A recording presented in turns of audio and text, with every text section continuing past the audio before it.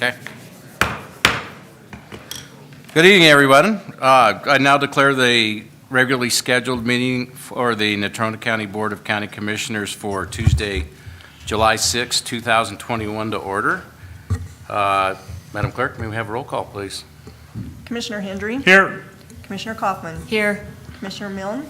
Here. Commissioner North? Here. Chairman Bertolio? Here. Thank you. Would you all please stand and join me in the Pledge of Allegiance? I pledge allegiance to the flag of the United States of America and to the republic for which it stands, one nation, under God, indivisible, with liberty and justice for all. About what? Oh, sorry. Good evening, everyone. Great to see everyone here. I know everyone just came to see us, so we'll enjoy each other's company tonight. Our first item on the agenda is the announcement of the renewal of the County Commissioner Scholarship to Taylor Delaney. I believe this is her third year of receiving this. I believe she's a nursing student down at UW now and a well-deserved recipient. She's done extremely well in her studies, and we wish her nothing but the best. At that, the chair would entertain approval of the consent agenda. Mr. Chairman, I'd move to approve the consent agenda. Second. It's been moved by Commissioner Kaufman, second by Commissioner Milne to approve the consent agenda. Any questions or discussion on any item? There being none, all those in favor of the motion signify by saying aye. Aye. Opposed, same sign. Thank you. I now declare the public hearing open for the proposed formation of the Ridgecrest View Improvement and Service District. The hearing will be conducted in accordance with state statutes, rules of the Natrona County Commission, and other applicable laws. I would ask those individuals who wish to address the commission to approach the lectern and state your name and address for the record. Do we have a staff report? Mr. County Attorney Nelson? Yes, thank you, Mr. Chairman, Commissioners. Before you is the issue of the proposed formation of the Ridgecrest View Improvement and Service District. Sometime in 2020, we received a petition from landowners within the proposed Improvement and Service District asking the County Commissioners to approve the formation of the Improvement and Service District. Per Wyoming state statute, the assessor as well as the State Department of Revenue reviewed and have confirmed that it meets the requirements of the statute. Further, the county clerk's office did confirm that the number of signatures on the petition met the minimum required threshold for the proposed formation. So at this point, it is our recommendation that, subject to the public hearing tonight, that the petition does meet the legal requirements of Wyoming state statute, and that the recommendation from staff would be to approve the proposed formation, at which point it will then be set for a election of the affected landowners for final establishment of the Improvement and Service District. All right. Thank you. Any questions for Mr. Nelson? Okay, there being none, this time I'd ask those individuals in the audience wishing to speak in favor to approach the lectern. Anyone wishing to speak in favor? And for the third time, anyone wishing to speak in favor? All right, there being no one to speak in favor, at this time I would ask those individuals in the audience who wish to speak in opposition to approach the lectern. Anyone wishing to speak in opposition? And third final time, anyone wishing to speak in opposition? There being no one to speak for or against the formation of the Improvement and Service District, I now declare the public hearing closed. Chair and entertain a motion to approve the proposed Ridgecrest View Improvement and Service District. Mr. Chairman, I would move to approve. I'd second that. Moved by Commissioner Hendry, second by Commissioner North. Any discussion? There being none, all those in favor of the motion, please signify by saying aye. Aye. Aye. Opposed, same sign, motion carries.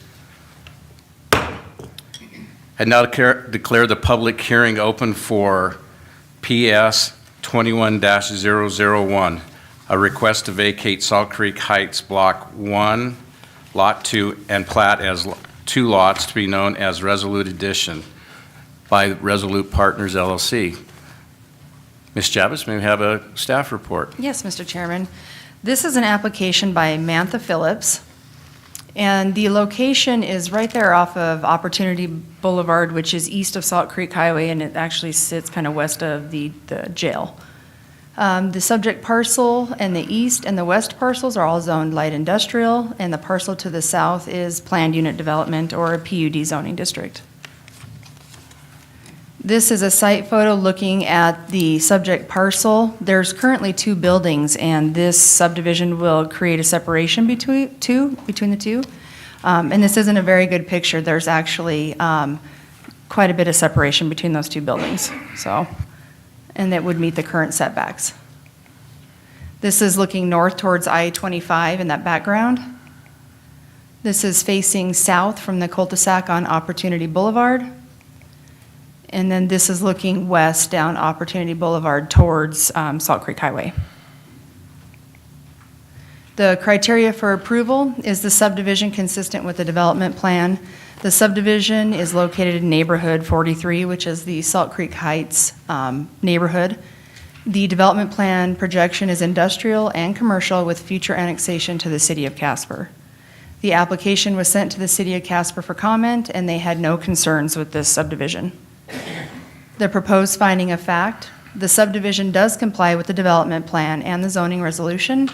The subdivision is zoned light industrial, and both lots within the subdivision meet the minimum lot size requirements and the minimum setbacks for the zoning district it's in. Is the subdivision in conformance with the general provisions and subdivision design standards? The proposed finding of fact, this subdivision has been processed in accordance with the general provisions and the subdivision design standards of the 2013 Natrona County subdivision regulations. Has the applicant provided evidence that a sufficient water supply system and sewer disposal system will comply with state and local laws and regulations? Again, both of these lots are developed and they currently have City of Casper water and sewer. Does the subdivision appear to be compatible with the surrounding area, not detrimental to the future development of the area, and not detrimental to the health, safety, and general welfare? The subdivision was sent to Natrona County Fire, and no comments were received. The proposed finding of fact, there will be no detriment to the health, safety, and general welfare of the inhabitants of the area and the county. Again, both lots are developed, have water and sewer, so there's no concern. And then the documentation satisfactory to the Board of County Commissioners that the improvement and service district requirements have been met. There are no improvement and service district requirements for this subdivision. The access is maintained by Natrona County Road and Bridge for Opportunity Boulevard, and then Salt Creek Highway, which is the state, so there is no requirement. As of tonight's meeting, there have been no comments received, and notifications were sent to the adjacent property owners. At the Planning and Zoning Commission meeting, there was one person who spoke in favor of it, and that was the applicant's representative. And then at that June 8th Planning and Zoning Commission meeting, they did recommend approval of this subdivision, including the findings of fact that were presented in your staff report and the PowerPoint. Thank you. Thank you. Any questions for Ms. Chavez? All right, thank you. At this time, I would ask those individuals who wish to speak in favor of PS 21-01 to approach the lectern. Good evening, sir. Good evening. Bill Faringer, CEPI, 6080 Enterprise Drive. As the applicant and owner lives in Buffalo, she asked me to represent them tonight. The staff report is pretty thorough. As the pictures showed, there's lots of separation between the two buildings. There's actually a fence line between the two buildings right now. That's where the property line is proposed to be, is right on the fence line. So they're should be no access problems. Everything is pretty well laid out. So if you have any questions, any other than that, I would be happy to answer them. Okay, thank you. Any questions for Mr. Farringer? Oh, thank you. Thank you very much. Anyone else in the audience wishing to speak in favor? Anyone else wishing to speak in favor? There being no others to speak in favor at this time, I would ask those individuals who wish to speak in opposition to please approach the lectern. Anyone wishing to speak in opposition? And for the third and final time, anyone wishing to speak in opposition? Being there are no others to speak for or against PS 21-001, I now declare the public hearing closed. Chair to entertain a motion. Mr. Chairman, I'd enter a motion to approve PS 21-001 with incorporation of finding of facts by staff. I'll second that motion. It's been moved by Commissioner Milne, seconded by Commissioner North to approve PSC 21-001 along with the findings of facts. Any further discussion? There being none, all those in favor signify by saying aye. Aye. Post same sign. Motion carries. I now declare the public hearing open for ZC 12-002, a request to change the zoning district classification of 201 acres from ranching, agriculture, and mining to urban agriculture by Mr. Jerry Cook. Ms. Chavez, may I have a staff report? Yes, Mr. Chairman. So this application currently contains 3 different lots containing 201 acres. We have Jerry and Sherry Cook as an applicant, Taylor Cook, and also Kay Page. The parcel is located roughly half-mile west of Poison Spider School and south of Poison Spider Road. The subject parcel and parcels to the north, south, and west are all zoned RAM, and the parcel to the east is zoned urban agriculture. Here's a vicinity map of the parcels that we're talking about. Again, we're just south of Poison Spider and then at the end of Phillips Lane. This is a picture of the zoning district. So we have RAM zoning district with the east side being the urban ag. There's a zone change that was approved back in 2019 from RAM to urban ag, and it's roughly 600 feet to the north of the parcels that we're looking at tonight.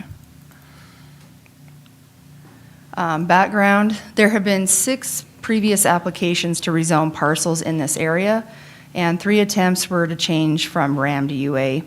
There was a zone change request from RAM to SR1 in 2016 that was then withdrawn by the applicant. And then in 2019, that 20-acre parcel that was to the north was approved from RAM to UA.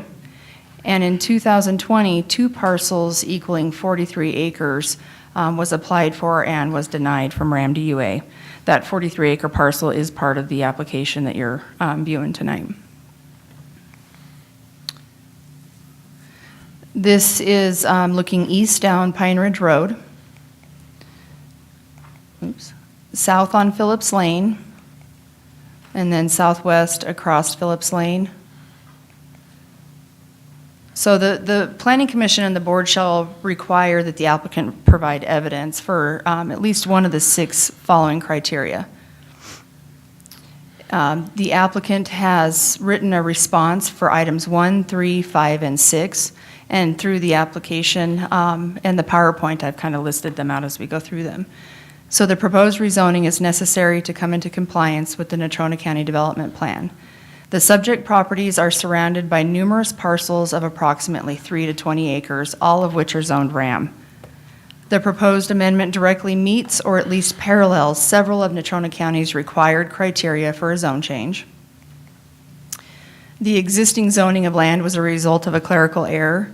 The subject parcels border urban ag zoning district along the eastern boundary. It appears that for the sake of simplicity when establishing the zoning boundary, the development department made a straight line, which is actually the section line. It runs down the section line of where RAM and urban ag were separated. There was no thought into zoning it per the parcel sizes that were out there. So it was just a blanket section line zoning. The existing zoning of land was based on a mistake of fact. While we cannot point to or identify a specific clerical error or mistake of fact, it does seem odd that their UA and RAM boundary did not address those pre-existing Phillip Lane subdivision lots. And the fact that a number of these lots were size consistent with UA and not RAM. And again, that's speaking to the number of lots that are below the minimum lot size for the RAM zoning district and would be more suitable for the urban ag. The land or its surrounding environs has changed or is changing to such a degree that is in the public interest to encourage a redevelopment of the area or to recognize the changed character. The area in which the properties are located has changed and will continue to change. The Poison Spider School was rebuilt here in the last few years, so it can accommodate an increase in number of children. There was also a new Poison Spider water line that was put in that can service, I think it was 65 to 114 additional homes for this area. The proposed zoning is necessary in order to provide land for a community need that was not anticipated at the time of adoption of the development plan. The Poison Spider School provides primary education for subject and surrounding properties. It is located less than a mile away from the subject properties. The zoning will not result in a spot zone as the subject parcels are contiguous to land that's already zoned urban ag. And a parcel to the north was recently rezoned from RAM to UA. Staff's findings. The 2016 development plan recommends that this area have low-density residential development, with the area being RAM or urban ag, either one. The low density shall be based on a maximum of 1 unit per 5 acres. The addition of a new school and municipal water line support future growth of low-density residential uses. 609 Consulting has provided a letter that addresses Poison Spider water capacity. The excess capacity in the subject area is approximately 84 taps. In 2019, an application for a zone change was approved from the planning, or from urban ag, or from RAM, to urban ag, and this again is approximately 600 feet north of what we're looking at tonight. And this request does comply with the development plan. The Development Department notified 13 property owners, and we did receive 5 written comments in opposition. At the Planning Commission meeting on June 8th, they recommended approval of this agenda item with the following, or with the findings of fact that were in your staff report and the PowerPoint.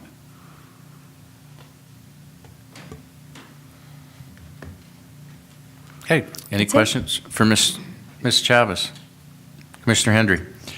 On the north end, along the north side up there, there's one piece that is not in this. Why is that? Because the owner of that property did not get in the application. Are you talking about that little the Yes, donut the hole little right there? box at the road, yeah. They weren't part of the application. Okay. Mr. Chairman. Commissioner So, Kaufman? can you just clarify again for me Or not. what the lot size needs to be in RAM and what it needs to be in urban ag? The minimum lot size in RAM is 35 acres. Okay, The minimum lot size in urban ag is a 10-acre minimum. 10, thank Yes. you. Got another question. Commissioner Hendry? This has been before us before. What is the difference now compared to when they brought it forward before? Let me go here. I mean, I know that we've got one piece that we just put into urban ag above it. I was just wondering what the difference was on the other one. The criteria has all been the same. The staff reports have been almost identical as far as the criteria, the water line, the school. So the development plan has been the same since 2016. I'm not exactly sure what the difference was when it was approved and when it wasn't. Okay, thanks. Mr. Chairman, if I could add, and Ms. Chavez, if you could maybe fill this in. Our rules state that there's a 12-month moratorium on a matter that's been heard from coming back before the commission. My understanding is that the extent of the land that is encompassed in the proposal has changed. So I just want to make sure that that's noted on the record, that the I guess, land included in the application is slightly different, although the development plan and the other criteria remain the same. So I don't know if you can speak to that with more specificity. Yes, that is correct. So the last application that we saw back in 2020 at the end that was denied was an application by Taylor Cook and Kay Page for 43 acres.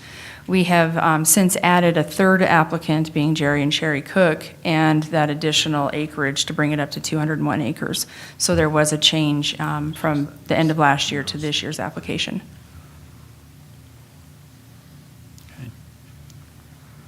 Thank you.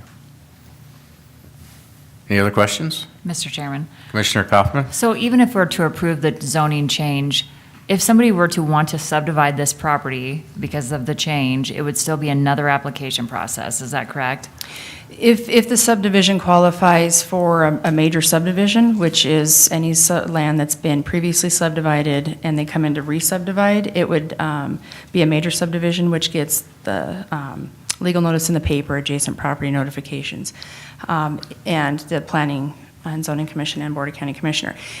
If the applicant comes in and just does a simple subdivision, which is a split of one lot into two that's not been previously subdivided, it is more of an in-house. So we send it to the health department and the county surveyor for review, and then we review it, and then it's recorded. Mr. Chairman, just to follow up, so then would that, if it's a 200-acre parcel and it was a simple, it would have to go to 100-acre pieces in-house? Just so I'm understanding this. So with urban ag, they could take a 100-acre parcel and split off 10 acres and keep 90 as a simple subdivision, Okay. and that would be done in-house. If they came in and wanted to then subdivide the 90 acres, that would then kick it up to a major subdivision, which makes it go through the public hearing process, legal notice, and adjacent neighbor letters. Okay, Yes. thank you. Commissioner North? Ms. Chavez, just for clarification, that it looks like all the area to the east of this parcel is already UA, and it's now no longer RAM. So basically, this would be just incorporating that into that same zoning area. And I understood you correct that that was just done on the section line when they originally did that, so there wasn't any real examination into the lots that were non-conforming at that time? That is correct. Okay, thank you. Commissioner Mill? Trish, what's the definition of a spot zone? What is a spot zone? What is that? A spot zone is a zone that does not meet the minimum criteria, and Eric, you can chime in if I'm incorrect, and it's not contiguous to another zoning district. So in this case, since it's contiguous, it's an extension of a zoning district that's already there, and doesn't create a spot in the middle of a RAM zoning district. So this wouldn't be a spot zone or anything? That's like that? correct. Okay. And that's not the definition, that's just how. You explained it well. Thank you very much. Any other questions? All right, thank you. At this time, I would ask those individuals who wish to speak in favor of Zone Change 12-002 to please approach the lectern. Good evening, Counselor. Good evening. I'm Keith Nakbar, attorney at law, 123 West First Street, Suite 205, Casper, Wyoming 82601, here to speak in favor of the requested zone change on behalf of the applicants. And before I get into the substance, I do want to, Mr. Chairman, if I could, make sure that I have the opportunity for rebuttal. If there are some opponents speaking against, I'd like to have an opportunity to straighten some things out. There are a couple of things that I think are important to consider here. First of all, this is really a request for a zone change largely to correct a problem that exists. You'll notice the two parcels sort of in the middle of the requested, the two parcels to the right on the requested zone change area. Those are currently non-conforming in RAM zoning. The plan would be to, if this is approved, and their change to UA would be to transfer land between grandmother and grandson so that the parcels all would be conforming with UA. One of the issues that was raised previously by yourselves in the last round was, how did we get into this situation? And there was some consternation about why we should change zoning to correct a problem. And I do have some exhibits that I'd like to place into the record, if I may approach. Sure.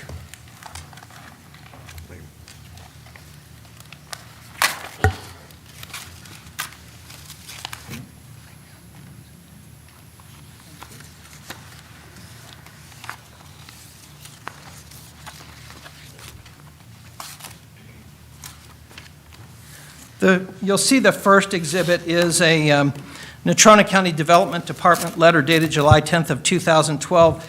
This is a letter from Gene Wallace, who was the Director of Planning at the time, and you will see that it was the position of Mr. Wallace that this family exemption that was requested by Mr. Cook back in 2012 was approved.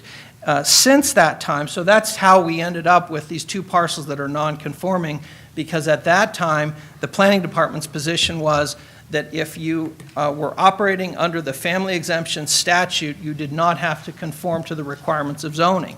That position has since changed, and now the development department has taken the position that even where there was a family exemption subdivision done under Wyoming statute, you have to be conforming with zoning. So now we have this problem, and that is what we are trying to remedy here by this zone change. So the problem was really one that originated because of the change in the position of the county's development department. Mr. Cook followed the correct process, got approval from Gene Wallace back in 2012 before this split was done, and then the county changed its position and now is saying, you're non-conforming, you can't get a building permit, you can't get a septic permit. So we have houses on these properties that really cannot make any changes, get any building permits, fix their septic system, add it on, build a shop. Any of those things cannot be done. It's important to know that the Planning Commission has approved this application. This application is different from the one that you heard back in, I believe it was September of 2020, in that it now incorporates more land. It's 200 acres rather than just 43 acres. The planning director has supported this particular application. As I said, the Planning Commission has approved or supported this application. Those members of the commission are the experts who you have designated to study these issues and to guide you and to offer their opinions as to what action you should take. And in this case, the opinions that they have given you are to approve this request. It's also important to note that, as Ms. Chavez suggested, this property, the 200 acres, at least the larger parcel, could be subdivided right now. So you're going to hear arguments from the opponents, I suspect, about subdivision. And I would ask you to just keep your eye on the issue that's before you. The issue that's before you is not subdivision. We're not here requesting a subdivision. If we wanted to do a major subdivision, we would have to come back before you and go through all the criteria, all the hoops that we have to meet to get to the subdivision part. This is purely a request for a zone change. But if we wanted to subdivide right now, we could. We could carve off 35 acres without doing a major subdivision. So the issue is not subdivision. This isn't about subdivision. This is about correcting a problem that developed as a result largely of the change in the position of the Natrona County Development Department. The second exhibit that you have in front of you is this little map which came from the county mapping department. And you'll see we have the lots color-coded. You can see the parcels involved here are 007, 053, and I believe it's 034 there in section 20. They're color-coded in blue. Those are the parcels that we are applying for the zone change. What is noteworthy here is that you'll see that many of the parcels in this Phillips Lane subdivision are non-conforming with RAM, even though they are RAM zoning currently.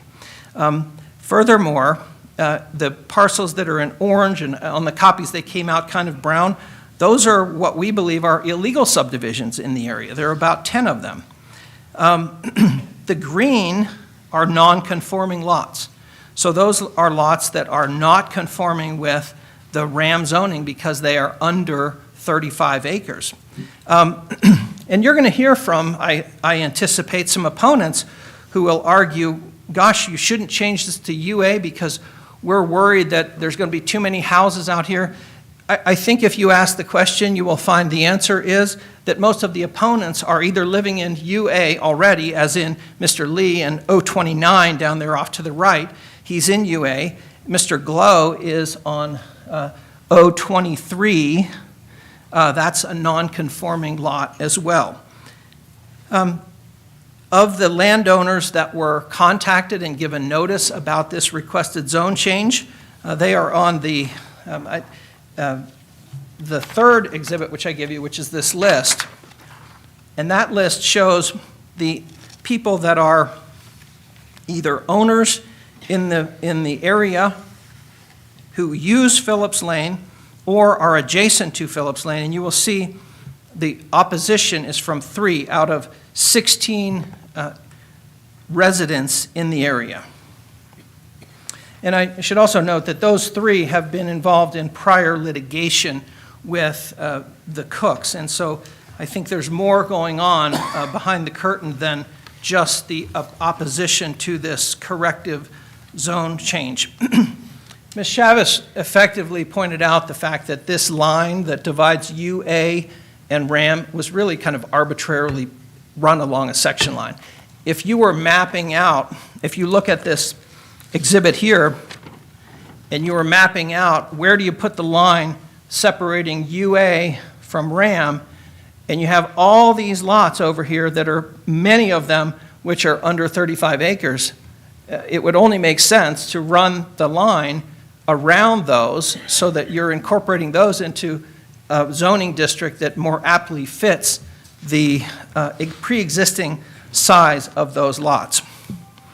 I should also note that UA zoning is in fact more restrictive in terms of what you can and can't do. There are a number of things that you cannot do in UA which residents might find offensive. So this is actually putting more restrictions on this land than what are currently on this land in the current RAM zoning.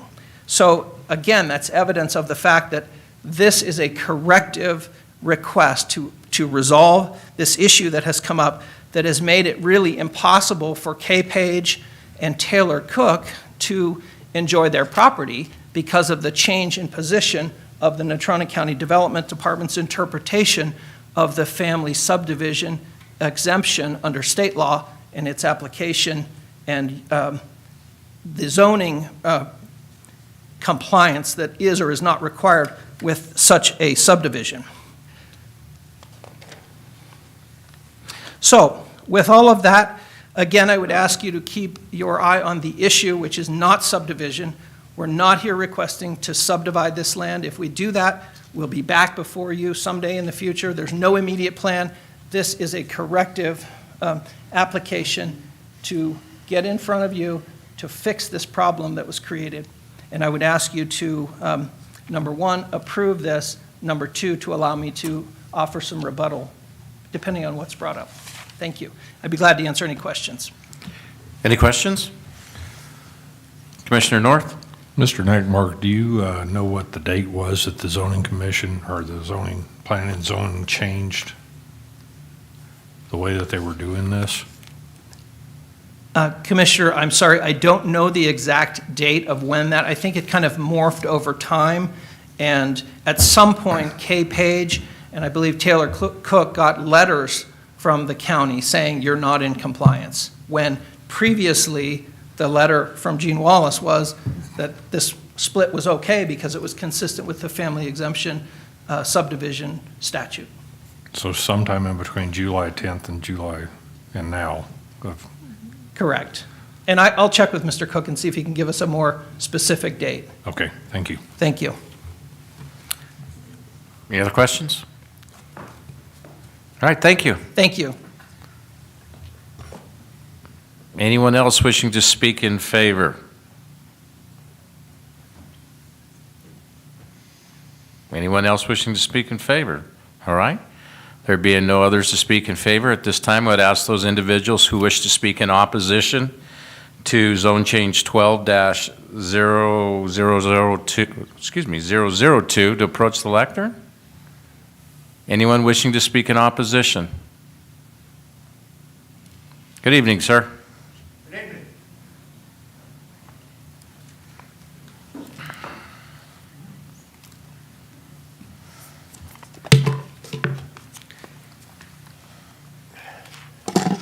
Good evening. My name is Harv Glow, and I live on one of the non-conforming properties I just found out. I lived in this area for over 40 years, and we've never had any zoning issues. In 1983, the county decided to cover that whole area from urban ag to RAM to protect the area from what is being proposed right now, chopping it up into smaller parcels. And so that's happened in 1983, and everything has been pretty good prior to that. Nobody got any problems. But here we are again. We keep coming back to this, and Mr. Cook keeps trying to find a way to get you to believe what he's telling you. You know, he's kind of, trying to blow smoke up your skirt a little bit. Anyway, so he's trying to change this thing over and over and over again. We've been here over and over and over again. And so it's not as simple as he says it is, or Mr. Nakbar said it is. This has been, going on for quite a while. Those smaller properties that the Page and Young Cook have there, those were done, they could have been resolved a long time ago. And we asked the county to resolve it when we found out they had been subdivided. And so they could have easily corrected this issue, or they still can correct this issue, by adding 27 acres to the 8-acre parcel left over from Page's 43. So that's an option. You can, like they said, it can be subdivided. That's all we're asking. But what we're not wild about is having that area subdivided more and more. It's a rural area. The people that are out there bought it because it's rural, and it's been, treated as such. We don't have any county help for maintenance on the road or anything like that. We all take care of ourselves out there. And, the PowerPoint is a real nice PowerPoint. I wish we could have got somebody to do something for us, but I'm not sure who put the PowerPoint together, but they do a good job. We've seen it several times. And it seems kind of one-sided to me, too. So there is another side of this story, so keep your minds open to that. I guess the rest of the county is not a special interest group that's getting any attention here. Okay. These areas that are UA, that's a state school section. It's section 16. And it's been UA forever, and it will not be subdivided as far as I know. That's not the state's policy to subdivide its school sections. So the attachment to UA to get that parcel just north of me there changed to UA was kind of a stretch, a big stretch. I didn't think it met the intent of the law.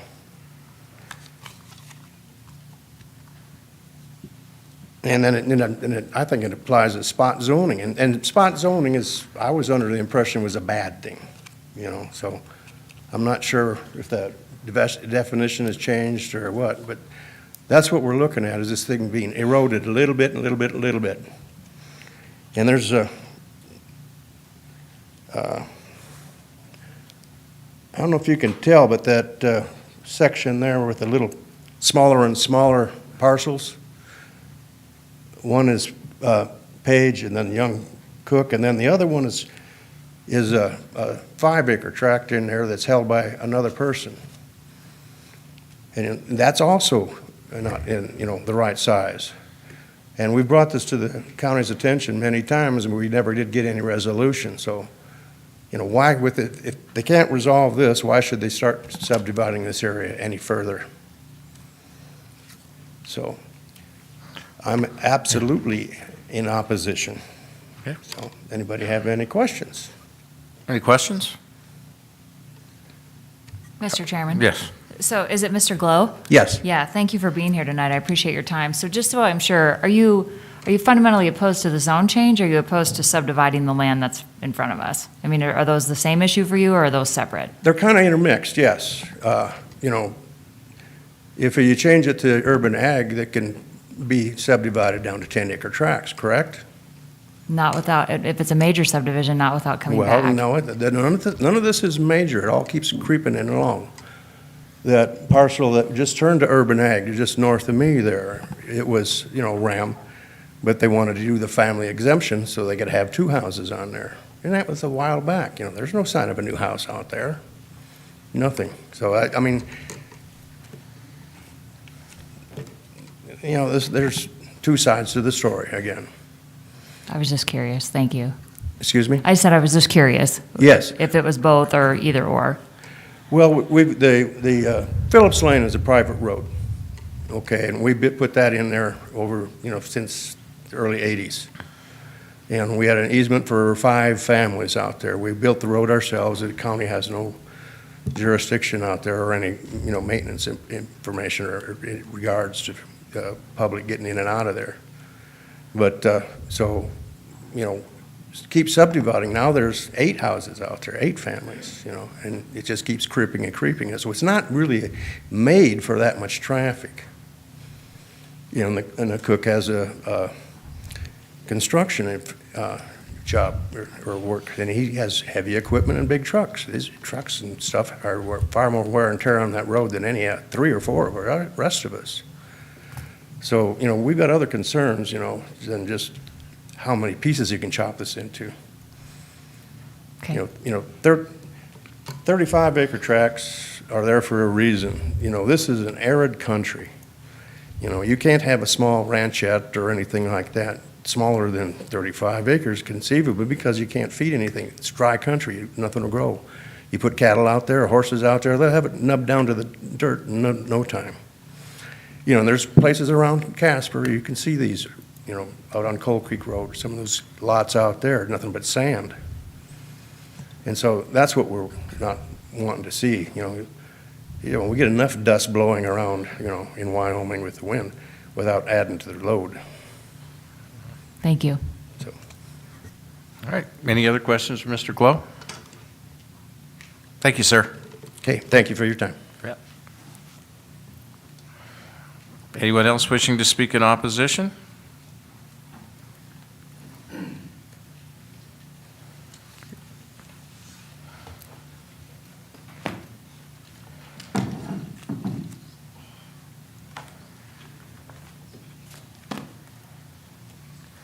Good evening, sir. Good evening. Hi again. We're here again. My name is Curtis Lee. I'm at 2950 Phillips Lane. I own the UA on the east side. And I'll correct Mr. Nakbar, I'm a physician, doctor. So just to be clear here, this is the 6th attempt at changing this RAM to UA. I'm not clear if it's the purview of this committee to make a decision about this clerical error or the line, artificial line drawn to divide RAM and UA. My position is this is the current situation. That when I moved here 27 years ago, I didn't know the difference between RAM and UA, but I bought that property on that side, and I happen to be UA now. The issues of non-conforming, it's been developed over 40 years or so, so everybody has different issues, and that's why it's not all conformed. But the current situation that this is all RAM territory. Now, this is a complex issue. I'll try to summarize it. Okay.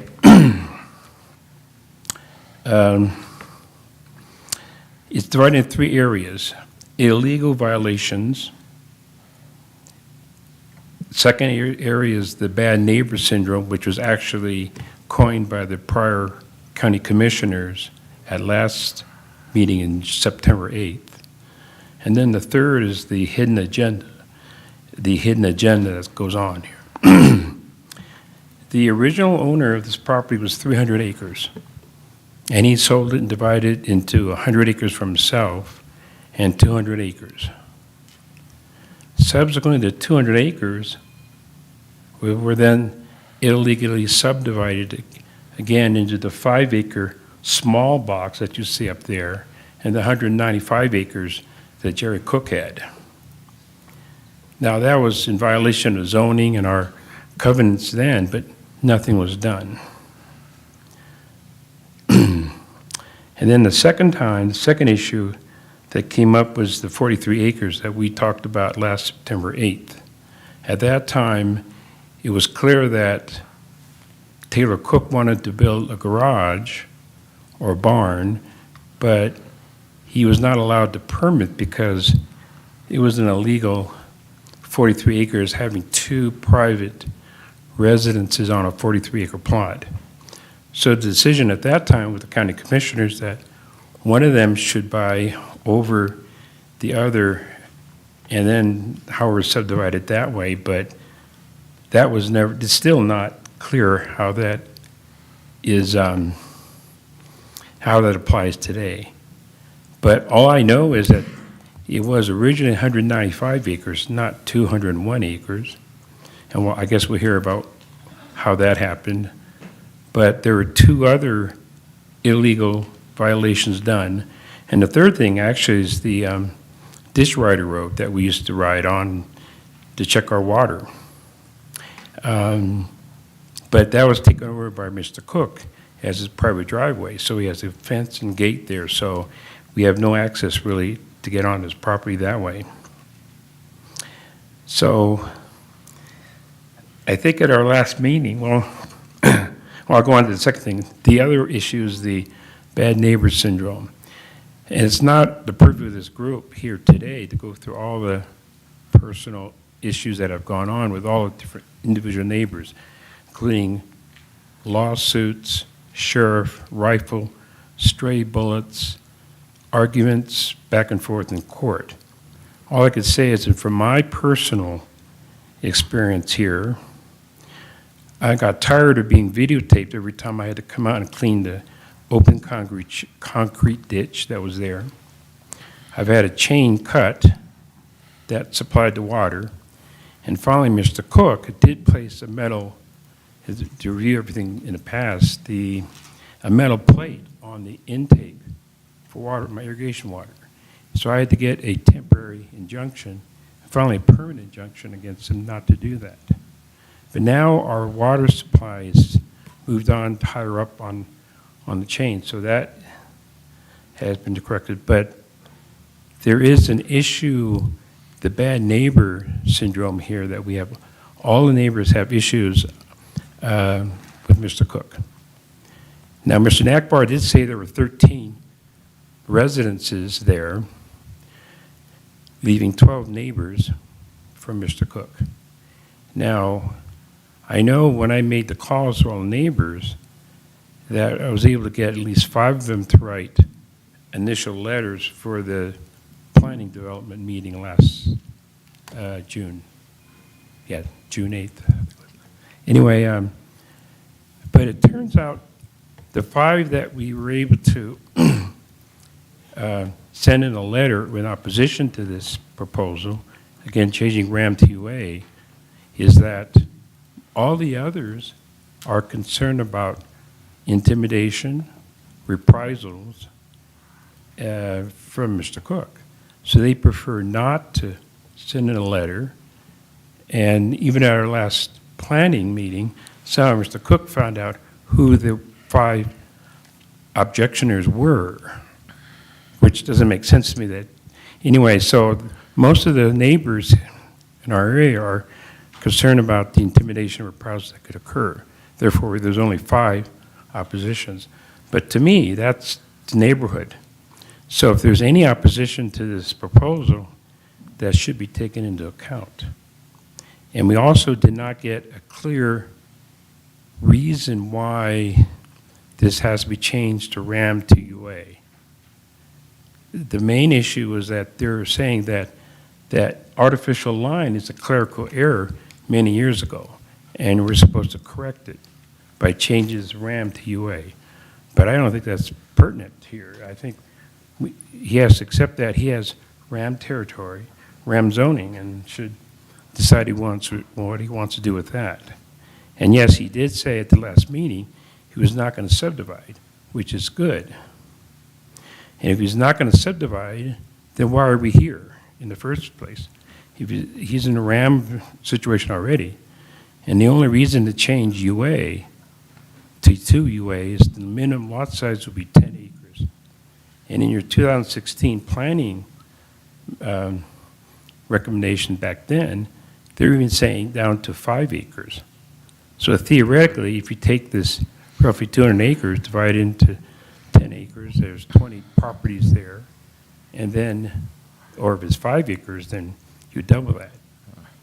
But with Mr. Cook, he stated no, he's not going to subdivide. All he wants to do is change the RAM to UA. And so why are we here to discuss that? Why do we need to change that? And I don't think it's our current reason for changing RAM to UA as the final issue here today. And finally, the third section is the hidden agenda situation. Now, in the past, since Jerry's been here in 2006, we've had multiple issues going on. For example, one day I'm driving out and I see an apartment-size mailbox fixed to the ground with all our post mailboxes. I said, "How's that?" Well, it turns out he bought the 20 acres and had went to the Planning Commission, and it had 2-acre plots divided with addresses. He already put in electrical, septic, and water, and none of us knew about that. And so there's an issue about hidden agendas. We don't know what he's planning.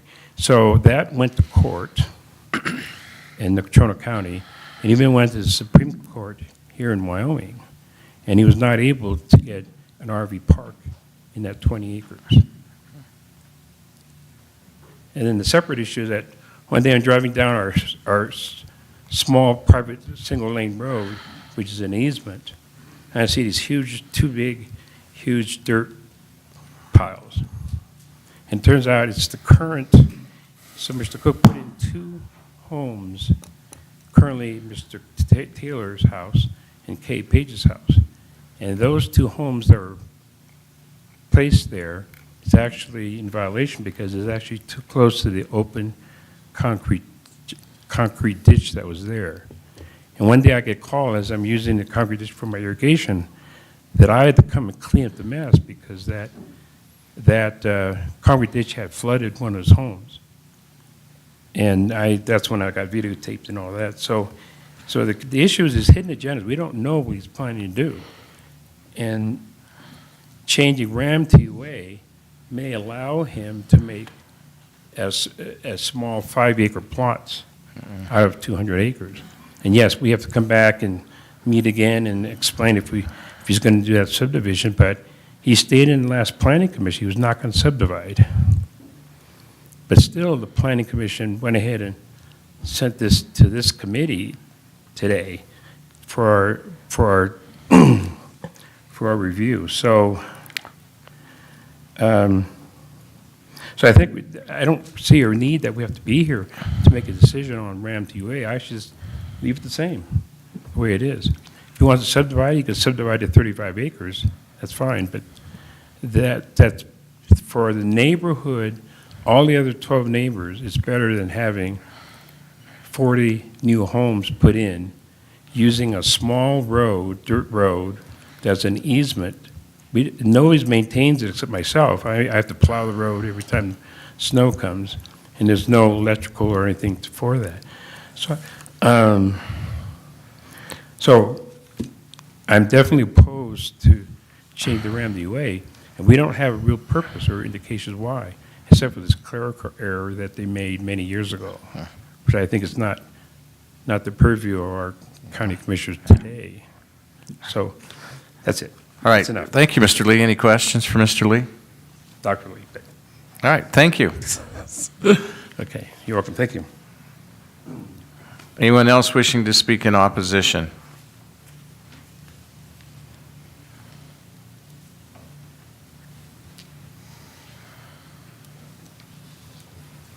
Good evening. Howdy. Dennis Cludier, 14495 Poison Spider Road. I have the, well, it doesn't matter. Anyway, well, my question is, if they're, why does he want to subdivide 200 acres? His original question was he wanted his grandmother to be able to sell 10 acres to the grandson. I'm all for that. Any given day. If you want to do that, that's fine. I have no problems with that whatsoever. So why cut up the 200 acres to 10-acre parcels? If you can do 35 right now, but I think it's more lucrative to have all these, to have 10-acre plots out of the 200 acres. So, this is kind of going off base, because this isn't about any subdivision. This is a simple zone change. As a subdivision, they will have to come back and go through a different process. I understand that, sir, but I think what you're looking at now is just a stepping stone. We'll be back here again next year. So that's all I have to say. Okay. Thank you. All right, thank you. Anyone else wishing to speak in opposition? Anyone else wishing to speak in opposition? All right. Well, excuse me, there being no others to speak for or against, I now declare the public hearing closed. Mr. Nakbar did ask for an opportunity to do a quick clarification. So I think the one issue we'd like to have is why this is being done again, a little more clarity. Thank you. Keith Nakbar on behalf of the applicant. Why this is being done again, we are, as Mr. Nelson suggested, we're barred from coming back with the same application, so we changed the application so that we can come back before you.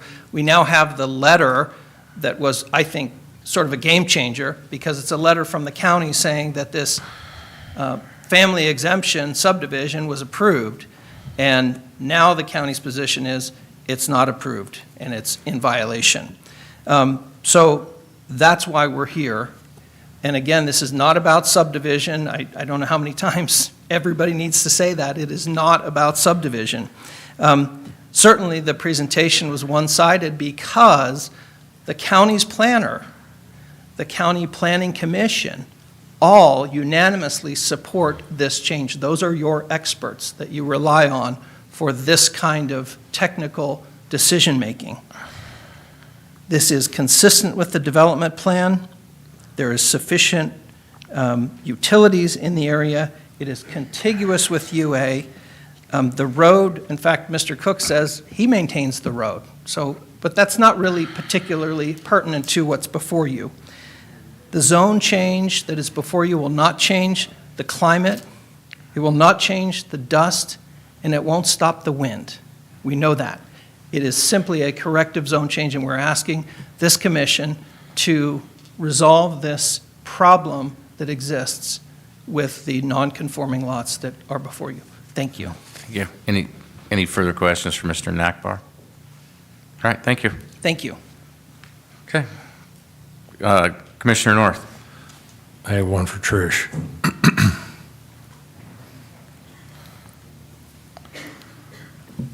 Since we have so many non-conforming lots out there, is there any plan to correct that so that we don't run into this same issue in the future? Actually, we have attempted as the development department to rezone this area. a couple different times. And as we made it through the process, there was enough opposition from landowners that we withdrew and stopped. So yes, we did try as a department. Okay, thank you. Any other questions? All right.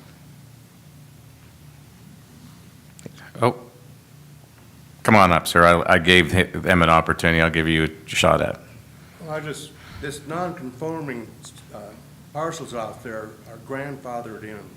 You know, I've got 20 acres out there, and, you know, I'm non-conforming. This was Irvine Ranch was broken up, and this is where all these parcels came from originally. In 1983, they changed the zoning to protect the size and to prevent further subdividing. So, you know, there's no clerical errors or random lines on the map.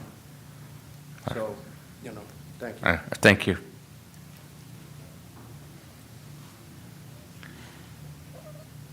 At this time, Chair would entertain a motion.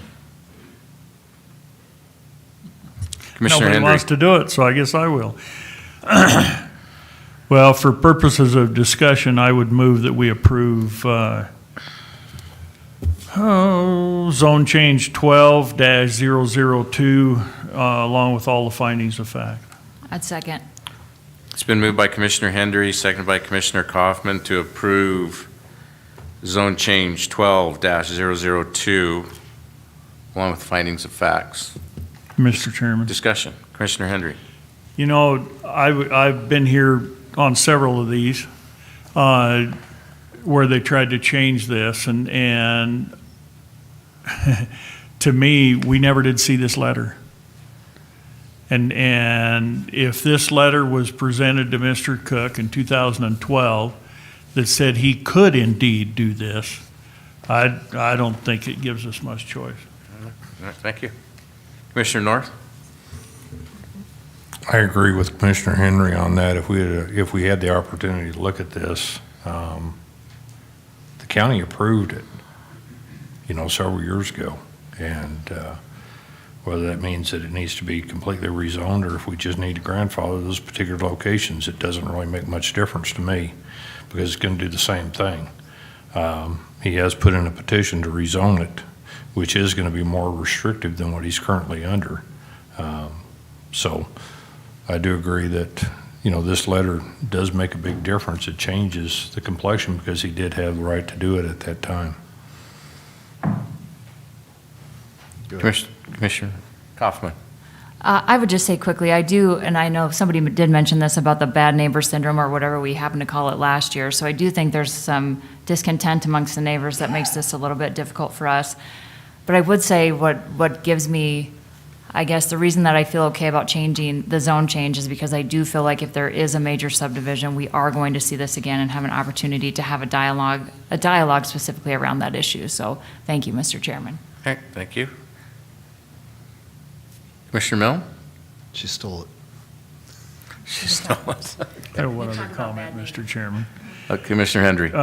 You know, this is an area, and maybe it is on the west side of that arbitrary line, but Casper is growing, and the need for small acreage is spreading, and it is taking over some of this country. You know, you've got the non-conforming lots out there. One's 20, one's 23. There's a 30-something. It is headed that direction. Mr. Chairman. Commissioner Milne?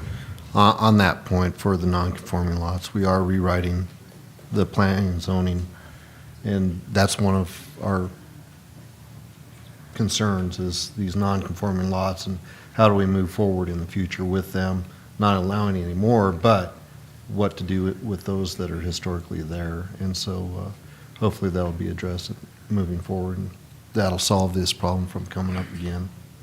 Okay. Any further discussion? All those in favor of the motion signify by saying aye. Aye. Aye. Opposed, same sign. Motion carries. All right.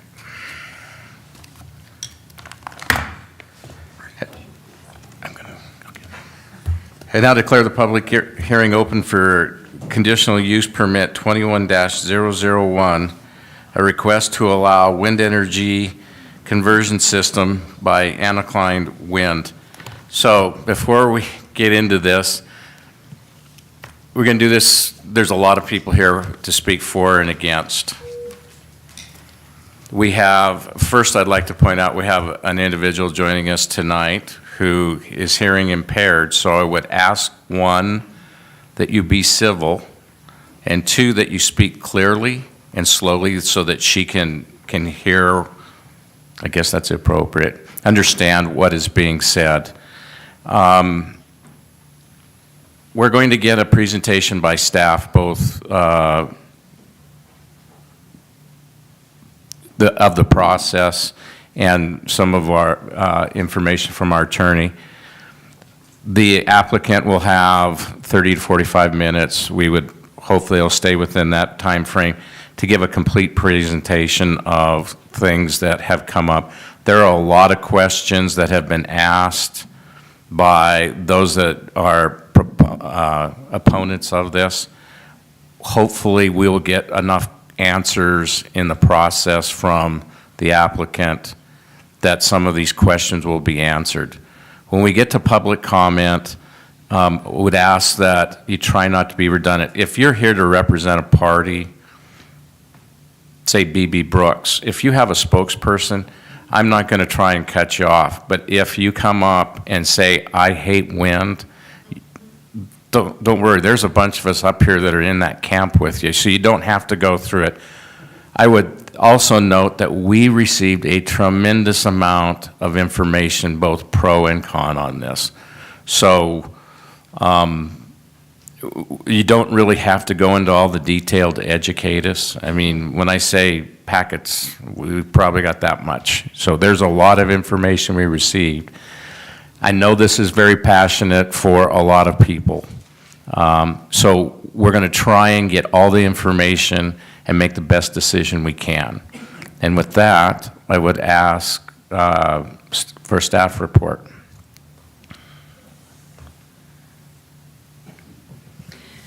Would you like to go first? Sure, Mr. Sure. Chairman, Commission, before we get into kind of the substantive discussion of the staff report, I did want to just take a few minutes to kind of lay out on the record what I see as the legal framework within which the commission is to adjudge and ultimately render a decision on this permit. There's both a statutory section and a section of our county zoning resolution that speaks to the permitting of what I'll generically call a wind farm. We call them wind energy conversion systems. That's a little bit too much to say repetitively. So interestingly, our resolution at the county level was adopted in September of 2009, almost a year prior to the adoption of the statewide statute, which is embodied in Wyoming Statute Section 18.5.501 et sec. And that has subsequently been amended to also apply to solar facilities, but for purposes of the hearing tonight, we're only concerned about its applicability to wind farms. And without going through specifically every line of the statute, I would just say generally it's very specific in terms of one, no wind farm, commercial wind facility can be constructed without obtaining a permit from the Board of County Commissioners. And so that is what we're here to do today. As part of that statutory framework, it does state that the applicant must certify that the proposed facility will comply with all applicable zoning and county land use regulations, which regulations shall be no less stringent than the standards required by this article. And so I have had an opportunity to take a look at our county resolution and more or less compare it to the statute. And I do think that when reading these two together, that the county regulations are at least as stringent. But either way, whichever is more stringent, be it the statute or the resolution, that would be the standard upon which that you would be judging the application, and I believe you'll see that borne out in Ms. Chavis's staff presentation. Within the statute itself, and as well as the resolution, it's very specific when it comes to the nuts and bolts of what is required. Again, without rehashing all of them, there are sections required about road access, ingress and egress. Has there been consultations with emergency management, aviation, et cetera? So very specific requirements for setbacks. And so you'll hear from both the applicant and staff with regard to the permit as it applies to those items.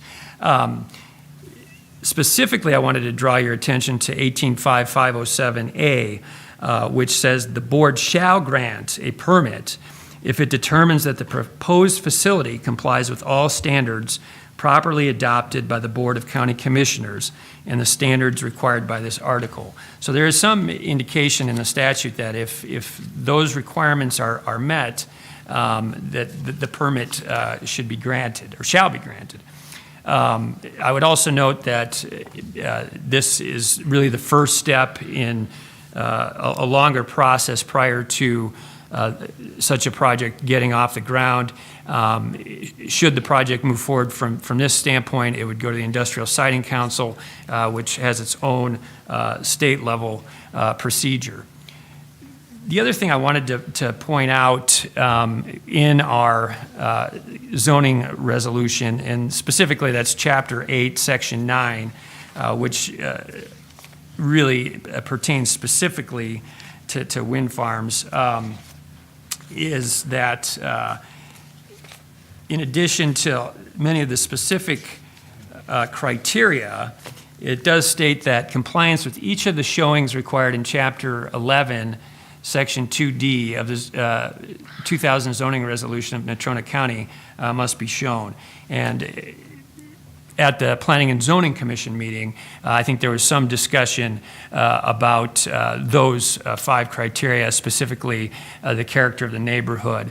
And I would just point out that based on the case law, construing administrative proceedings and specifically these types of proceedings, any finding has to be supported by evidence on the record. And so I would urge the commission to keep that in mind when making a decision and making findings to be sure that there's evidence within the record to support that finding. So without beating a dead horse and getting into too much legalese, I did want to kind of set that framework out for the commission and for the public on the record, and certainly would answer any questions you have about the process before we get into the substance of the staff presentation.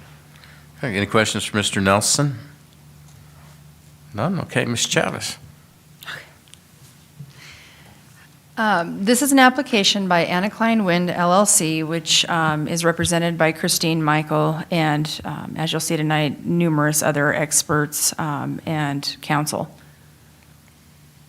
The project area extends north of Ormsby Road out to State Highway 259, which is the Midwest exit. The project lease area is approximately 24,276 acres. The entire area is zoned RAM.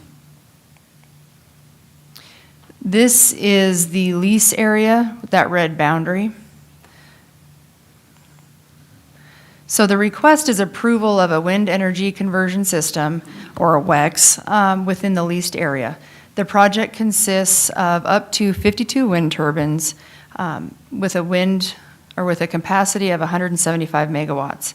The application also includes the Met towers, the wind measurement equipment, collector lines, substation facilities, interconnection and switch facilities and related improvements, and then operation and maintenance buildings. There's also laydown and parking areas that are going to be associated with this project. There are 2 turbine models that are anticipated for this project, and the total height with blade extended on Model 1 is 551 feet. Model 2 is approximately 503 feet, And just for reference, the Chevron turbines that are out towards Coal Creek are about 389 feet. So again, the conditional use permit criteria, we have, will granting the conditional use permit contribute to an overburdening of county services? So demands on county services associated with the short-term and long-term population changes would be minimal. Project construction and operation-related demand on law enforcement, emergency response, fire and emergency medical, road maintenance, and other services are anticipated to be minor and not contribute to an overburdening of county services. The application was sent to Natrona County Road and Bridge, Natrona County Weed and Pest, Natrona County International Airport, Natrona County Conservation District, Natrona County Fire Protection District, Natrona County Building Department, and then Natrona County Emergency Management. The proposed finding of fact, beyond the review of the application, overburdening of county services is not anticipated. The applicant has made accommodations for any of these anticipated county services. In the application, there were proposals for emergency management training, if they need additional training for learning how to climb the towers or rappel the towers. There's also going to be, later in the presentation, conditions put on it that account for any county requirements that we would have for bonds and things like that. Will granting the conditional use permit cause undue traffic, parking, population density, or environmental problems? Access and approach modifications will be permitted by the applicable agency, which this site uses both YDOT, so we have the interstate and then the interstate frontage roads. And unless they are off-road, there isn't really going to be any county road and bridge impacts. Applicant will apply for and comply with all required county, state, and federal permits. Natrona County would enforce all adopted codes and the IEEE National Electrical Safety Code. Will granting the conditional use permit impair the use of adjacent property or alter the character of the neighborhood? Staff's proposed finding of fact. The closest residential neighborhood, which is Antelope Hills, will have visual impacts due to the turbine height. There will be no continuous vibrations or odors emitted from the project site, and the use of adjacent properties will not be impacted. Here last week, I had forwarded and also made copies of an updated site plan and a letter of commitment to move those towers and keep them at a minimum a mile from any primary residence. So this new location won't have any impacts for adjacent use.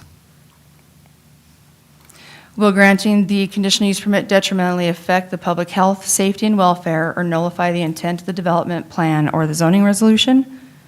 Proposed finding of fact. There are no anticipated detrimental effects to the health, safety, or welfare of the public. The applicant will provide safety training and meet with law enforcement and emergency management officials as part of the overall risk management effort. The project will be in compliance with the development plan and the zoning resolution. So additional standards above and beyond the conditional use permit requirements, and as Mr. Nelson pointed out, these are also in the state statutes. So acquisition of right-of-way or other access agreements. Access will be from I-25, I-25 frontage, and then BLM lands, and then a lot of internal private roads. Design, construction, operation, maintenance, decommissioning of the WEX project facility and infrastructure. There was the application, which was quite large, has the decommissioning plan, the site plan layout, which has been updated and contains the maintenance and operation. Aviation and emergency service notification. Notices of construction have been submitted to the FAA's obstruction evaluation airport airspace analysis. The FAA has determined that a preliminary 57 turbine layout for the project does not pose a hazard to air navigation. The application was also sent to Natrona County Emergency Management and Natrona County International Airport. Reports related to noise levels anticipated to be caused by the project An environmental sound assessment has been completed, and part of the packet that was sent out last week also had an updated letter from the acoustics engineer for the new turbine layout. And that actually, with the new layout, the sound levels had been reduced from approximately 42 dBAs to about 27 to 29 dBAs now to the closest residence. The WEX turbines shall be located a minimum of 1.1 times their height to a primary structure, third-party transmission line, or roads. The proposed location of the turbines are more than double their requirement. The WEX turbines shall be set back at least 1.1 times their height from the approved boundaries, which is that red line on that map that we started with. So the proposed turbines are more than a quarter mile from the project boundary. So it meets that criteria. The base of any tower shall be no less than half a mile from the limits of any city or town. And from the previous layout, the one that was in your original packet, I estimated the town of Bar None to be approximately 7.3 miles, so it meets that criteria. Construction of any tower shall be no less than 5.5 times the tower height or 3,030 feet from any platted subdivision unless waived by the owners. Again, this is that previous tower layout. Tower number 10 was more than 3,100 feet, and that was across I-25 from Antelope Hills. Tower number 19, which was to the north, it was the closest tower to the north, was approximately 11,000 feet. So it meets the criteria. The base of any tower shall be not less than 1,000 feet from a residential dwelling or occupied structure unless waived by the person holding title. The closest residence is approximately 2,600 feet, and again, this is with that old layout that we were submitted. Now the applicant has upped that to at least half a mile. And this is just the rough estimates that I used for that, showing the Tower 19 over 2 miles, 11,000 feet to Antelope Hills. To the west was the 3,100 feet to Antelope Hills from that tower number 10. So public comment. To date, the department has received 16 comments in opposition, 11 comments in favor, and we did have one that just requested some additional information. Staff sent public notice to 447 property owners, and that was a 5-mile radius from the project site. The applicant also notified that same list of 447 property owners and then added additional towns and cities on there. And that notified them of a public open house that was held on May 20th at the Agricultural Resource and Learning Center. So they did hold a public meeting and reached out to the public. Again, the application was sent to all the Natrona County departments along with the Wyoming Department of Transportation, Game and Fish, and the Planning Commission at their June 8th meeting recommended the application be denied by the Board of County Commissioners. The finding provided by the Planning Commission that the permit would contribute to an overburdening of county services. That came after Glenn Januska had spoke on behalf of the airport. Granting the permit would alter the character of the neighborhood, and that was in regards to the proximity to Antelope Hills. Staff had proposed a motion and vote by the Planning Commission. These are the conditions that we recommended moving forward with. Number 1, access and approach modifications would be permitted by the applicable agency. Number 2, applicant shall provide evidence of acquisition of rights-of-way or other access agreements if it's applicable across state, federal, county, or and private lands between the property and the public roads. Applicant will apply for and comply with all required county, state, and federal permits. Natrona County will enforce all the codes, and in addition, that IEEE National Electrical Safety Code. Number 4, all project structures shall be set back not less than 1.1 times the WEX tower height from the approved project boundaries. Number 5, every 5 years after the operation of the project commences, an itemized estimate of decommissioning and reclamation costs certified by a professional engineer shall be submitted to the Planning Department. Number 6 is a financial assurance in the form of a bond or other security acceptable by the board. Number 7, the owner or operator shall give written notice to the planning department when construction of the project has commenced. Knowing that we're looking at this project in the future, if it's approved, the project shall commence by December 1st, 2024. Currently, our regulations for conditional use permit say if it's not used within 12 months or the project hasn't started within 12 months, it becomes void. So just making sure that this, if approved, would be covered through December 1st of 2024.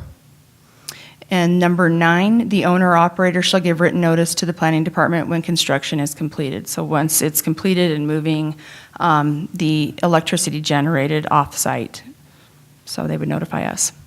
So those are the 9 conditions that staff had recommended as part of an approval by Planning Commission. So I will answer any questions. Questions for Ms. Chavez? Commissioner Kaufman? Mr. Chairman, just a point of clarification. Did you say the closest turbine to a residence is now a half a mile or a mile? It's currently in my PowerPoint a half mile, and that was before the updated site plan. So now it's a minimum of a mile. Gotcha, thanks. Just along that same lines, clarification, is that the base or the extended turbine? I'm just, I would point to. Okay, the I'll let applicant them on answer yes. that. And there seems to be some is it 57 or 52? Because in most places, in the application, it's 52, but this 57 has been floated around.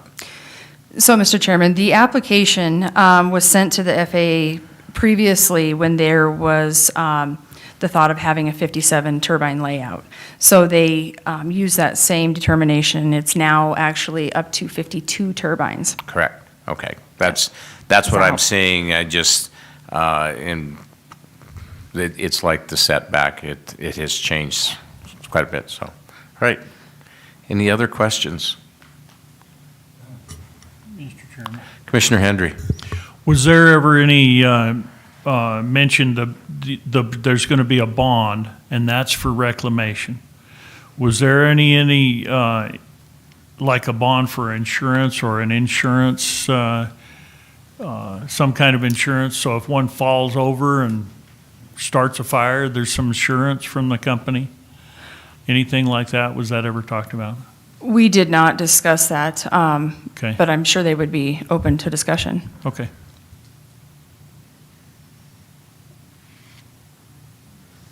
Thanks. Any additional questions? All right. At this time, I would ask the applicants, whoever would like to be the chief spokesperson for you. Good evening, Mr. Masterson.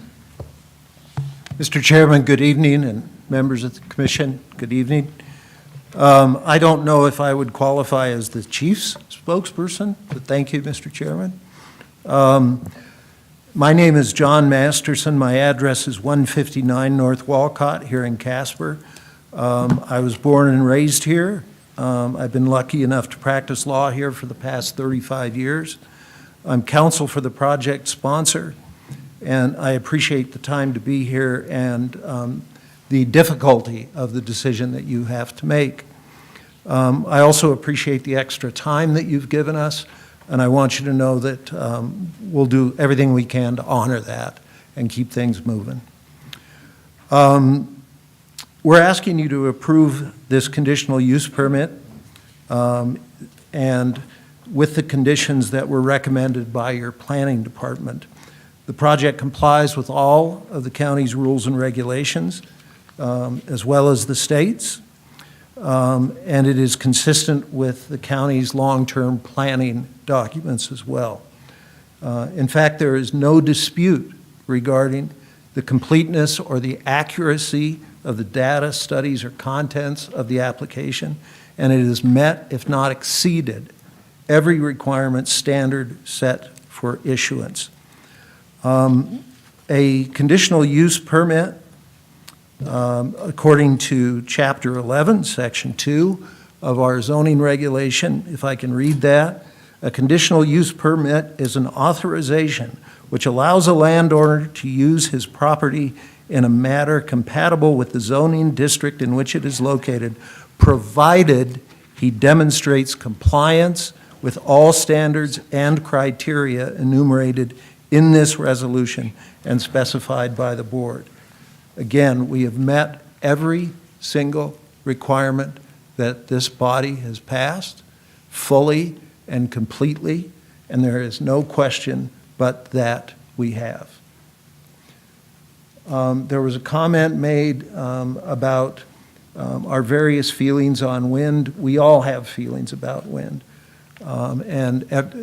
People come at it with totally pure hearts about how they feel about wind.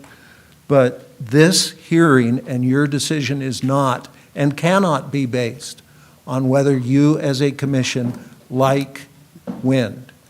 The decision that you must make has to be based on a fair hearing, which we know you will give, the application of law, and the facts that are presented to you. The goal of zoning is the general welfare of the county, so here are a couple of facts that go to the benefit of this county. Long-term benefits in the economic realm include an estimated revenue of $18.7 million to $34 million in property taxes, $1.1 million to $1.9 million in sales and use taxes, and $10.5 to $18.4 million in generation taxes over the life of the project. That's money for the future of our county. That is money for infrastructure. That is money that will help the currently 80,000 people in this county going forward. The people who have sponsored this project, they've been open with their plans. They've been open to questions. They've been accommodating with efforts. The reason you now have a modified plan is because of questions and issues that came up at the Planning and Zoning Commission meeting. And it was at that point when it was decided to move all the turbines that were closer than 1 mile to 1 mile away. That takes care of sound, it takes care of flicker, and that minimizes visual effects. That was done voluntarily and exceeds the setback requirements that the county has established. This property is located entirely upon private land. Those folks have a right to develop their land as well, and I believe that part of your consideration must be to balance the general welfare of this county with the rights of individual landowners who have this project, but also those who are adjacent. And I don't want, I'd hate to have the interests of those people who want this project overlooked. We have a lot of experts who've worked on this project, a lot of studies, and a lot of information that we can provide you. We are here to answer questions. There is no question that we are afraid of answering. We have people standing by. If you ask a question that one can't answer, we're going to turn around and find the person in this group who can answer them, because we want you to know the answer to these questions. We're not attempting to hide anything. We never have. We've held open houses, and Ms. Michael will get up and tell you the extent of the outreach that we have done. So, with that, I want to let you know that our plan is that Ms. Michael will come on up and run through the project overview with you. I'm going to get up and get the pulse-pounding excitement of walking you through all the regulatory things that we have done to comply. Ms. Michael has some more things. We wanted to bring you some people to talk about the airport. So we have Mr. Chester France, who is a commercial airline pilot, who will testify about this project being close to the airport.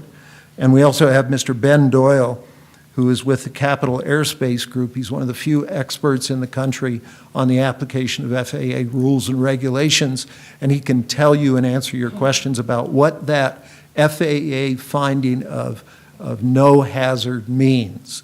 because we have that, we have it in hand, it's part of the application, but we want you to understand everything that went into that and what it means for the airport. Christine will then have a few follow-up things, and again, any point in time, any questions you have, please feel free to ask them. We're going to ask you to approve this permit subject to the conditions that you feel are appropriate. We would ask you to do it based on facts, based on the appropriate legal standards, and to satisfy your concerns that you may have about this. It's easy to get emotional about this, as our chairman pointed out. We would ask you to base your decision on facts, not speculation, not hypotheticals, and not about fears of things that could happen but are not supported by a wealth of information regarding these type of projects. So, Mr. Chairman, with your permission, I'd introduce Christine Michael. Certainly. Thank you.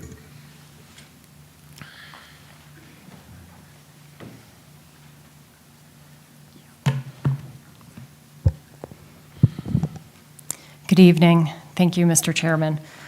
Members of the County Commission, again, my name is Christine Michael. My address is 9950 South Power Plant Lane in Sandy, Utah. We are, as John said, we are seeking approval for this permit. The application was made on April 15th. With me today are experts that helped us with the application. John Masterson, our attorney, Ryan Fitzpatrick, Chris Powers, and Mitch Daly are here from my partner on this project, NextEra Energy. Ben Doyle, who's the president of Capital Airspace Group, who will speak after me. Shane Porter with WLC. Kenton Taylor from Wyoming biological firm. Ron Dutton, who performed the socioeconomic report for us. Mark Basach from Jacobs, who is assisting with the sound part of our study.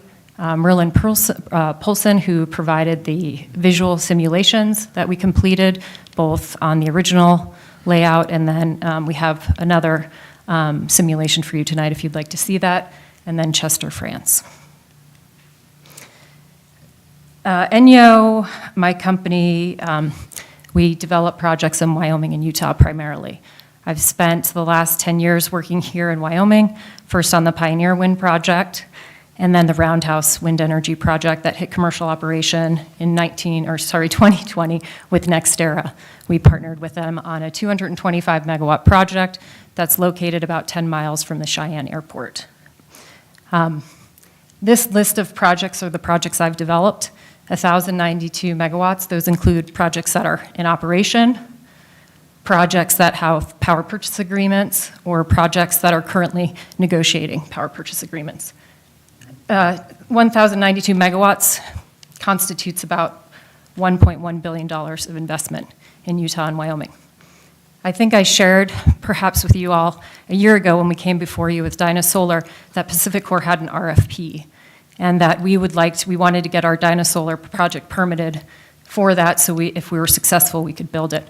The Dynasolar project did not make the final shortlist, or even the initial shortlist, but I did want to update you and let you know that we are talking to a large commercial industrial customer who might be interested in taking that power. So on this list, you can see, this pointer doesn't work, but some of the projects in Utah that we have signed power purchase agreements with span from Facebook to Intermountain Healthcare to the University of Utah, and many others. In the Pacific Core RFP, my company, which is a small company, for Utah, the solar projects we submitted and Pacific Core picked, 40% of our projects will be negotiating power purchase agreements and be built. As the larger part of the Pacific Core RFP, my company, Enyo, was 25% of all projects that the utility chose. And of those 25% of the projects, Anticline was a project that was chosen as a final shortlist project and has commenced negotiating a power purchase agreement. So I did want to share that with you because I think it's important that this is a project that can be built in 2024 if this body grants permission for that.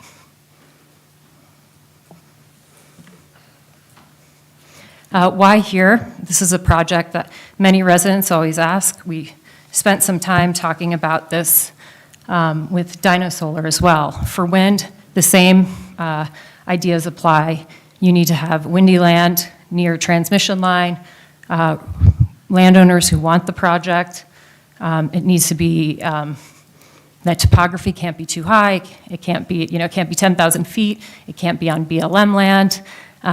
We try not to put it on BLM land, U.S. Forest Service land, those sorts of things. So when we looked at that in Natrona County 5 years ago, this is why we ended up in Natrona County. When you take away those lands that are national parks, Forest Service, BLM, because it's difficult to permit there, that are far from transmission, that are 10 miles or less from an airport, you determine that this area in green are the locations in your county that can have wind. So with this permit, you can see that it's not as if all of Natrona County can be used for wind. John stated the economic benefits of the project to your county, so I don't need to go into detail with that because I know time is important to you.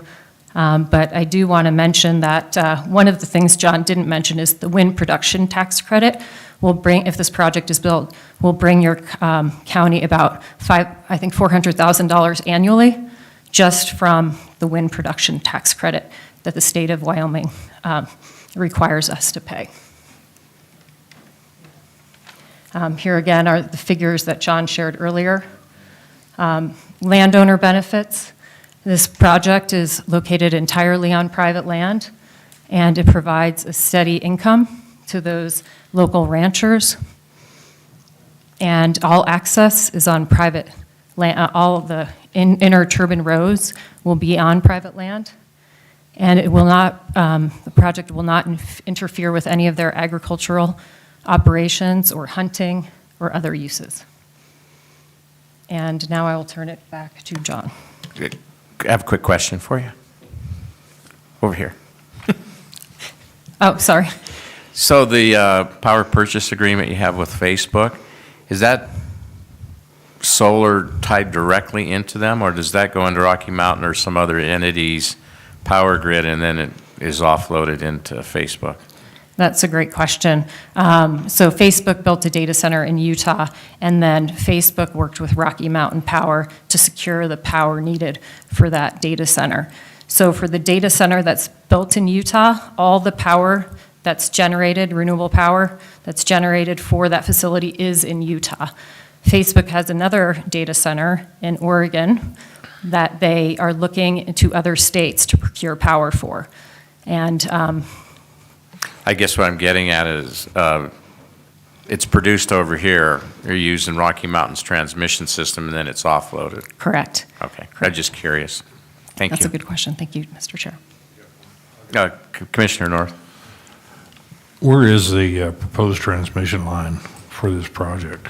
I'm sorry, where's the transmission line? Yes, So on this map, I don't know if you could see it.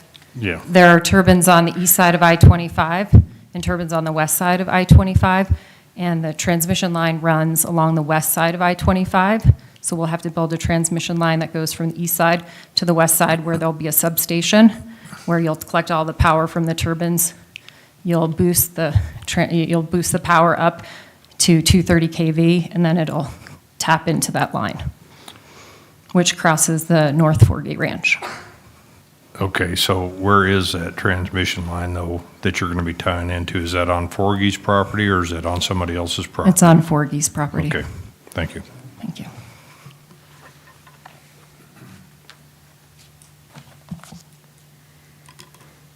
Mr. Chairman, we'll see if I can, is this going?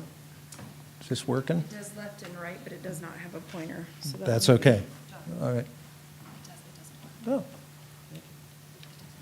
Mr. Chairman, this will be a very quick run through the requirements for obtaining a permit in the county and the state are extensive, and we don't intend on drilling down deeply into any one in particular unless you have a question about any one of them. So to begin with, The first thing is that any any WEX facility in Natrona County has to be within a ranching, agricultural, and mining zoning designation. Obviously, this does. The second one, erosion control and land reclamation. You can see all of these things have been undertaken, and I should mention things like this report are in the application that you have in front of you, and you can see further details. But this goes to natural ground cover and soils.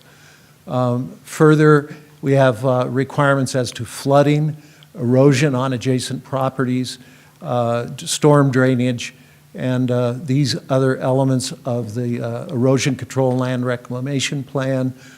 These are also designed to protect adjacent properties. We will have to get permits from the Wyoming Department of Environmental Quality in order to take care of our stormwater management program. Those are standard requirements again. Zoning district restrictions, we talked about this, that according to Natrona County zoning regulations, we need to be located in a RAM district, and we are on those private lands. The Natrona County resolution requires meetings with the planning department pre-application. Those were done and performed. We need to have in it all the applicant and owner contact information. That is included in the permit application. The preliminary site plan, as amended with the replacement, the relocation of the turbines that we've discussed, is before you. This is the conditional use permit preliminary project summary. As Mr. Chairman pointed out, this is for the 52 turbines and gives the rotor diameter and the other materials information relative to the project itself, the size, generation capacity, and type of turbines. Upon completion, one of the obligations we have is to provide the county with as-built specifications for the entire project. That is a requirement that we would, be required to honor. We have to include a sworn affidavit evidencing acquisition of rights-of-way and egress. We have done that in Appendix B of the application. Thank you. The county has, as part of the permit itself, has access to the project sites at any and all time to assure compliance with the conditional use permit. Notice to the owners and control of the surface estate, that has been taken care of and complied with according to the county zoning resolution. Design criteria, our obligation will be to comply with all county, state, and federal law. All specifications and certifications need to comply with national standards, and that is part of the design criteria that we have met and will meet. Noise level, as was discussed earlier, because of concerns over noise, we moved turbines to no closer than a mile from a residence. Given the decibel rating, I cannot see there being noise concerns. Nonetheless, we did that in response to those expressions of concern. I'd note as well, Natrona County or the state, they don't have a required minimum noise threshold that a wind turbine is required to meet, but nonetheless, that study was completed and now the turbines are a mile away from the closest residence. We have taken care of the notice to the airport and also received the FAA's determination of no hazard. Interestingly, I would note that the airport did not appeal the decision of a finding of no hazard by the FAA. Mr. Doyle may be able to speak to that further, but it was interesting that after that determination came out, there was no appeal. As to noxious and invasive weeds, that's part of our permit requirement, and we complied with that with a very appreciated statement from the supervisor of Natrona County Weed and Pest District about our outreach and assistance. Setback requirements, you can see this has been updated based on the moving of towers to more than a mile away. We have complied with, if not exceeded, all of the appropriate setback requirements set by the county. Use of county roads, the public roads use plan and the traffic study are part of the standard requirements. We've already been in contact with the contractor for the traffic study, and you've seen some of the basic figures regarding traffic to and from the area during the project construction. General liability insurance coverage, this may not completely answer Commissioner Hendry's question about insurance, but we sure can. General liability insurance coverage for all activities is required to be carried, and we would do so. Decommissioning and reclamation, I'd remind the commissioners, Mr. Chairman, that this is one stop, but it's not the first or the last stop in this process. And we will have a decommissioning and reclamation bond in place. We have a contractual obligation with our landowners to take care of this. It will be a requirement of the county permit and certainly of the Industrial Siting Council. It's their pattern and practice and requirement to carry reclamation bonding sufficient to take the project down. All the federal, state, and local permits that are required, the alphabet soup of acronyms that we have to comply with, we will have to do so in order to get and maintain this project. The overburdening of county services, we did not receive directly from the airport any communication from them, but and outreach was made to law enforcement and emergency response. Ms. Michael can give further details, but my understanding is that there were not responses received from law enforcement or emergency response personnel. One of the things about having a facility like this in a county where there are others is you already have emergency services personnel who are trained to respond to these projects, such things as tower rescue in those kind of situations. So they're trained, but it should not result in an overburdening of county services. Property tax contributions should supplement any training assistance if warranted. Also road maintenance agreements if necessary. As the planning department indicated, there's no anticipated additional burdening on county services. During peak construction, there will be traffic to and from the facility. That can all be addressed by traffic control. Environmental impacts permitted in accordance with every state and federal entity you can imagine. Conditional use permits, this is one of your requirements, will not impair the use of adjacent property or alter the character of the neighborhood. In our opinion, we have not seen any indication that the use of any adjacent property to these private lands is impaired in any way by this project. We have not heard any claim or received any comment that a use would be impaired. The altering the character of the neighborhood we find to be problematic in that it is, there's no better way to say it. Beauty is in the eye of the beholder, and I understand Wyoming's. Mr. Chairman. Again, please, I mean, let's keep the snickering and jeering and stuff to a minimum, please. Everyone's entitled to their opinion, so let's try and keep this civil. Thank you. Thank you, Mr. Chairman. The character of the neighborhood is an exceedingly vague term.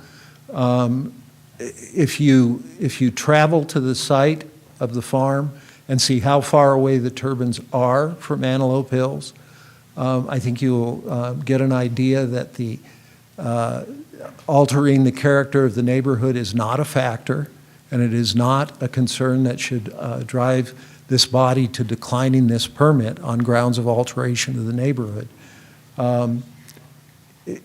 As we indicated in our letter, we feel that any development constitutes alteration, whether it's building a barn or a shed or a house or a tank battery or a drilling rig. It is going to alter the character of a neighborhood. It's inevitable if we want development that something's going to be altered. We noted as well in our letter some of the other uses that do not require a conditional use permit in a RAM district. Things such as meat processing facilities, man camps, cemeteries, and things like that do not require conditional use permits, so would not require this extensive of an analysis. So I think, and I would ask you to balance the fact that this body has stated as a matter of policy, as a kind of legislative decision, that these projects belong on RAM designated property. This is. And that should we meet those conditions and meet all of the requirements that have been laid out for us, the permit should issue. The project, obviously, it will not release effluents, toxins, air emissions, or solid waste. The acoustic studies, I do not feel are any longer an issue. And as we discussed, other anticipated permits that would be necessary for us as this project continues. Mr. Chairman, that's as fast as I can run through these slides. All right, thank you. Any questions for Mr. Masterson? Commissioner Hendry. Mr. Masterson, Yes, sir. you talked about in that one slide about the insurance. Go into that just a little bit. What kind of insurance do you have in case one tips over and starts a fire? Or even if an airplane runs over there and runs into one, is there any insurance for that kind of thing? Yes, sir. Mr. Chairman, I'm going to ask Ms. Michael, who has obtained those policies and negotiated those kind of things in other projects, to speak to that, if I may. That's Yes. fine. While she's coming up, I would note that it's certainly appropriate for the county to put a condition in the permit, should it feel appropriate for a certain amount of commercial insurance to cover those things to be in there.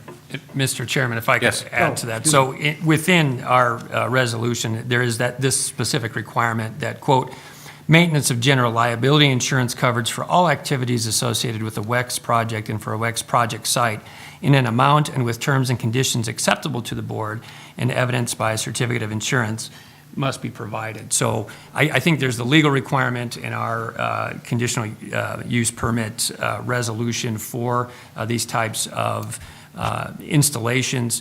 Not being an expert on what amounts would be appropriate, I think that would be certainly a condition should a permit be issued, that general liability insurance be maintained in an amount acceptable to the county. And we could hash out those details, but certainly if Ms. Michael can speak to it specifically. Okay. All right, thank you. Thank you, Mr. Yeah, Chairman. thank you. I'm sorry, Mr. Chairman, did you want any additional information? on- Any besides the liability question?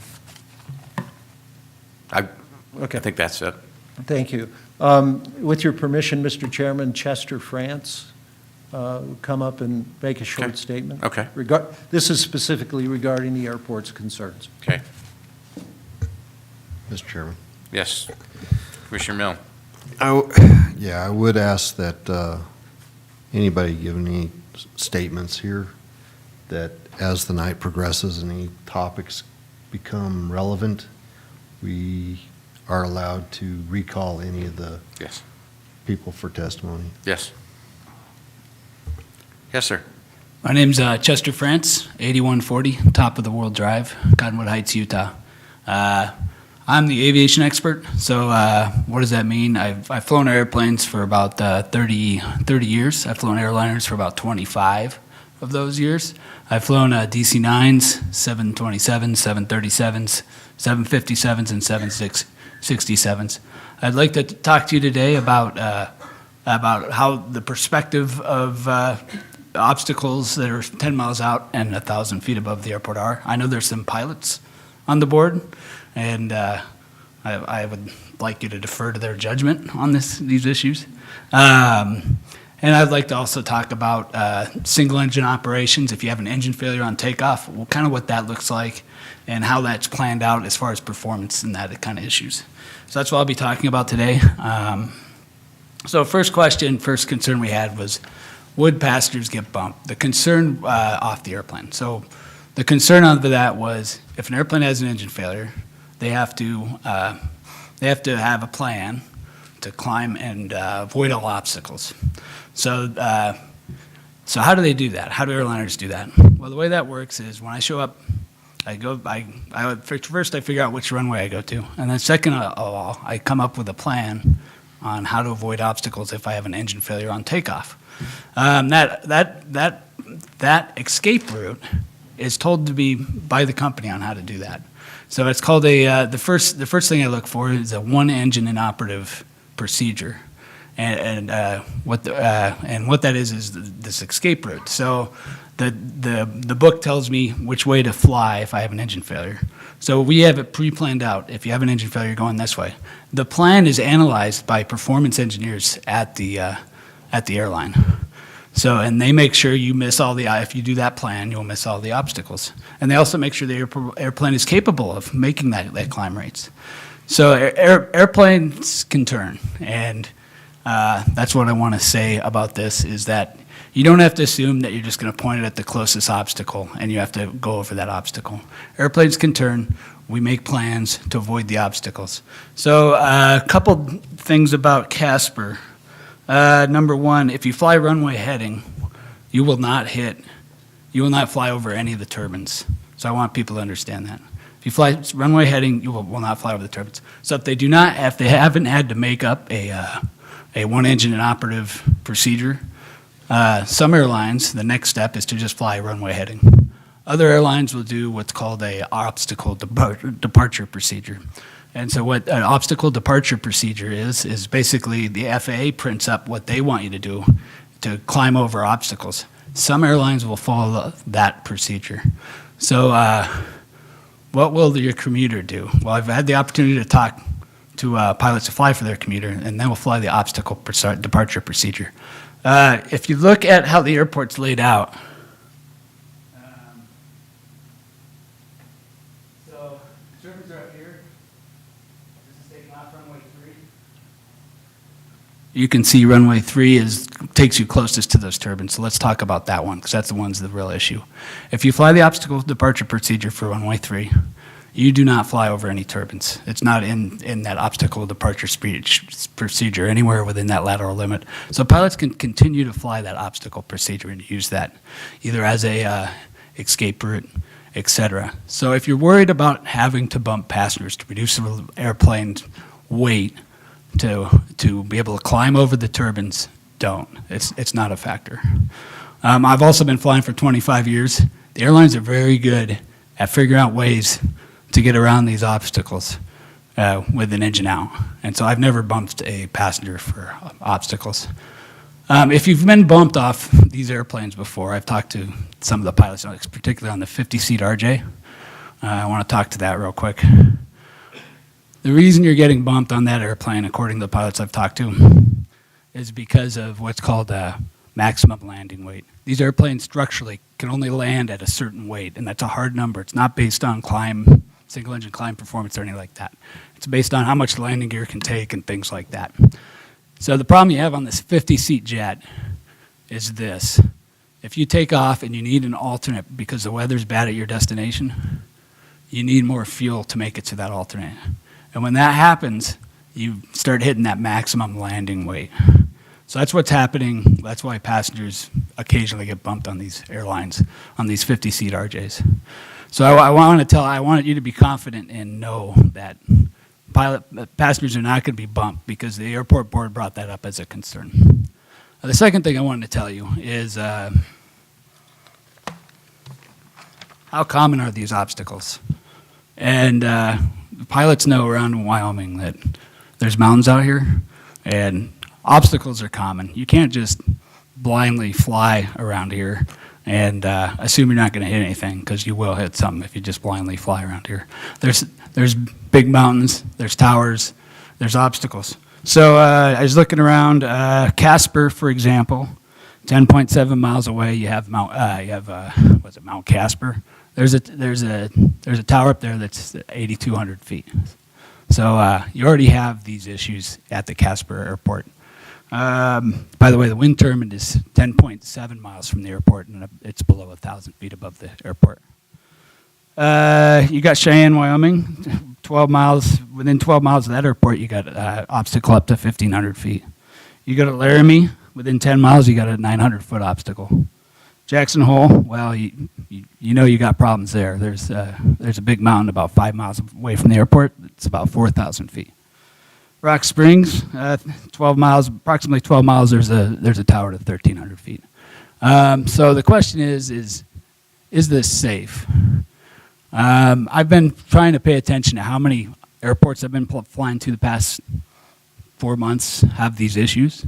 And a guesstimate would be about 40% across the country, the airports I fly to. And I fly into these airports, and I wish you could come with me and see it with your own eyes. It's not a factor. We're able to deal with this stuff. We come up with a plan, we execute the plan, and it's just not a problem. I'm sure if the pilots on this board have flown to this airport, have flown to Casper even, and is it safe? The FAA has declared no hazard, and I would agree with that. So that's what I wanted to say about that.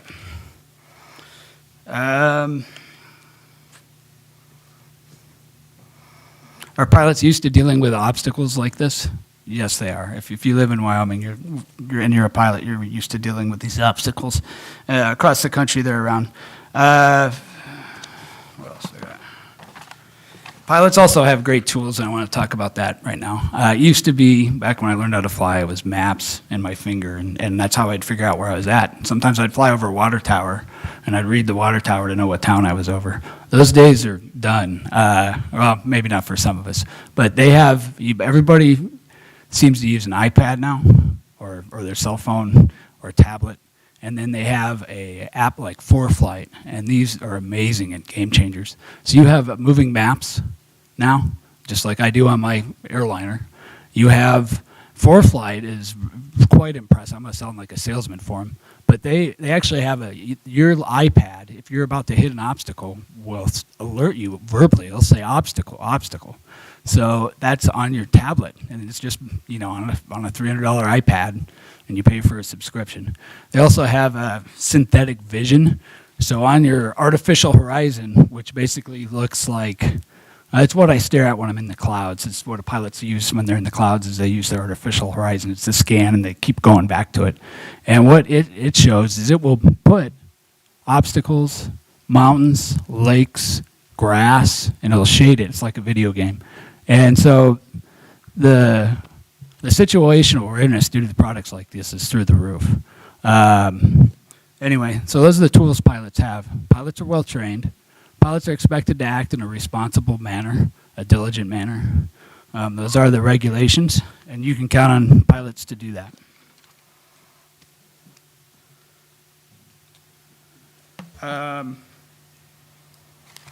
That's about all I have to say. I just want to ensure you that the FAA, like I said, no hazard. I agree with them. There's no better body to make that decision. And I would like to know if you guys have any concerns about one engine stuff, running in, and any issues at all. Oh, I have one more thing to say about these turbines. They're grouped together, so it's not like you just have to see. If you see one, you know there's more. I fly over this country at 37,000 feet, and it's just amazing how many of these things are popping up. They are all over the place. There are a lot of wind turbines out there. I can see them from 37,000 feet easily. And they're easy, and if there's just one, it'd be a little bit more difficult. But since they're in clusters, they're really easy to pick up. They're lit. So I don't think they're too hard to see and avoid. I don't think that's really a factor. People say airplanes fly fast. They do. It's about twice as fast as you, if the speed limit's 80 around here, some of the airplanes will go twice as fast. You have lots of time. There's not many distractions up there. So it's different than driving a car. I want everybody to understand. It's, in a way, it's safer as far as hitting stuff. So anyway, do you have any questions for me? Any questions for Mr. France? Commissioner Hendry? Thanks for being here. Yeah. I'm one of the pilots, Yeah. the pilot, I guess. And I'm kind of like the seat of your pants guy. I'm not an IFR pilot, okay? Been flying for 40 years Okay. plus. But tell me about the VOR out there, and these in proximity to the VOR, and if you're on an IFR flight plan.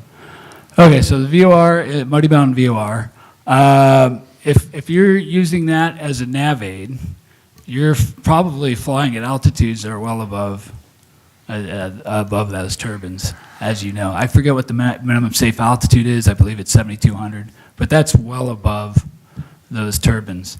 Now, as far as the proximity to it, I honestly can't answer that question. Okay.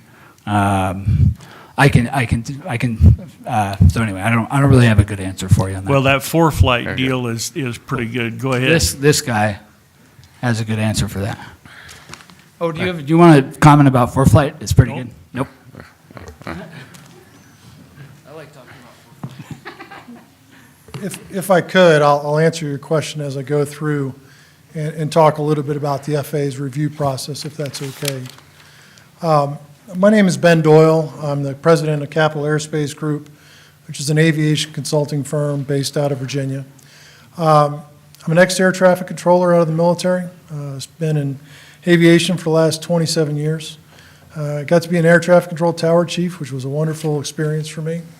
The last 22 years, I've been working with airports and development companies on airport encroachment, looking at tall structures near airports and determining whether those structures were going to limit the ability of an airport to operate safely and efficiently.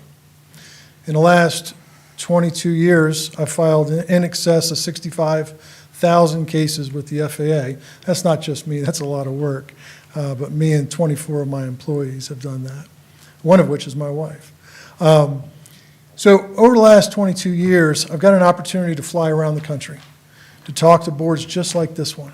And it's a wonderful experience. This is, if you have any question about whether America works and our government works, this is where it works, is at these kind of hearings. And I love it. Thank you for all that you do. When you're looking at this, I'd ask you to think about some of the concerns that have been expressed by the airport. Those concerns that were submitted to the FAA and various planning commissions. And I'd like to talk a little bit about the FAA and its role in aviation safety in the United States, because you may or may not be aware of what that is. So we have what's called the National Airspace System. That's all the airspace above us. That's the air traffic control facilities, the airports, the pilots and the airplanes that are operating, the mechanics, the air traffic controllers, the nav aids, and the radars. All of that combined is our National Airspace System.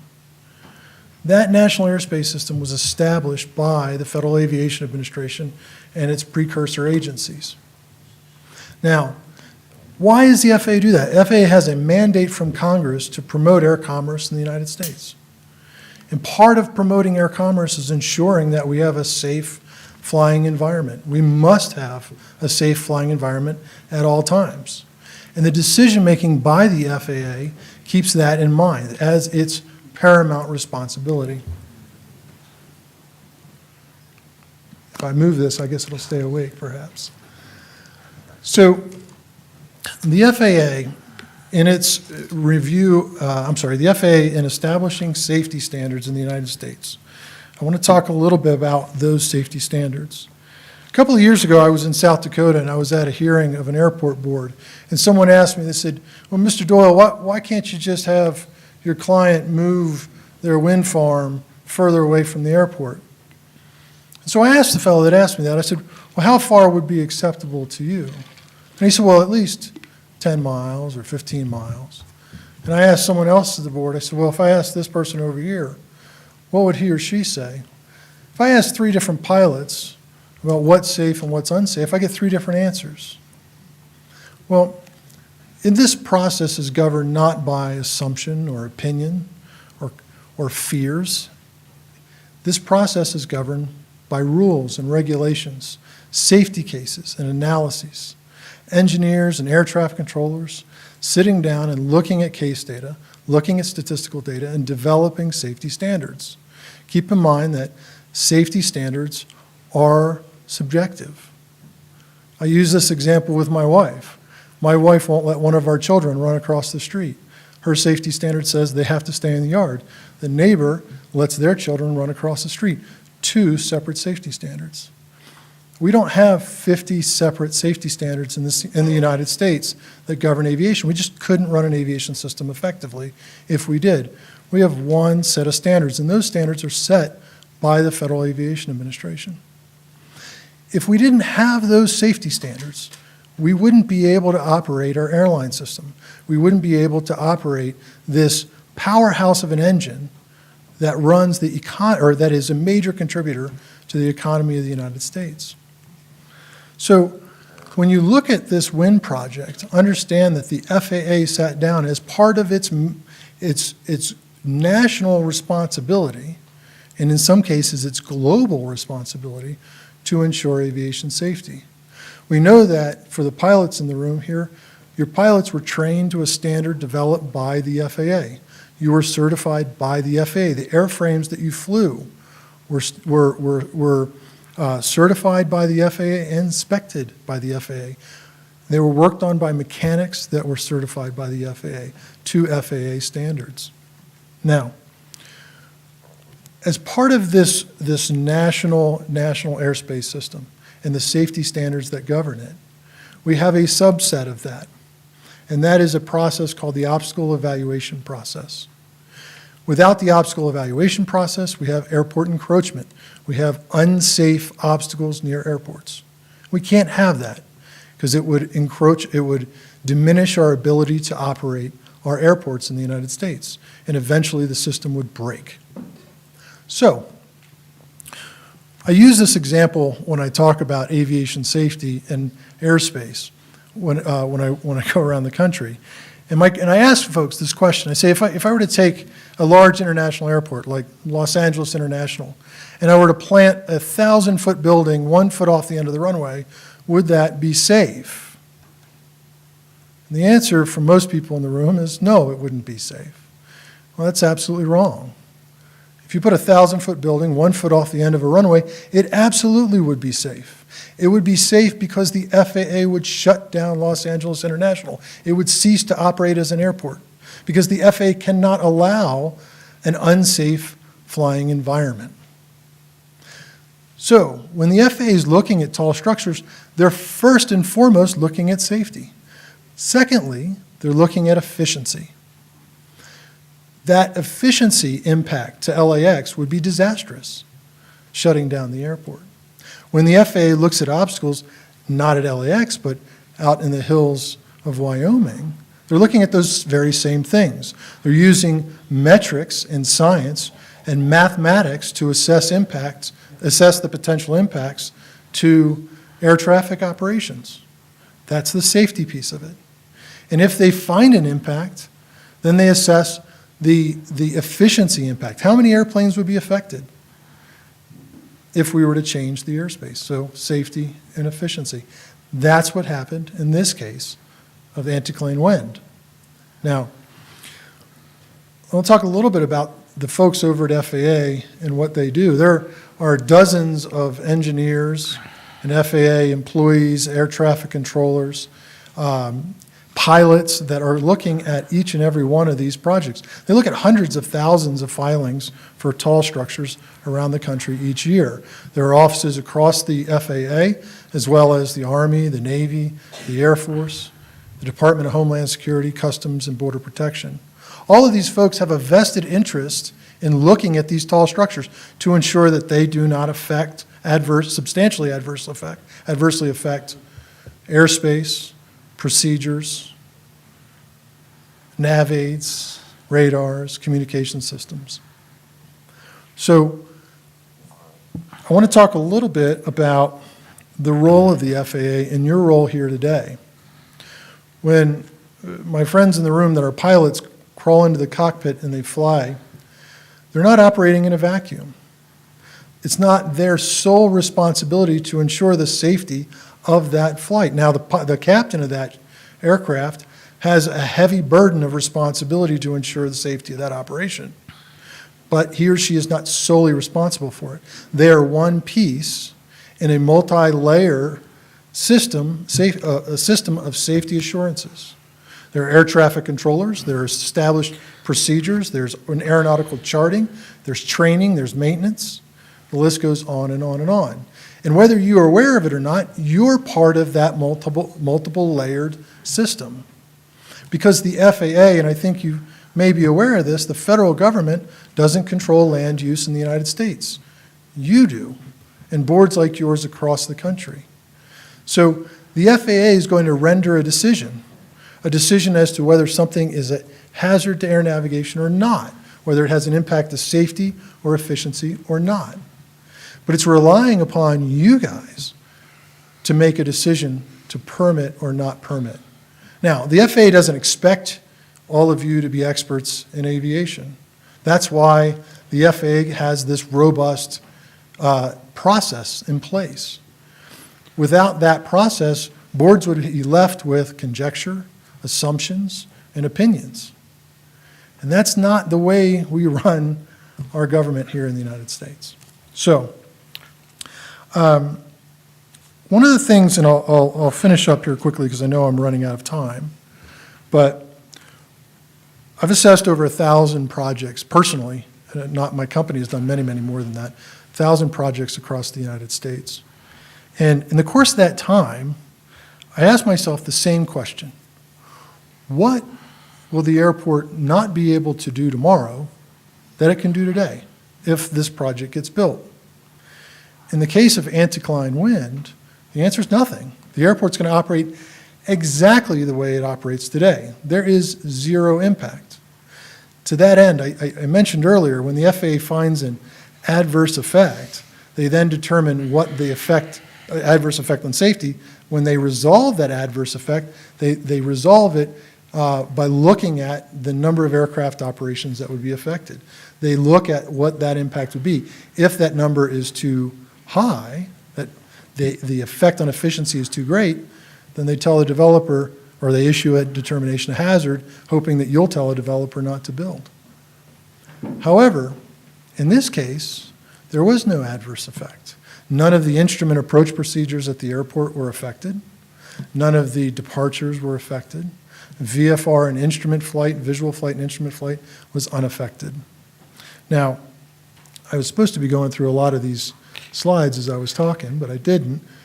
One of the things that I will tell you, let me see if I can get caught up here. Here we go. If you could straighten that out for me, I'd appreciate it. Thank you. I'm going to go through the next couple of these slides really quickly. Could I ask you just to, we're going almost well over an hour right now. I'm going to finish in 2 minutes. Okay. Okay. One of the things I would tell you is that as you look at these slides, understand that these are the metrics that FAA uses for the assessment. So this is not assumption. This is math. There are geometries associated with each of these procedures, and these procedures are safe. When this wind farm, if this wind farm gets built, this airport's operations will be safe. And I'll go ahead and turn it back over for the sake of it. Thank you. And I'll welcome any questions if you have them. Commissioner Hendry. I see you've got the circles up there, but talk about the VOR and these wind towers in close proximity. Sure. I don't know whether you've got that chart up there, but. That is the VOR DME approach to runway 21. So you have the Muddy Mountain VOR. That's that square in the middle of the screen right there. The FAA tends to tie its procedures to ground-based nav aids. So we have two different kinds of two different forms of navigational aids in the United States. We have terrestrial ground-based and we have GPS, so satellite-based. In this case, when we have procedures are tied to this VOR. We have minimum altitudes associated with crossing this VOR. Most of the approaches, or most of the aircraft that are going to be crossing this VOR are going to be crossing either in a missed approach or a holding pattern. They're going to be at altitudes that are in excess of 1,000 feet above the turbines, and they're well above the safety standard. So no concern there. I think there was some concern about, well, what happens if a pilot's not paying attention? Believe me, the FAA has included that in this cocoon around those IFR pilots to make sure that they're protected. So there is absolutely no impact to the operations. In addition, the VOR signal was assessed by the FAA to see if these turbines would throw off the signal and make it and knock it out of tolerance. And the FAA's the engineers over at the FAA determined that that was not going to be the case. So it says, just to follow up, Mr. Chairman, it says the intermediate segment would be a minimum altitude of 7,000. On the chart I looked at, it said 8,000 above the VOR, 8,100. It depends on which one you're looking at. So on this one, we've got, I'm sorry, I didn't want to interrupt.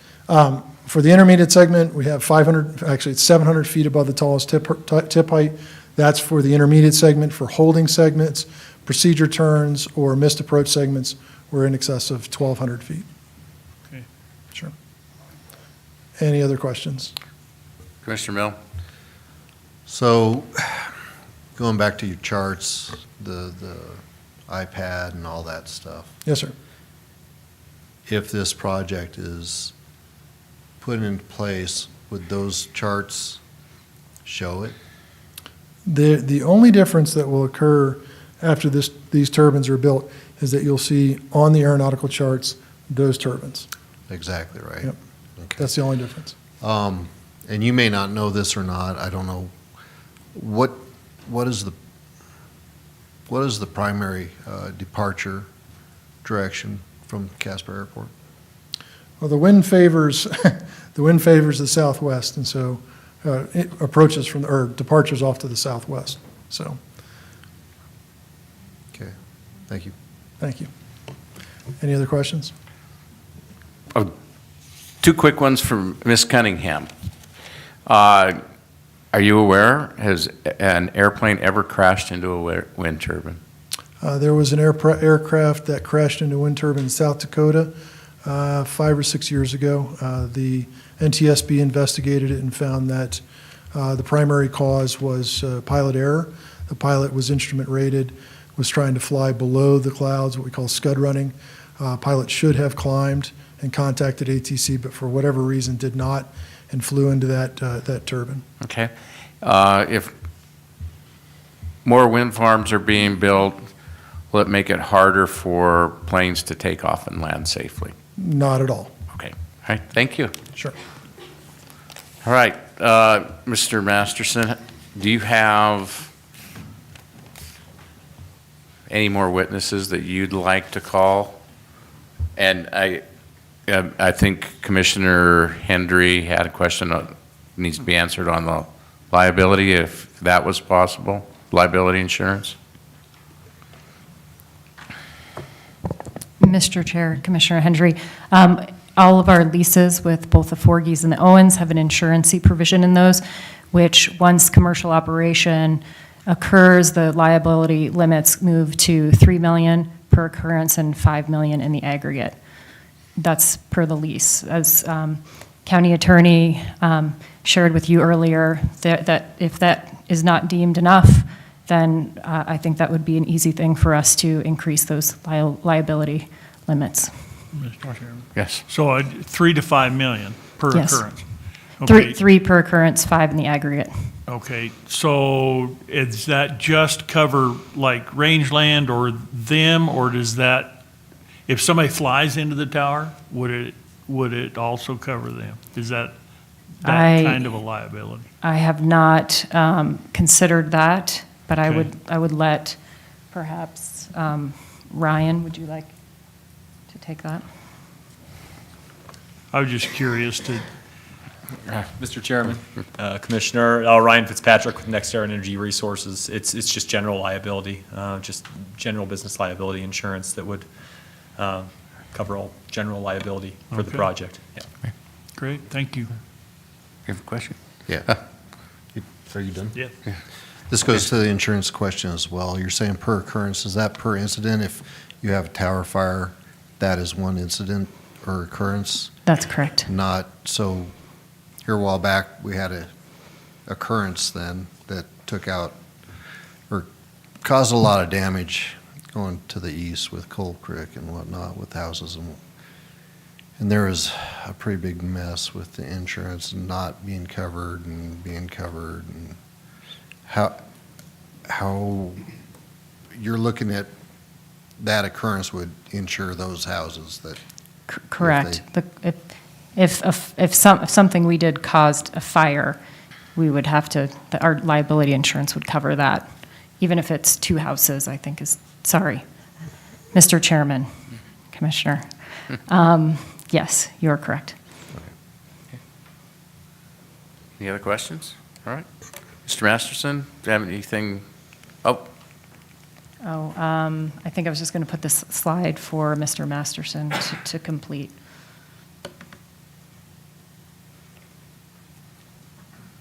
Well, I'll speak to the slide. We had a few more, but in the interest of time and going over more than we had anticipated, I just wanted to say that our company, as we shared with you, we also sent out 492 mailers in addition to the county.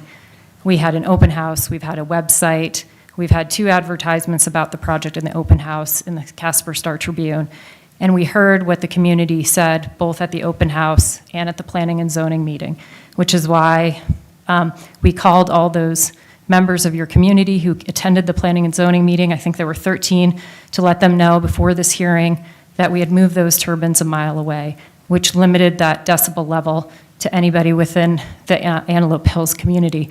Those residences within a mile have now seen their decibel levels go to a whisper. That means if you're in your house and the wind turbines are spinning, you will not hear them. So I wanted to just let you know that we've tried to be a good community partner. We have reached out. We've also sent certified letters to those that were affected by the sound and by shadow flicker before the planning and zoning meeting, as well as called them. So we've tried our best to reach out to your constituents and try to work with them, which is what led us to the updated layout, which you see here. So I just wanted, again, bring that up before Mr. Masterson closed for us. Thank you. Mr. Chairman. Mr. Chairman. Got another question for you. You took decimal readings along the highway, between the highway and Antelope Hills, and they're on here, and it runs from about, 35 to 40 dBA. If you're a mile away from a tower, what does that reading would look like? So Do you know? 29 dBA. 29? From the tower across the highway to the home.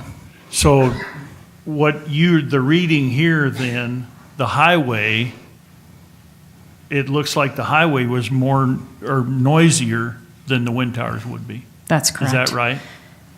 Chairman, Commissioner, yes, that's correct. Okay. Commissioner North?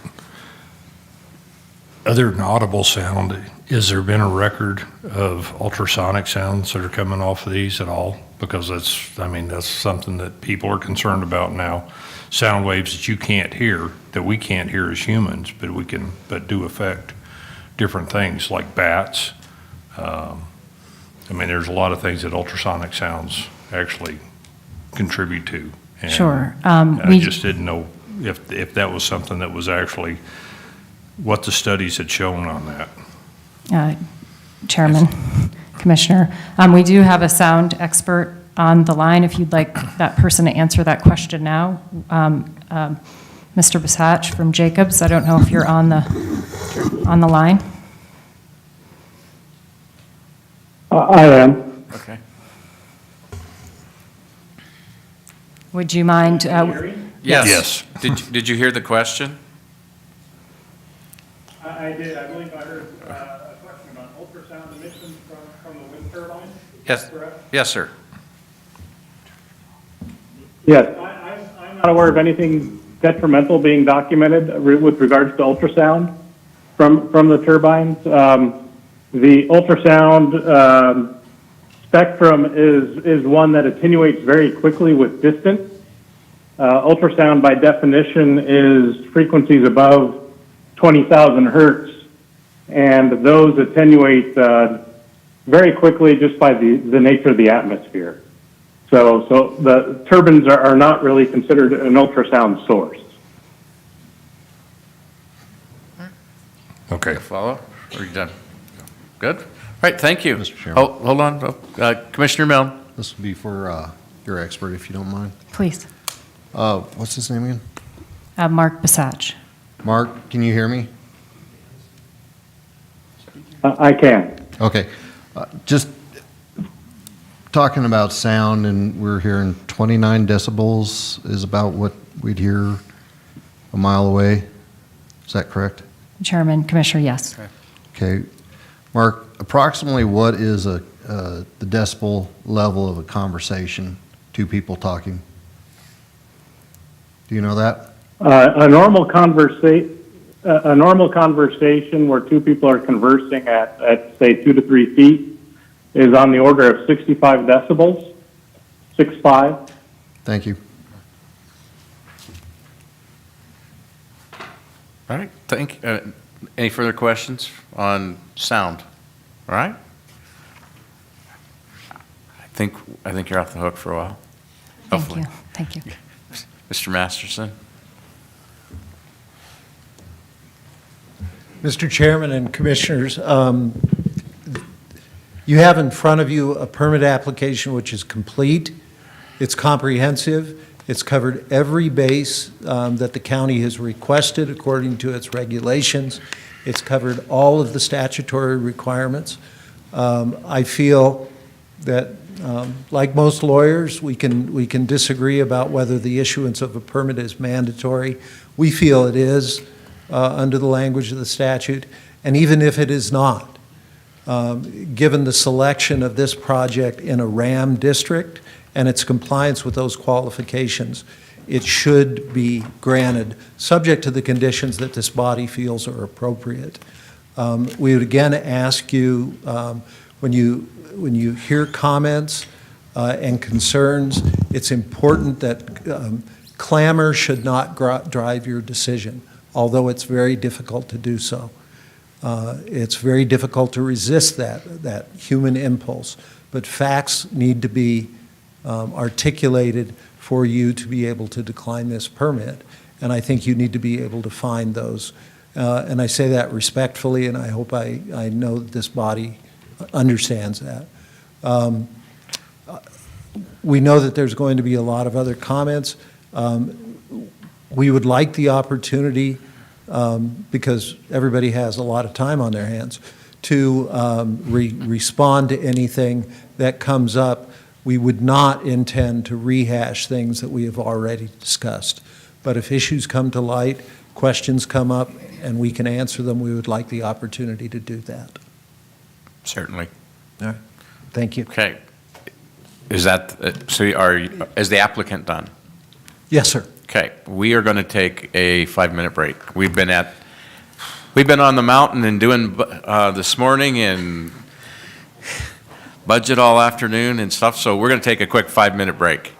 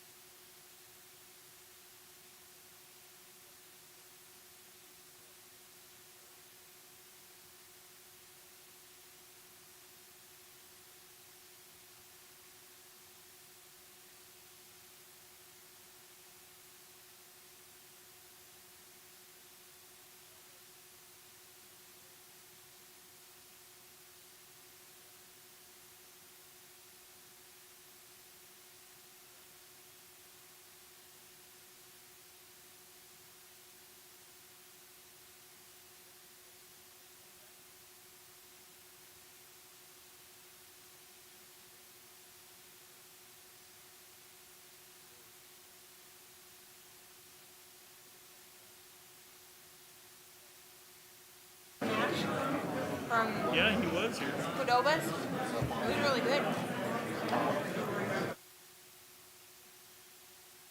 How to say?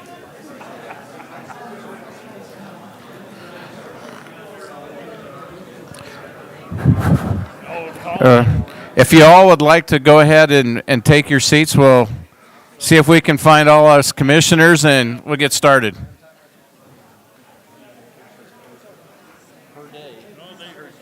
Yeah.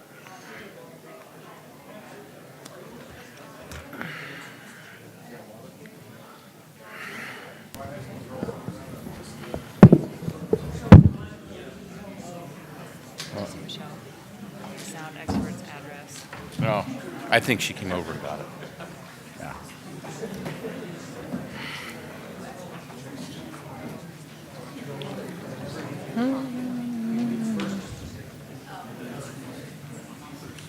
Who?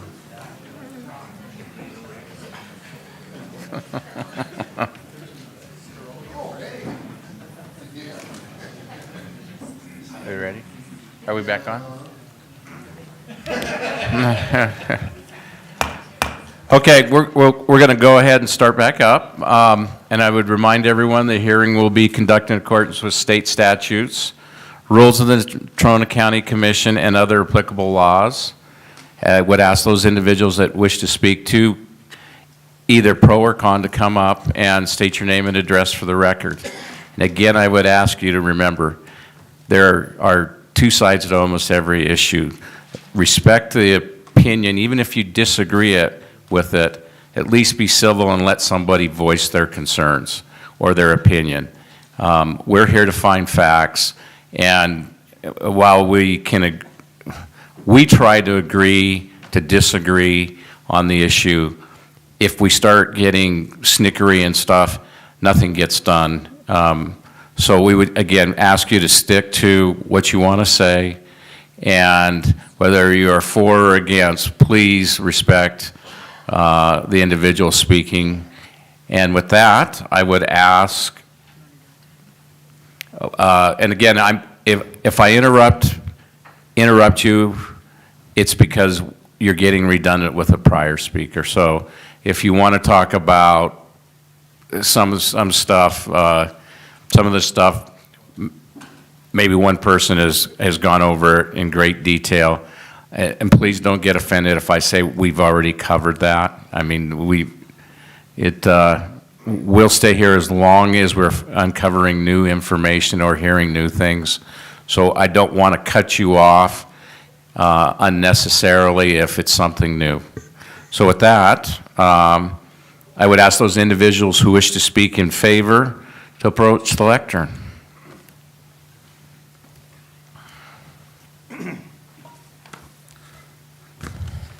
Kevin Forgy, 940 Ormsby Road, Casper. North Forgy Ranch is one of the few ranches in the state still running both cattle and sheep. One of the reasons is so we are able to diversify our ranching operation. The ability to diversify is one reason we felt it would be appropriate for us to lease our land for this project. Like many landowners, we're strong advocates of private property rights and believe economic prosperity and property rights are welded together.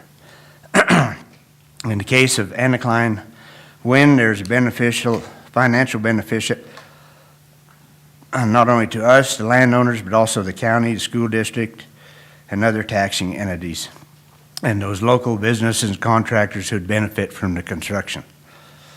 It helped create jobs in the county, helps with education for our schools, provides alternative revenue streams for the county, keeps families on land and open space for livestock and wildlife. It's built on private land with land lease agreements and does not require any additional county services. The proposal before you is not a high-density housing or subdivision of ranch requiring significant county services. This is an energy project on private land, which is compatible with our continued agriculture operation, providing jobs and taxes for the community.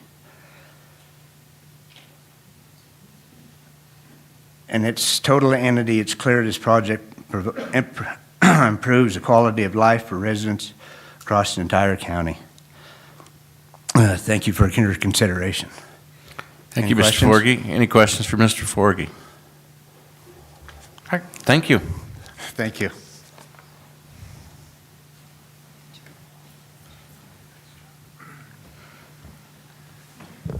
Mr. Chairman? Yes. Members of the board, thank you very much for your consideration tonight. My name is Ryan Fitzpatrick with NextEra Energy Resources. As Ms. Michaels stated, we're partnering with Anacline Wind on this project. NextEra Energy Resources is a Fortune 150 company. We're the largest renewable development company in the world based out of Juno Beach, Florida. And we would take over this project if approved tonight, take the baton and continue the development and permitting, including the Wyoming Industrial Siting Act permitting process.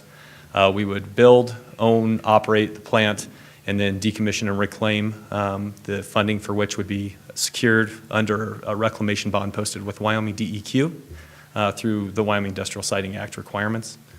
Last year, in 2020, NextEra actually invested about $1 billion in Wyoming alone. That investment was great for economic development in counties, especially during the pandemic. We were able to build the 225 megawatt roundhouse wind project west of my hometown of Cheyenne, and as well as the 533 megawatt wind project north of Douglas in Converse County. I think members of this board are very familiar with the Cedar Springs project, particularly in Converse County. That project had a lot of economic benefit for Natrona County through the use of local contractors. NextEra is able to use a lot of local contractors, not just on our Wyoming projects, local contractors to Casper and Natrona County specifically, not just on our Wyoming projects, but actually on a lot of our projects across the country. I believe that this board has heard from some of those contractors and businesses leading up to this hearing, and you may hear from some more tonight. But also, the workforce during construction utilized a lot of Casper lodging and Natrona County lodging and food and buying local gas during the construction of this project as well, of the Cedar Springs project as well. And so with the benefit that that project brought a county over, this is a great project for Natrona County. These projects are really beneficial to the communities where they are, where they're located. And I'd be happy to answer any other questions. I'll try to make this as short as possible. Questions for Mr. Fitzpatrick? Commissioner North?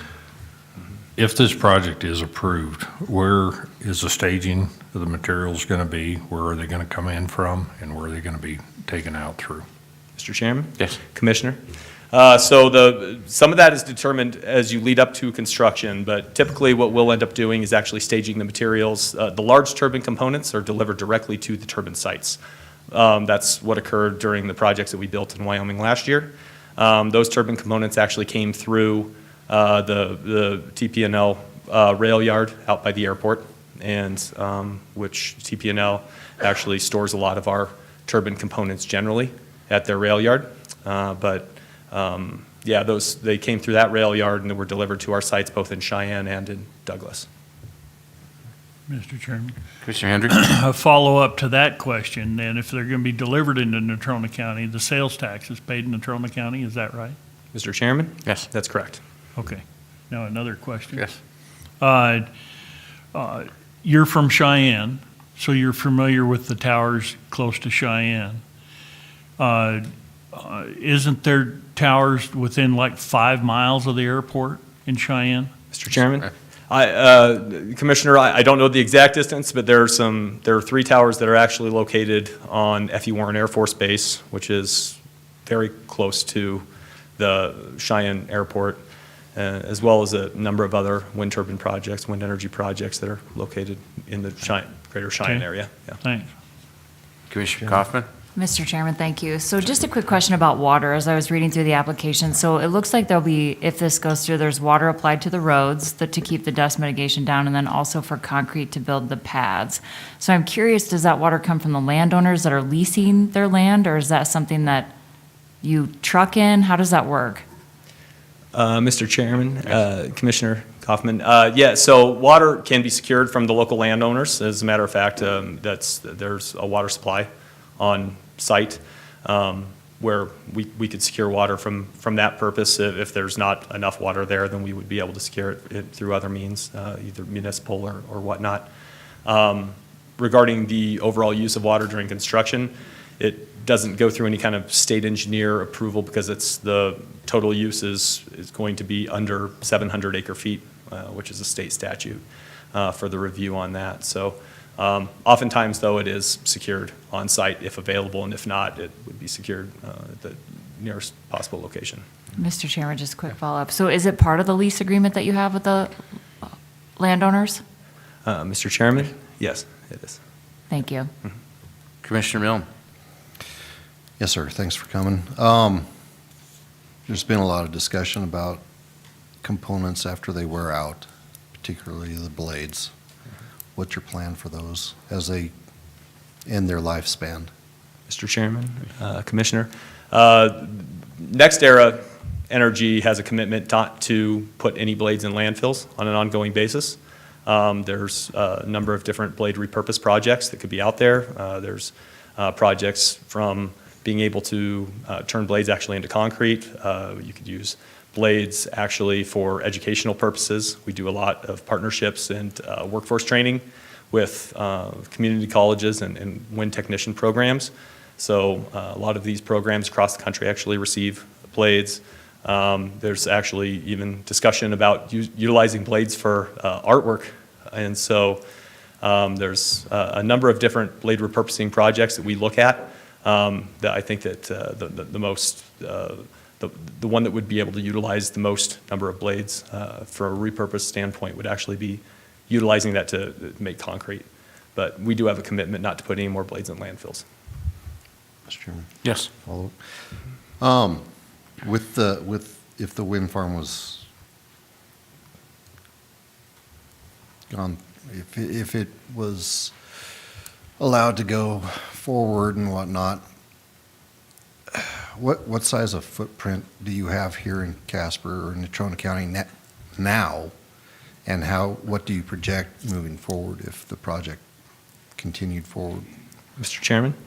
Yes. Commissioner, are you speaking to workforce, office? Workforce, yeah, Okay. the whole 9 yards. So right now right now in Casper, we don't have a presence. NextEra Energy does not have a presence. If this project were to move forward, we would have an operations and maintenance building on site that would house the crew to operate and maintain these facilities.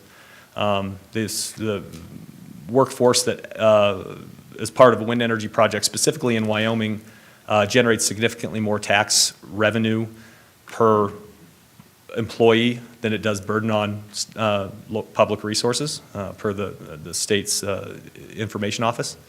And so these are jobs that generate a lot more net benefit to local communities, specifically in Wyoming.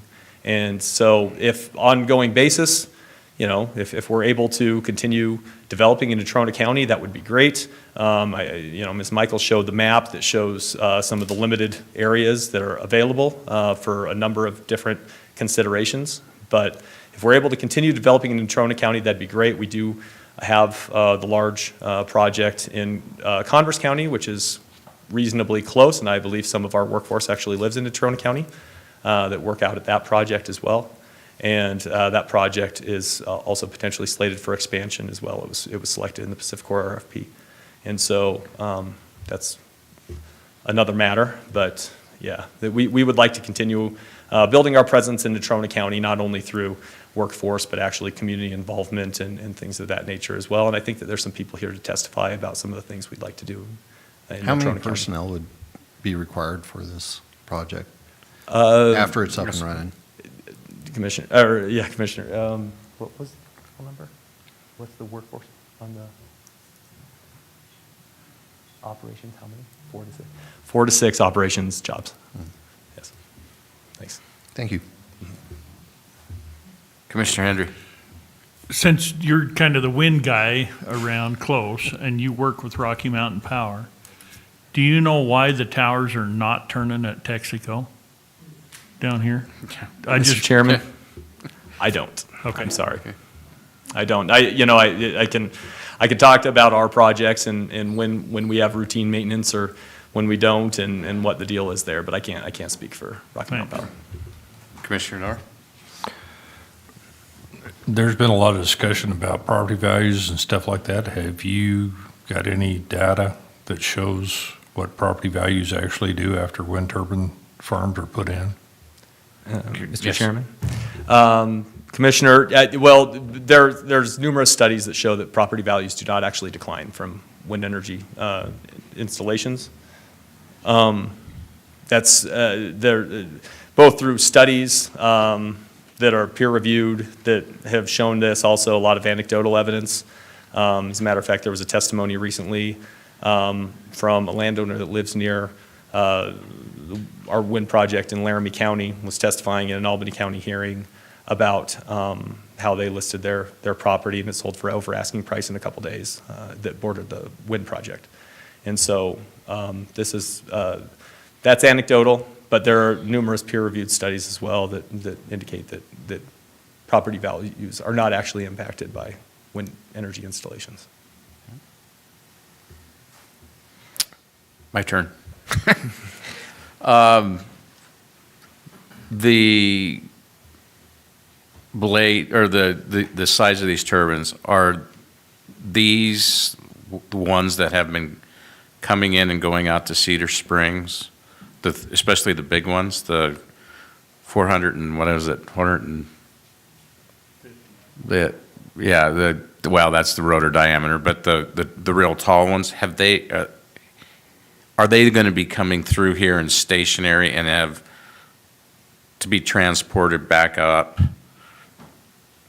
And I guess my question is, are these bigger than the ones that have been going out right now? Mr. Chairman, they are. They are. Okay, so These are larger than the ones that are going out to Cedar Springs, that went out to Cedar Springs last year. Those ones had a max tip height of 499 feet. These are closer to 550. Okay, so if they're going to the airport, and I know that the last ones that have gone out have had a hard time negotiating some corners and stuff that have caused, especially the 2026 and bypass, to actually be shut down to actually be able to get the turbines through there. Will these be able to get through there? Logistically, if they're having a problem with the other ones, I'd have a little concern about whether they can get these through. Mr. Chairman, I'm not the expert to speak on that. I know that one of our contractors, local contractors, is here tonight to speak in support of this project, and maybe he'd be able to offer more in that regard from TPNL. Okay, thank you. Any other questions for Mr. Fitzpatrick? All right, thank you. Thank you.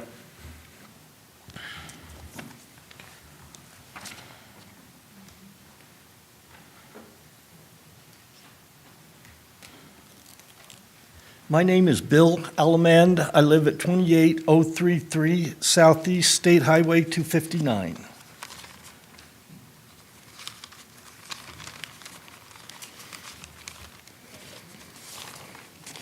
I'm not going to talk about the tens and tens of millions of dollars in taxes that our kids, the county, and the state would lose if these turbines aren't going up.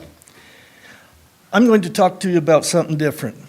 But first, let me tell you a little story. About 112 years ago, my great-great-uncle was the first man to bring sheep into Johnson County. The big cattle ranchers hated this idea. They said the sheep would destroy the grass, foul the water in the creeks, and bring down the property rights. In a night raid, they killed him, along with 2 herders, some dogs, and some sheep. And they fired the wagons. Just a few years later, Johnson County had the highest concentration of sheep of anywhere in the world. There's not as many there today, but I got some good news. The grass still grows. There's fish in the clear creeks. And from that day till this, the property value has done nothing but skyrocket. And best of all, the sky has not fallen. Most of us here tonight have two writings that govern our lives. The first is the Holy Bible. The second is the Constitution of the United States and the Bill of Rights. These two writings cannot be picked apart, and we believe just the parts we want. We must believe them in their entirety. September 17th, 1787, the Constitution of the United States was signed. We all know about the First Amendment, given the right of free speech, allows me to be here tonight to talk to you and you to talk to me. We know about our Second Amendment right. But what about our Fifth Amendment? Let me read to you from the first and last sentences of the First Amendment, or the Fifth Amendment, I'm sorry. No person shall be deprived of life, liberty, or property without due process of law, nor shall private property be taken for public use without just compensation. Very clearly, that tells us that if we, the public, stop these wind turbines, we must pay just compensation to the landowners.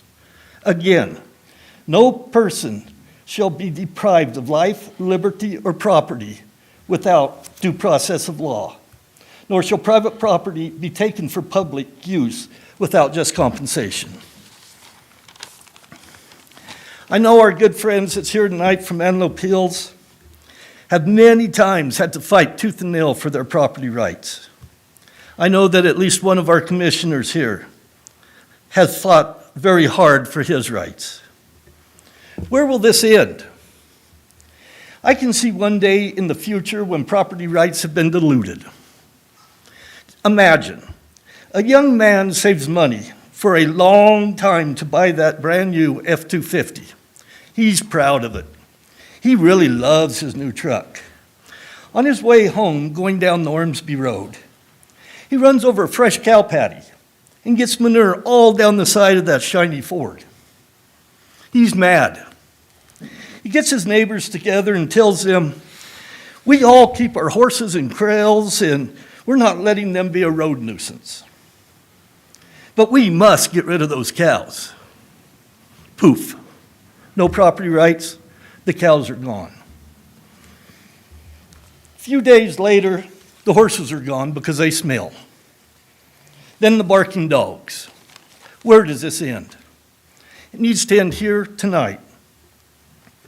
However, in reality, this whole argument ended 234 years ago when a group of very smart men in Philadelphia, Pennsylvania, signed the Constitution. They wrote, no person shall be deprived of life, liberty, or property without due process of law, nor shall private property be taken for public use without just compensation. For all liberty-minded souls, the struggle is real, and it is a struggle. And tonight, I hope some join that struggle to truth, Constitution, and liberty. Thank you for your time. Thank you. Any questions? Thank you.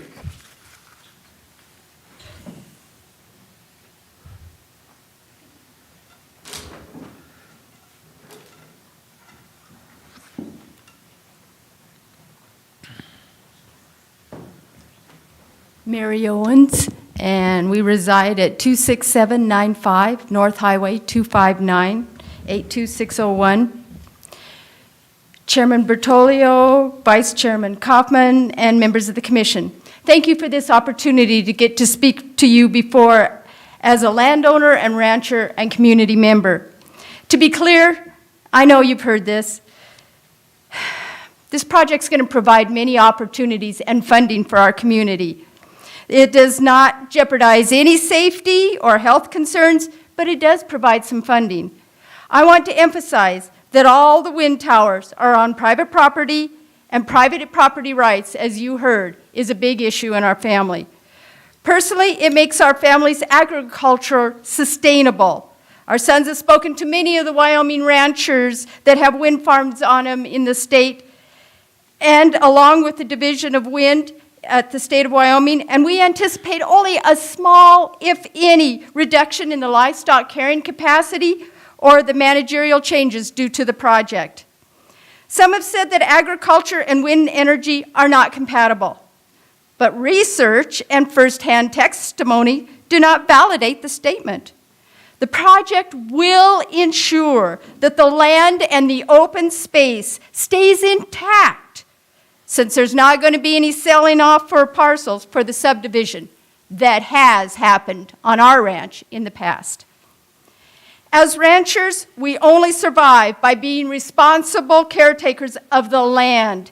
It is the land that allows us to produce protein for our consumers, open space and water for our livestock and wildlife, along with hunting and recreation.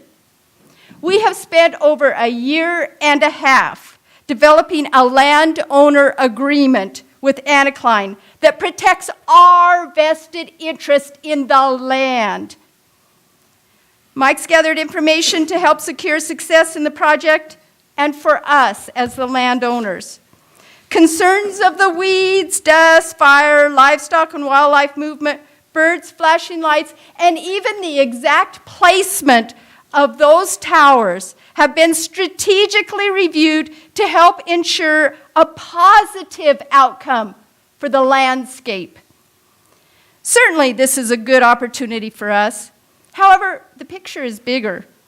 I have worked as a teacher in the public and private schools of Natrona County for 34 years, and our daughter-in-law still teaches there. With income from this project, Natrona County School District Number 1 is going to receive $7.5 million, and the community college $2.1 million. This project will provide funding from the property taxes of the project that will significantly help our educational system in Natrona County. Presently, as you know, funding at the state level is suffering from a severe funding dilemma. So anything extra that our county can have is positive. Let me tell you what it's like. It's not pleasant to sit in on meetings when our community schools are shut down because there's not funding. Or we have in the middle school, and I was there for several years, in the social studies and the science areas, there's a teacher and 25 to 30 kids in there. A fourth to half of them on IEPs. Do you really think they're learning? Not often are opportunities such as this project available in Natrona County. Our neighbors in Converse have been able to diversify their energy mix and add wind, along with their coal and gas and oil and uranium. And they have reaped larger economic value for their community. This project comes at a time when revenues from fossil fuels are being challenged by our government. But this project requires no extra funding in the form of maintaining roads, buildings, or any other infrastructure. And you know what? Allowing a green project such as this is going to invite other green-minded opportunities for our community. You know, I've just recently had the opportunity to help spray weeds, yes, in the oil fields and the wind fields down just north of the Douglas Glen Rock area. And after several days of working there, I honestly say there's no adverse effects from the wind towers. There were sheep under them. There were antelope that laid under them. They were clean. They were well maintained. And actually, they took up a very small footprint. I'm used to this oil, but it wasn't like that. It's a very clean area that they were at. I found that the experience was very positive. There were no noise, funky shadowing, or discerning view. And we were there from 7:30 in the morning until 6:30 at night, so I don't know. Bill and Jim ran into an engineer out there, and they asked him, they said, "What do you see as being negative about these wind turbines?" And he said, "Well, I've been here through all the phases, and the only thing that I can see as a problem here is that I don't have enough land to have a turbine on mine." In summary, this is a unique and timely opportunity for our county. As a landowner, I ask you, as elected commissioners, protect our private rights as landowners and ranchers.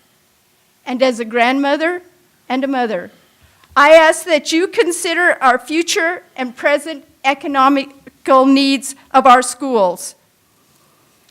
Natrona County is our home, and we want to be able for our grandchildren to be sixth-generation ranchers. For these reasons, I ask that you vote in favor of the Anacline Wind Towers. All right, thank you. Thank you. Any questions for Ms. Owens? Thank you. Uh-oh.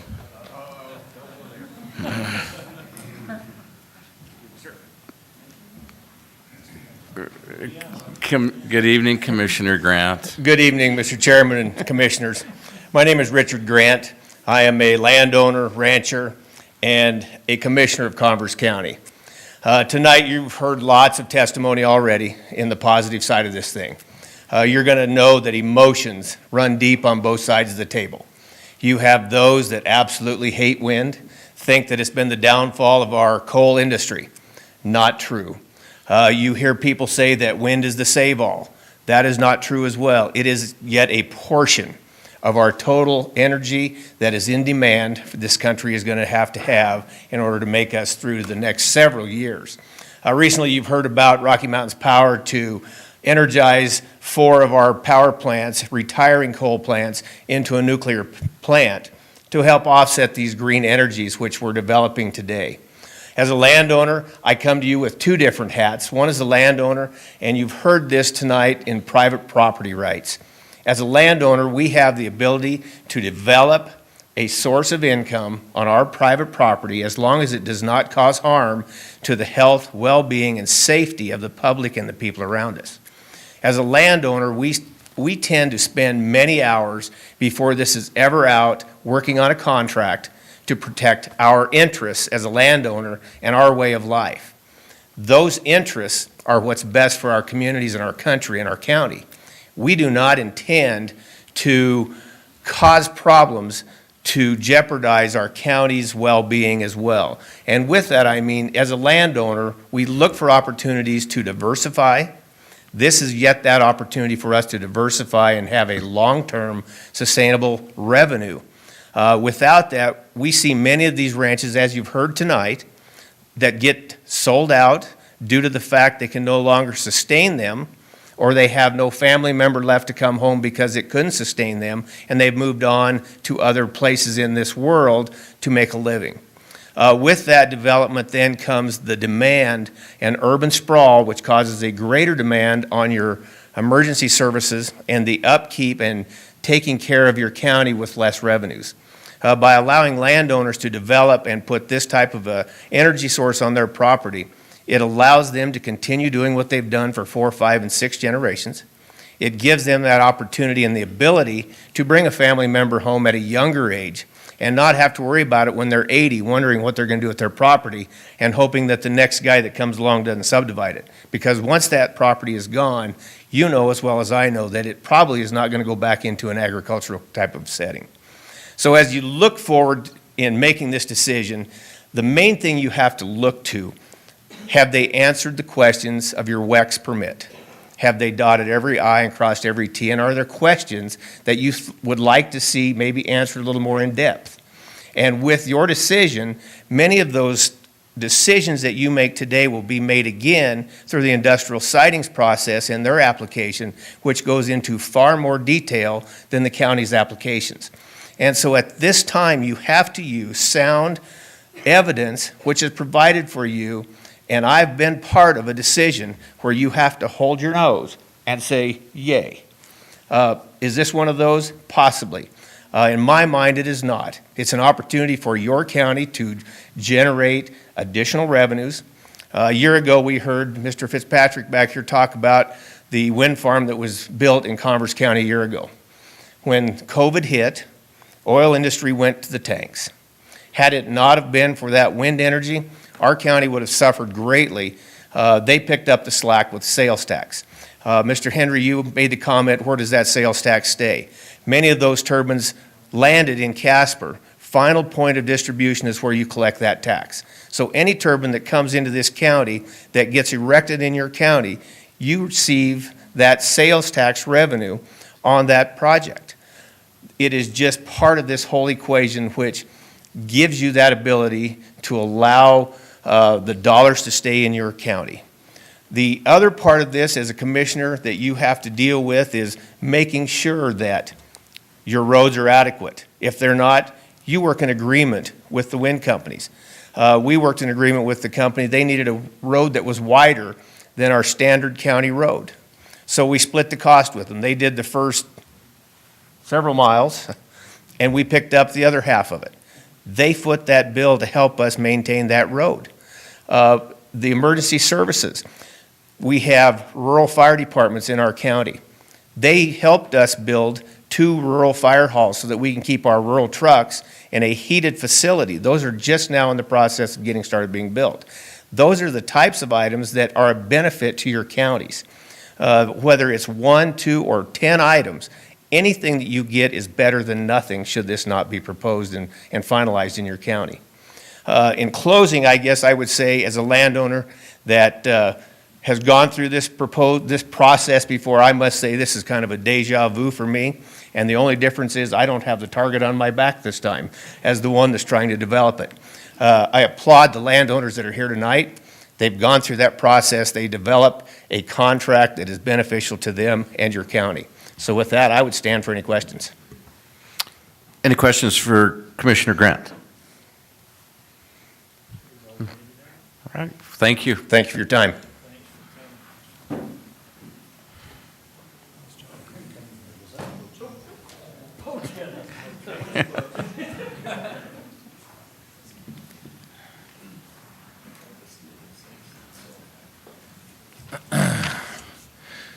Commissioners, good evening, Mr. Chairman. My name is Chris Brown.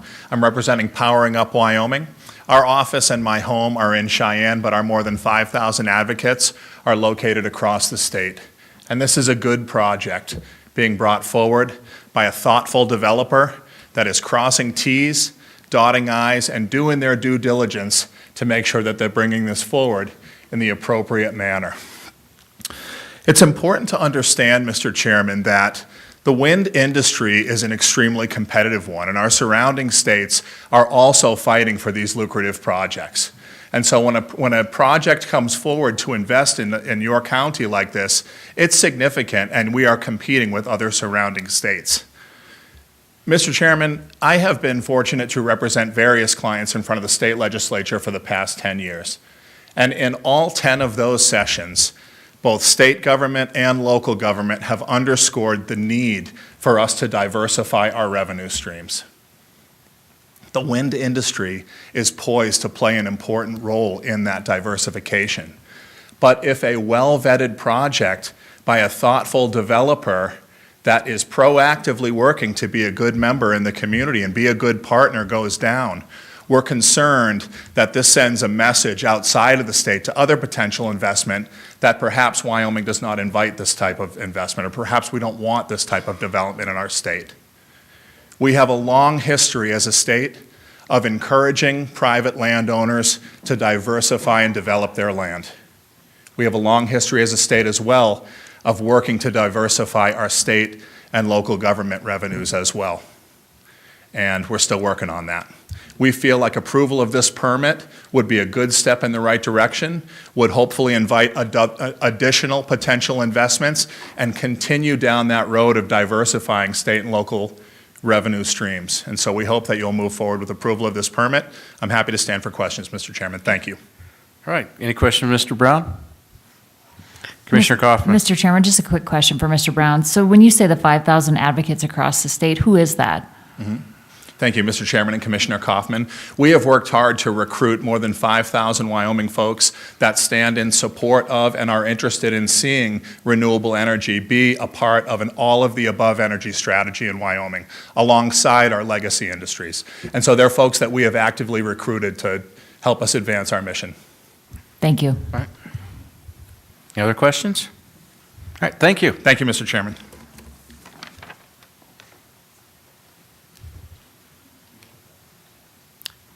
Anyone else wishing to speak in favor?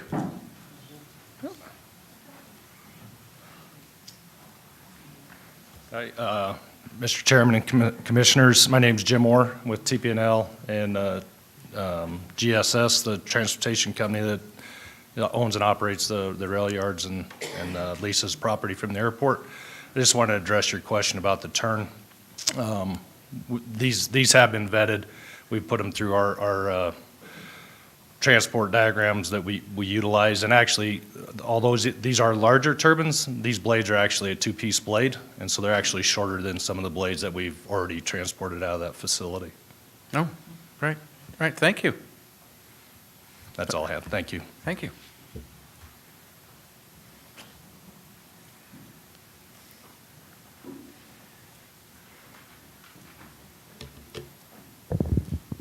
Renee Hahn, and I work for Amoco Joint Powers Board as their executive director.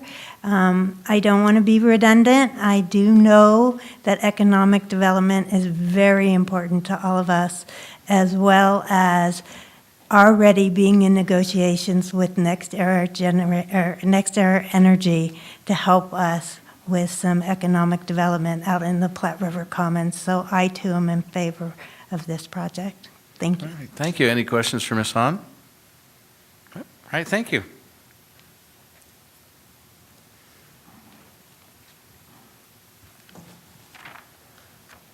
Mr. Chairman, Mr. Masterson. we received a statement from Bill DeGrave, and I don't know if it's out of order for me to read it to the commissioner. I can hand it to you for your review. We have a copy of it. Oh, you do? Great. Yes. Thank you.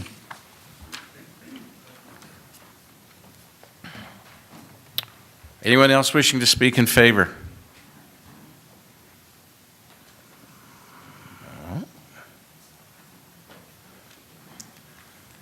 Commissioner, members of the board, my name's Don Davis. I reside at 3201 Hawthorne Avenue here in Casper. I stand tonight in support of this project and in your reversal of the P&Z's denial of the conditional use permit. I won't be redundant. I will add that Natrona County has 11 turbines. Converse County and Commissioner Grant have 8 projects. I don't know what that total number is, but we need to get a move on. I do stand in support of this project and urge you to approve it. Thank you. All right, thank you. Any questions of Mr. Davis? Nope. All right, thank you.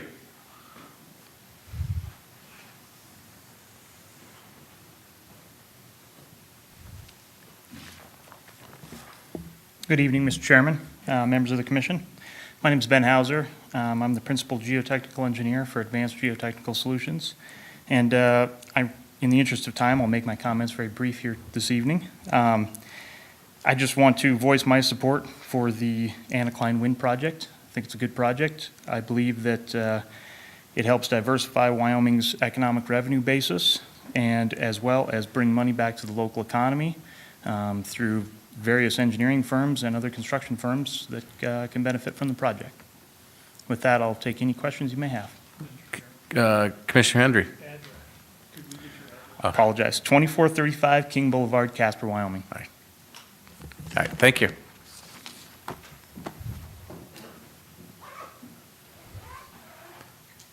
Anyone else wishing to speak in favor? Anyone else wishing to speak in favor? All right.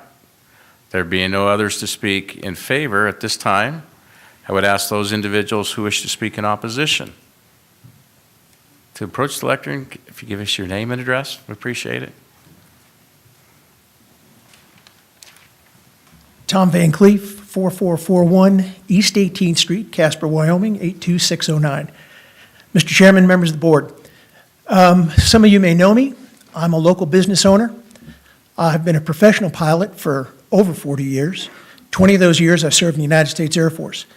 As a fighter pilot and a commander of both ground and air units, including air traffic control units, I am currently a member of the FAA's fast safety team as well. And if you'll excuse me, I'm not dressed, I've just come from work and I have no notes. Counsel for the applicants stated that we should be basing things on fact. And I agree. I agree completely. I don't think there's anyone here who will oppose the idea that a project such as this can bring economic development and it can bring jobs, much-needed jobs and much-needed tax revenue to our county. I also don't think anybody here would oppose the idea that property rights and the rights of individuals are essential in our country. I know that I spent 20 years traveling all over the world supporting and defending the Constitution. And to my neighbors who brought that up, thank you. I appreciate those words. In addition to supporting and defending that Constitution, we talked about fighting for it.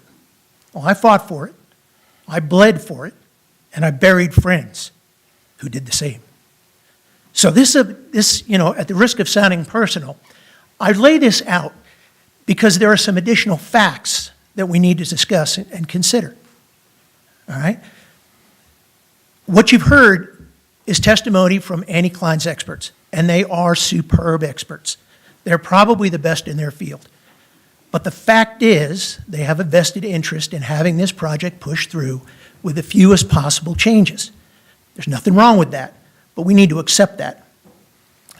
They've talked about the FAA's acceptance, the FAA's no hazard finding, all right? Well, the fact that you need to remember is that the Airport Assurance Grant, item number 20, doesn't give the responsibility for keeping the approaches, the departure, and the airspace for the airport to the FAA. The FAA charges each one of you with that responsibility, and that is a fact. It is also a law. All right, we heard their aviation expert talk about the hazards and how the airlines would mitigate those things. The fact is that Chester is a great guy, but he did not state what he stated at the May Airport Board meeting, which is that we have no way of knowing whether or not commercial carriers will do a risk management assessment and curtail their flights. We also have no way of knowing whether or not our medevac operators will have to make a similar assessment, and whether or not those medevac operators who fly medevac helicopters north towards Midwest and to the farms of the landowners will be unable to execute those missions. And that's a fact. We talked about listening to experts. Well, it's a fact that the Planning and Zoning Board looked at this application and found it wanting. And as a council stated, if the application meets all the requirements, you have a responsibility to accept it. You have a responsibility to approve it. But the fact is that your Planning and Zoning Board found that application to be wanting. The fact is also that your Airport Board has been opposing this application and has been opposing this operation for 5 years. So those are the facts. What I would suggest is that we, as a fact, give Annie Klein the opportunity to join our community as good neighbors. Let's give Annie Klein the opportunity to take a look at these concerns and these facts and not rush them. Not say no, but not say yes. Let's give Annie Klein the opportunity to join our community in a responsible manner and address these things so that when this economically boom that these wind farms are going to put in, when it comes in, it turns out to be a benefit.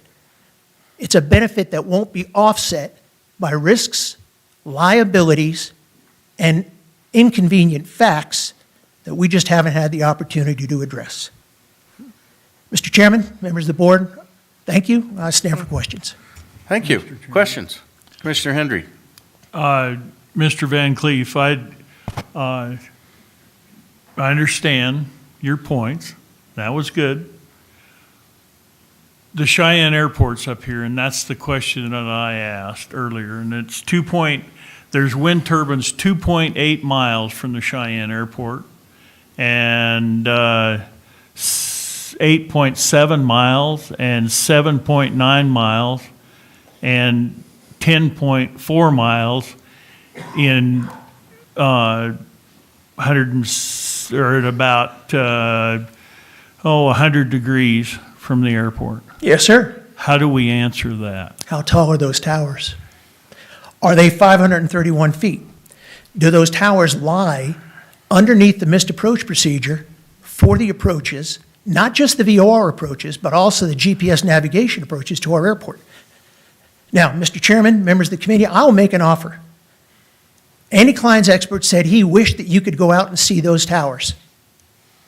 I have a 7-seat twin-engine airplane. I'm a commercially licensed pilot, a multi-engine instructor, and an instrument instructor. I will take all of you, some of you, one of you, as well as a representative from Andy Klein. I will fly in the most professional manner that I know how to, and I do fly very professionally.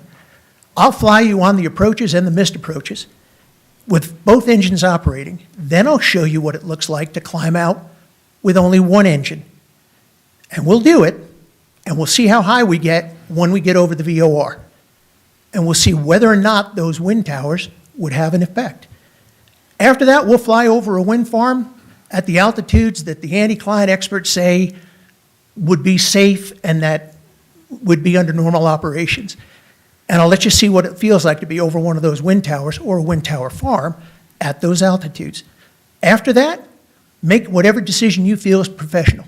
But I say we take Andy Klein up on that idea. And I think that would be a great way to give some more facts to this discussion. Commissioner? Okay. Commissioner Mill? Thanks for coming in. Thank you, sir. To your knowledge, do any of the towers or the line of towers or anything like that for the proposed project line up underneath a missed approach? Yes, sir. The missed approach for most of these approaches has a holding point over the Muddy Mountain VOR. My understanding from the documentation that we've been provided by Andy Klein, it demonstrates that this wind farm surrounds the VOR. And as a result, the answer to your question is absolutely yes, sir. So you're, I'd like to call them up later, but. Yeah. So you believe the VOR's within the farm itself? Yes, sir. Okay. And then we were looking at the instrument rated chart for Muddy, and it looks like, if I remember right, Rob, the holding pattern is on the south side of the VOR. Sir, I'd have to check the approach plate. I hate to misspeak Right. on the record. Yeah, no, it is. Okay, so we just looked at it tonight, so. But your belief is that the VOR is in the farm? Yes, sir. And if one of the anchor points for that holding is either the VOR or adjacent to the VOR, my understanding from looking at the charts is not only will the VOR hold be within the lateral confines of this wind farm, but also the RNAV hold will be. And the VOR approach will initiate itself over the VOR, which would be within the lateral limits of this wind farm. Okay. All right, thank you. Yes, sir. Commissioner North? You answer my questions. That's okay. All right. Any further questions? Thank you, sir. Mr. Chairman, if I may, one last thing. Sure. I think Andy Klein is going to have the opportunity to do great things in our community. They've already demonstrated a willingness to move some of those, make some modifications to the wind farm with respect to ground and surface concerns. And I have great confidence that if we give them time and allow them to work with the airport and the other concerned parties, that they will find a way to preserve this project, not interfere with personal property rights, and make everything work. They're professionals, and that's a fact. Thank you, All right, sir. thank you. Okay, I remember, Tom, I did remember my question. Okay. Okay, so are there any of these proposed locations that would actually not be affected or would not affect their approach? So without looking specifically at this and having the opportunity to work with the Andy Klein team to identify offsets and setbacks. I would say that we could probably come up with something that allowed the project to move forward, preserve the airspace, made sure that this board and our county continue to comply with grant assurance number 20. But at the present time, I would have to defer that question for the ability to take a look at it and take a hard look. I'm sure we could move things around and make it work. Okay, thank you. Yes, sir. I think that's it. Thank you. Thank you, sir.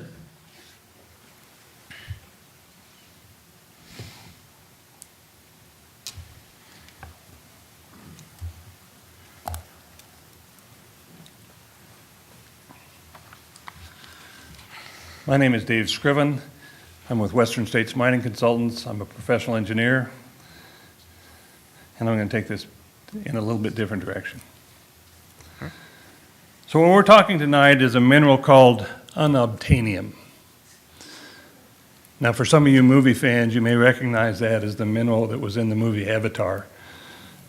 And it answered all the energy needs that they had. Well, unfortunately, this is not a movie. There's no such thing as an obtainium, and wind and solar certainly isn't it. The problem is that they were built from non-renewable materials. A 100 megawatt power plant will use about 30,000 tons of iron ore. Every windmill requires about 200 tons of coal to make the steel. Requires about 50,000 tons of concrete, 900 tons of plastic,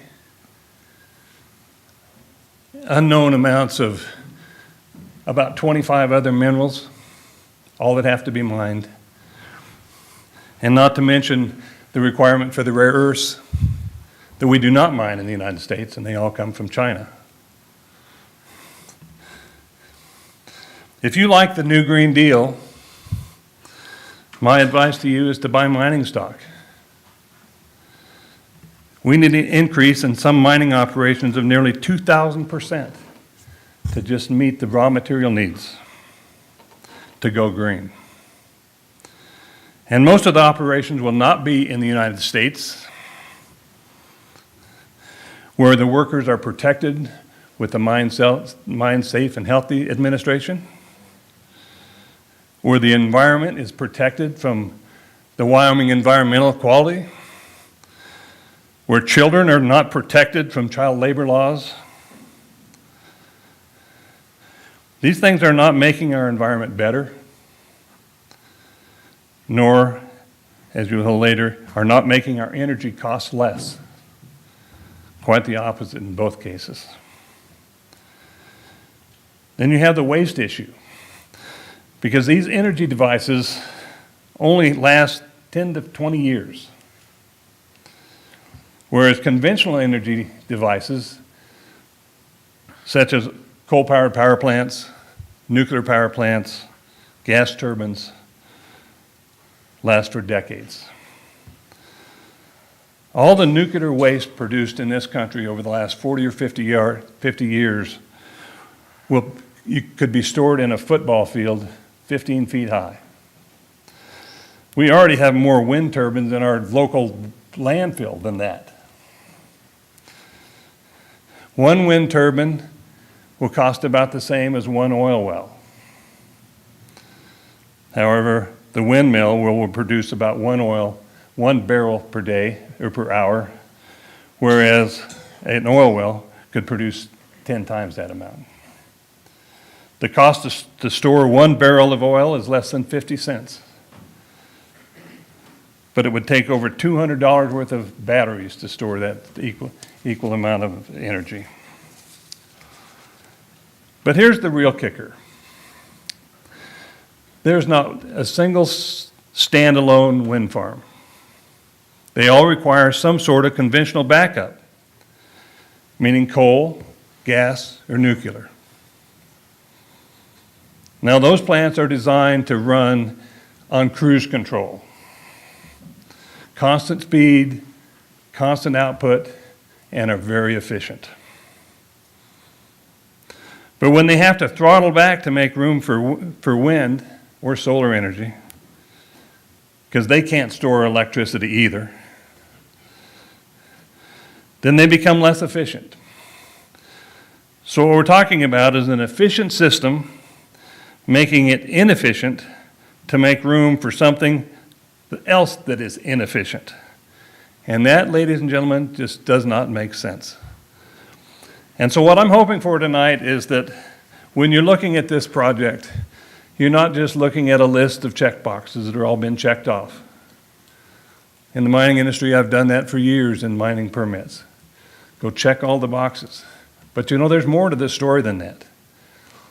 And I'm hoping that you're thinking about what is the lifestyle that we appreciate in Wyoming? What is the lifestyle that we appreciate living in Natrona County? I live at the base of the mountain. I look out one window and I can see all the windmills going over on Glen Rock. I look out my front window and I have a beautiful view of the Bighorn Mountains. Now I don't live a mile away from the wind farm. I live about 20 miles away from the wind farm. And yes, I'll be able to see them, and yes, they will affect that view of the Bighorn Mountains. Thank you for your time. If you have any questions, I'd be happy to answer. Great, thank you. Any questions?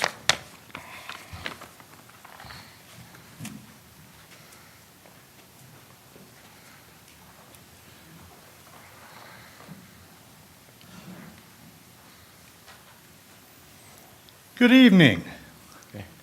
Glad to see everyone smiling and happy to be here.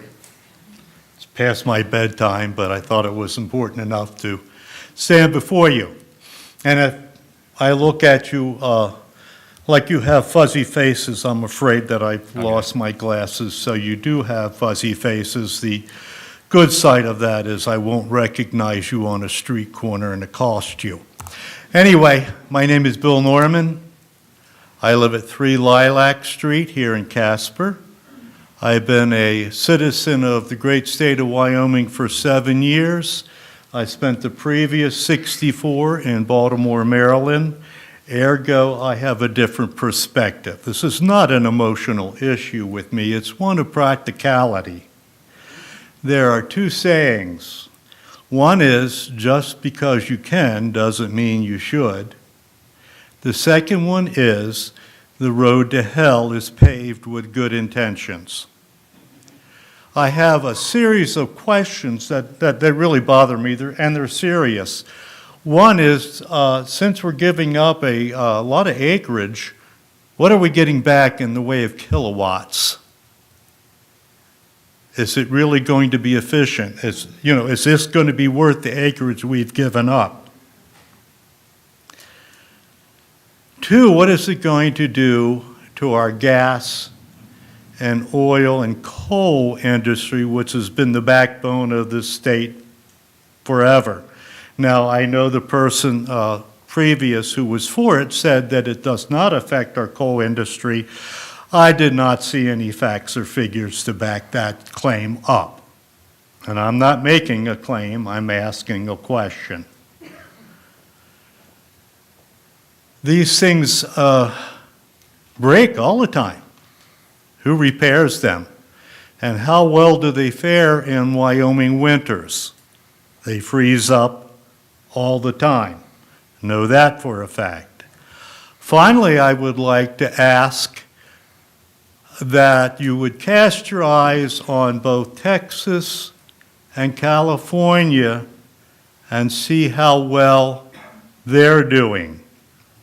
The question is not that we don't need to diversify our economic base. Been here 7 years, I've seen that, and I've been a big mouth about it. I'm just going to ask, is this the proper way, or is this just a temporary fix for a permanent problem? And these, just be careful about a slippery slope. And that's all. All right. Any questions? Thank you. Any questions?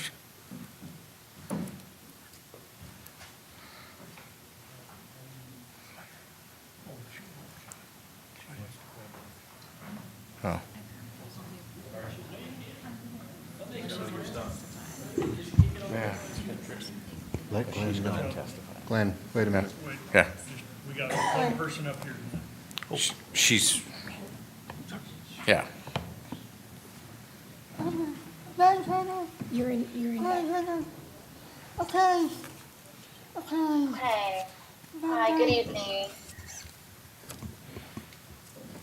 So my name is Allison Cunningham. It's 760 Landmark Drive in Casper, Wyoming. And Where's the mic? Yeah, there you go. Try that. I'm so sorry if I'm just a little bit slow with my articulation here, so please be patient with me. This is such a new experience for me.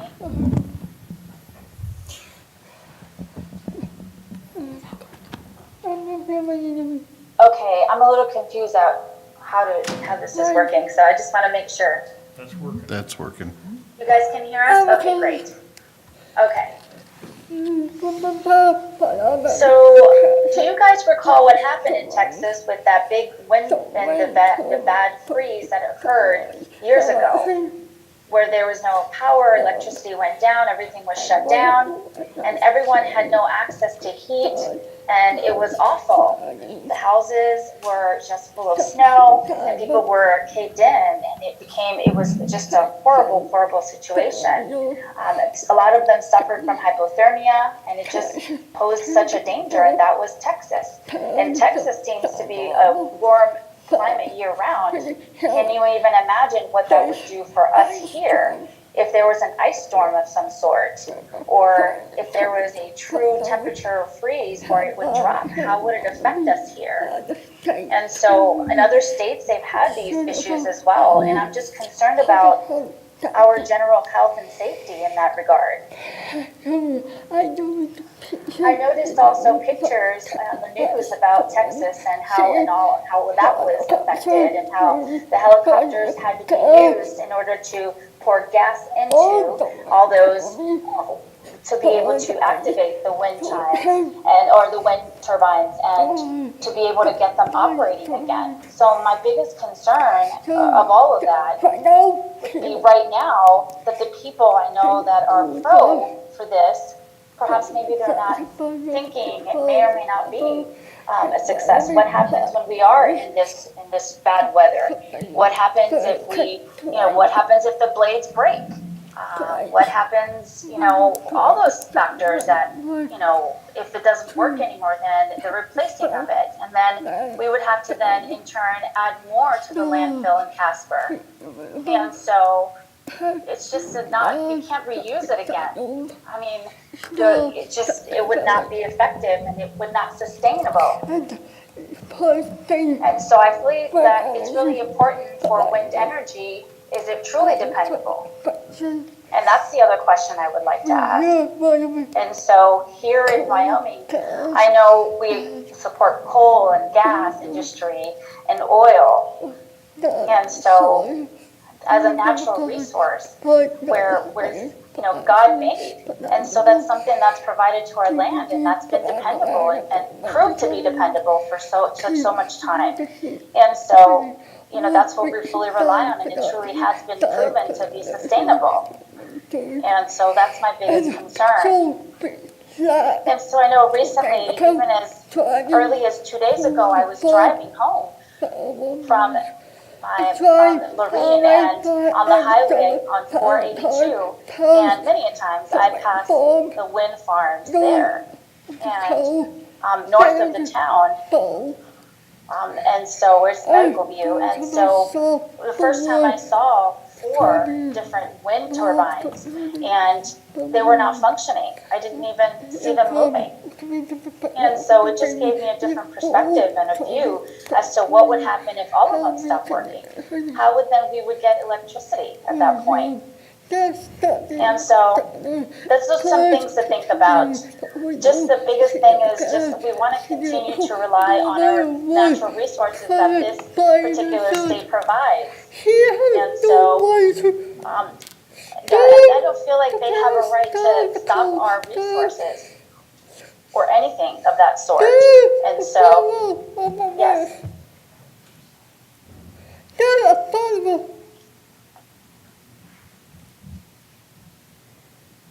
One moment.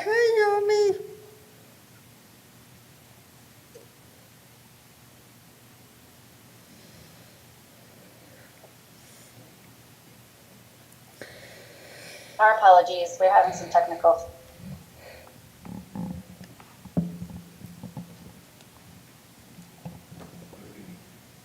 That's okay.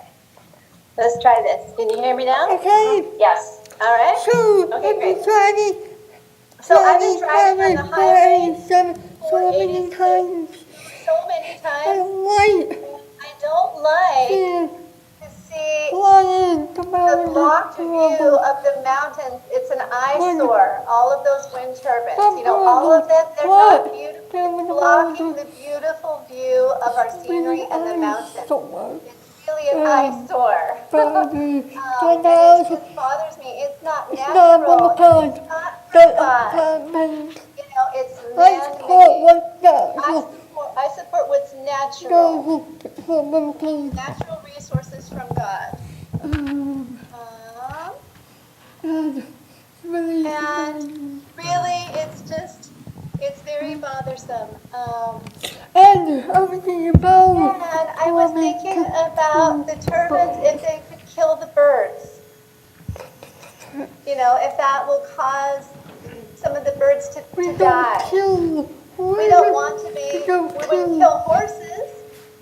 You know, we wouldn't be killing cattle. I mean, we kill cows for food, yes, but as far as the turbines, you know, causing animals to be killed, that's not fair. It's not fair to take the land from the animals. The wind turbines would be taking land from the animals.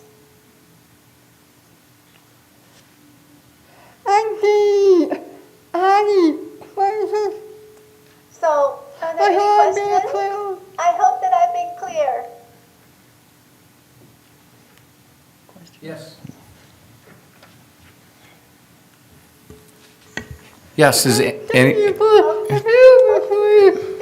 giving me the opportunity to speak, to make a comment. Oh, and the last thing I wanted to say is keep Wyoming beautiful. all right, thank you. Any questions for Ms. Cunningham? All right. Mr. Januska. Good evening. My name is Glenn Januska. I'm the director of the Casper Natrona County International Airport, 8500 Airport Parkway in Casper.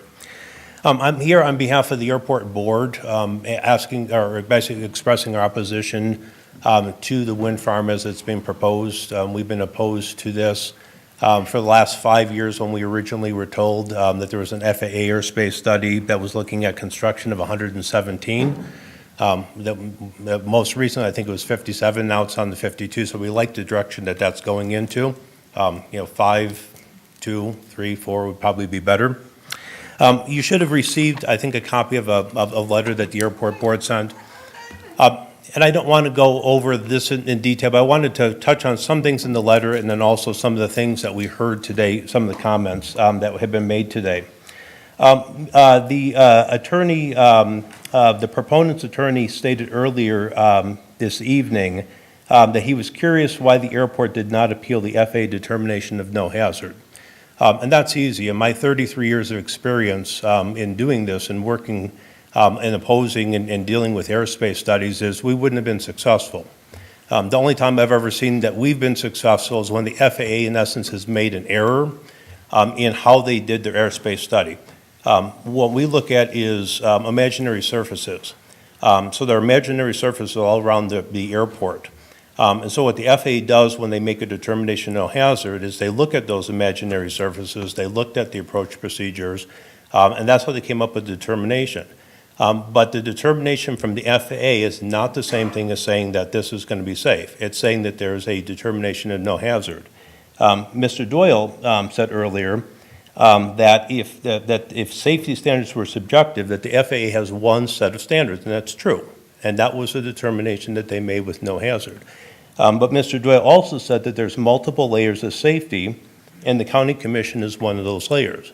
If the FAA made the ultimate determination of what was safe and what wasn't safe, then this would be easy. We wouldn't have to be here. I wouldn't have to be here.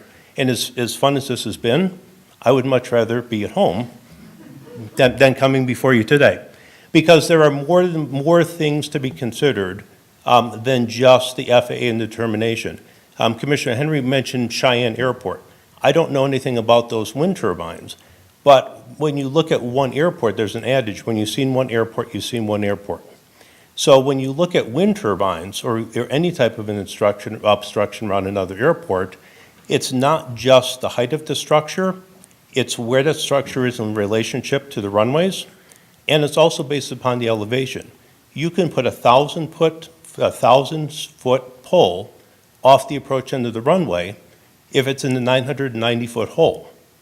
So, I mean, everything is based upon the elevations of the runway. So when you start looking at things like Cheyenne, as an example, I don't know where those are located, but that's where when we look at this is just not the FAA's determination, but other objective factors.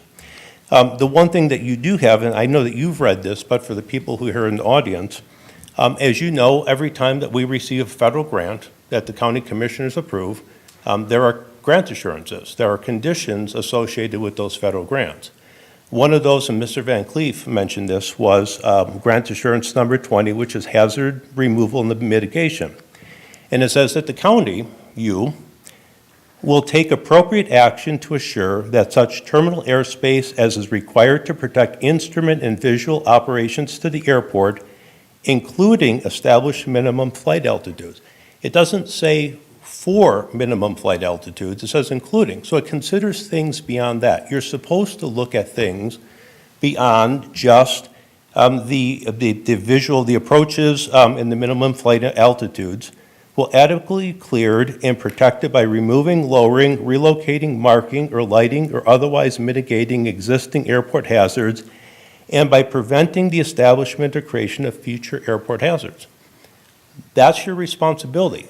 It's not the FAA's responsibility. FAA makes a determination, but they don't make the ultimate decision.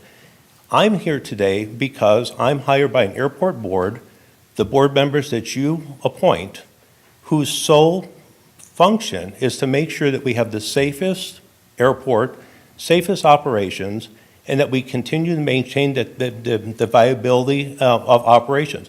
We don't know what's going to happen in the future. We've heard talk about commercial airlines, we talk about commuter airlines. We don't know what type of aircraft we're going to have in the future.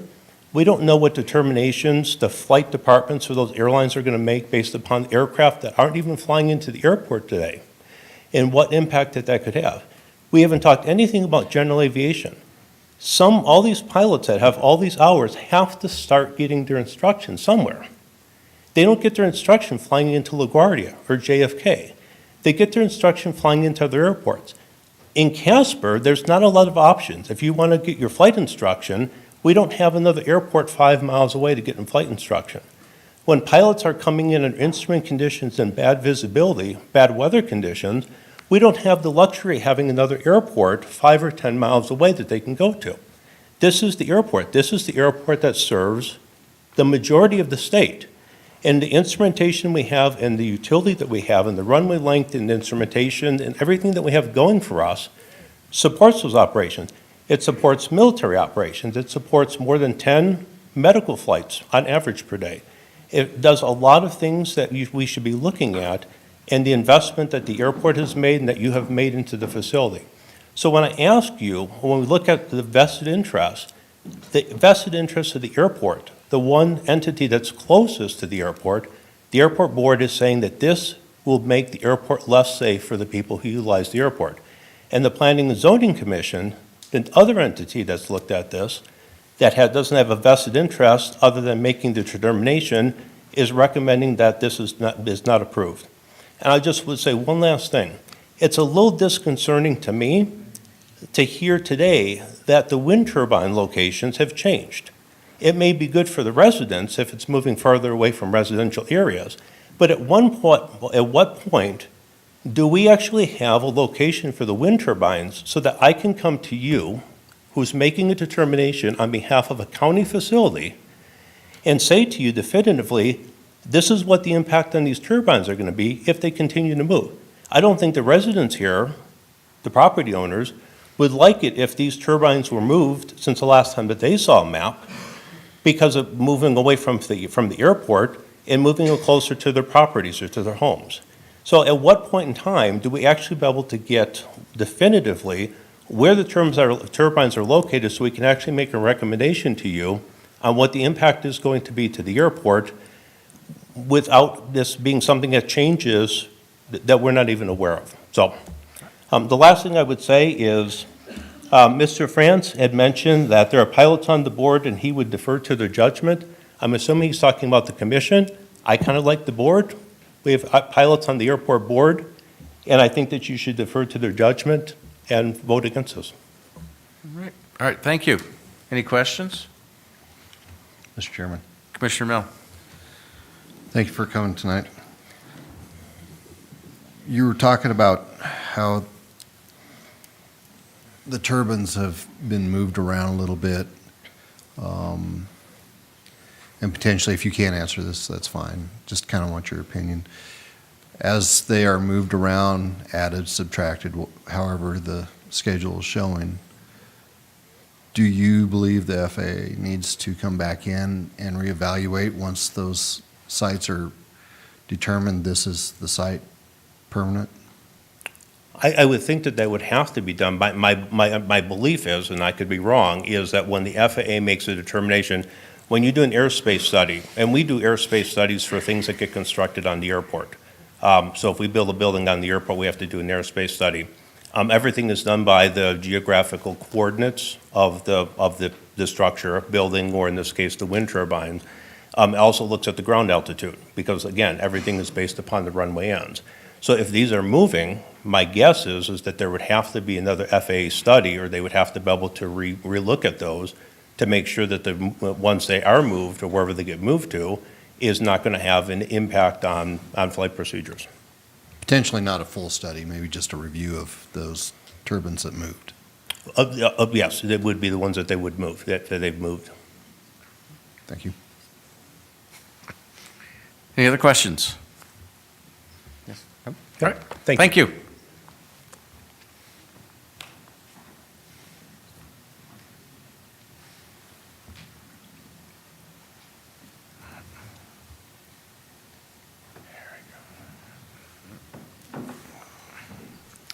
Hello, Mr. Chairman, Commissioners. My name is Scott Ames. I live at 3703 Frontier Street, BB Brooks. I'm also a board member of the BB Brooks the Homeowners Association. Excuse me. My wife and I are originally from Massachusetts, and needless to say, we couldn't take the politics nor the taxes, so that was a big factor of us wanting to eventually retire somewhere else. We traveled around the country looking to see where, we did a lot of research and a lot of traveling to see where we'd like to settle and settle our, plant our roots, if you will. So with that being said, Wyoming was definitely one of the top. And as it turns out, we decided that we wanted to settle right here in Wyoming. And we also traveled the entire state trying to figure out where we wanted to be. Casper won out. So we're quite happy with where we are. We didn't want to be in town.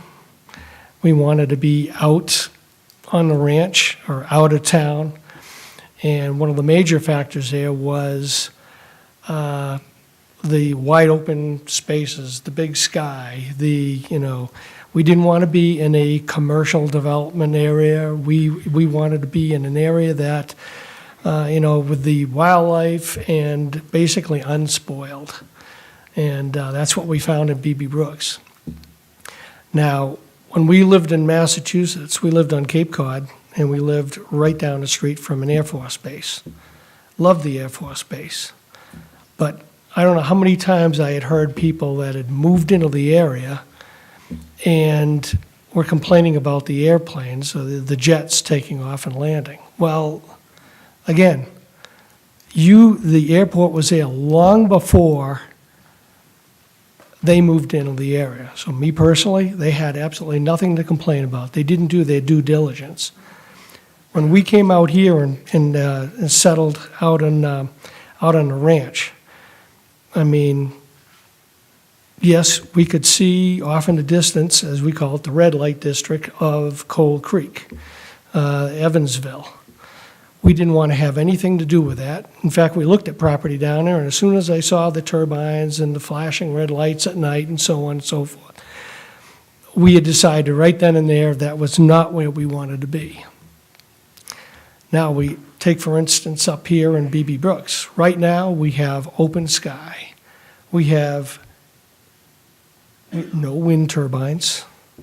Me personally, if you haven't got this, figured this out yet, I am totally opposed to the project. If the project had been there prior to us moving in, well, shame on us for not doing our due diligence for moving in. Our sales agent for the ranch, as far as property values go, again, I can only tell you what I've heard from him.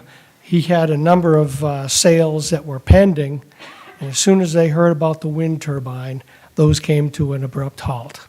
And they were located up in the northwest corner of the ranch. So already, they're impacting our property values up there. Like I said, you know, we came here to Wyoming for the wide open spaces and the beauty that's there. And to now think that that will be spoiled with the eyesores of basically a industrial project going in, it's just, you know, we're not happy. And if we had known this, we would have probably thought twice about where we ended up building. But I mean, we've already invested, we purchased our property, and we wanted 42 acres of sprawling land. I mean, we love our neighbors, but they're half mile, 3/4 of a mile away from us, you know, which is great. But we did not plan on having 551-foot tall structures built right up the road. And then at night, another 52 red lights, you know, flashing every few seconds. You know, it's not what we had bargained for, needless to say. I hope you all take this into consideration. I know those that are in favor, they have their checklist. And like the gentleman said before, you know, checking off the checklist. There's a lot more involved than just that.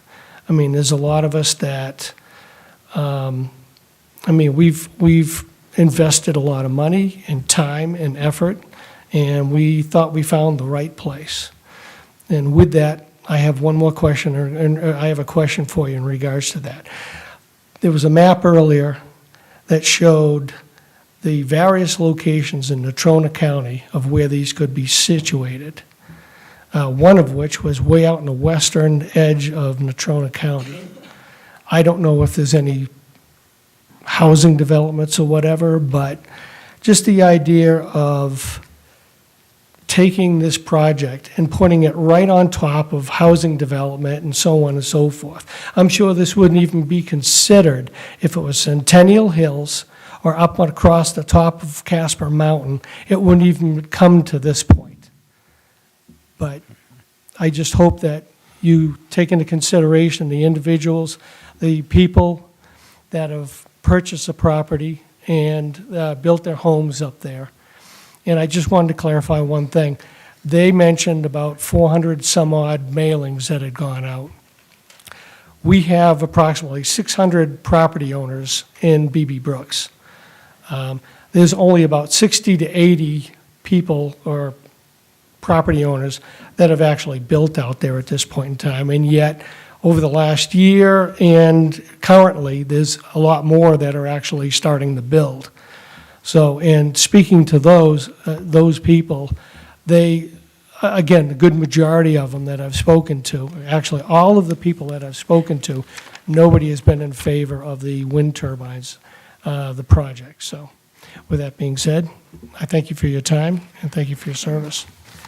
Commissioner Hendry. I've got a question, I guess, I was wondering where you were located in BB Brooks.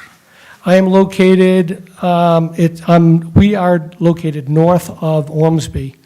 How many miles from Ormsby Road? From Ormsby Road, probably about a mile. How many miles east of the interstate? We are about 6 miles in, approximately. 6 miles in on Ormsby 6 Road? miles east of the highway. Is that what you're asking me?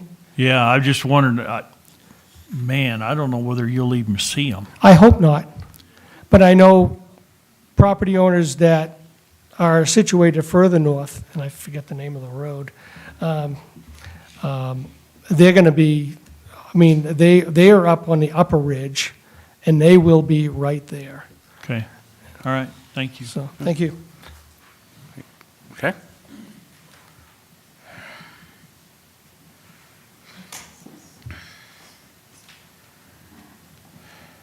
Good evening. My name is Melanie Peterson.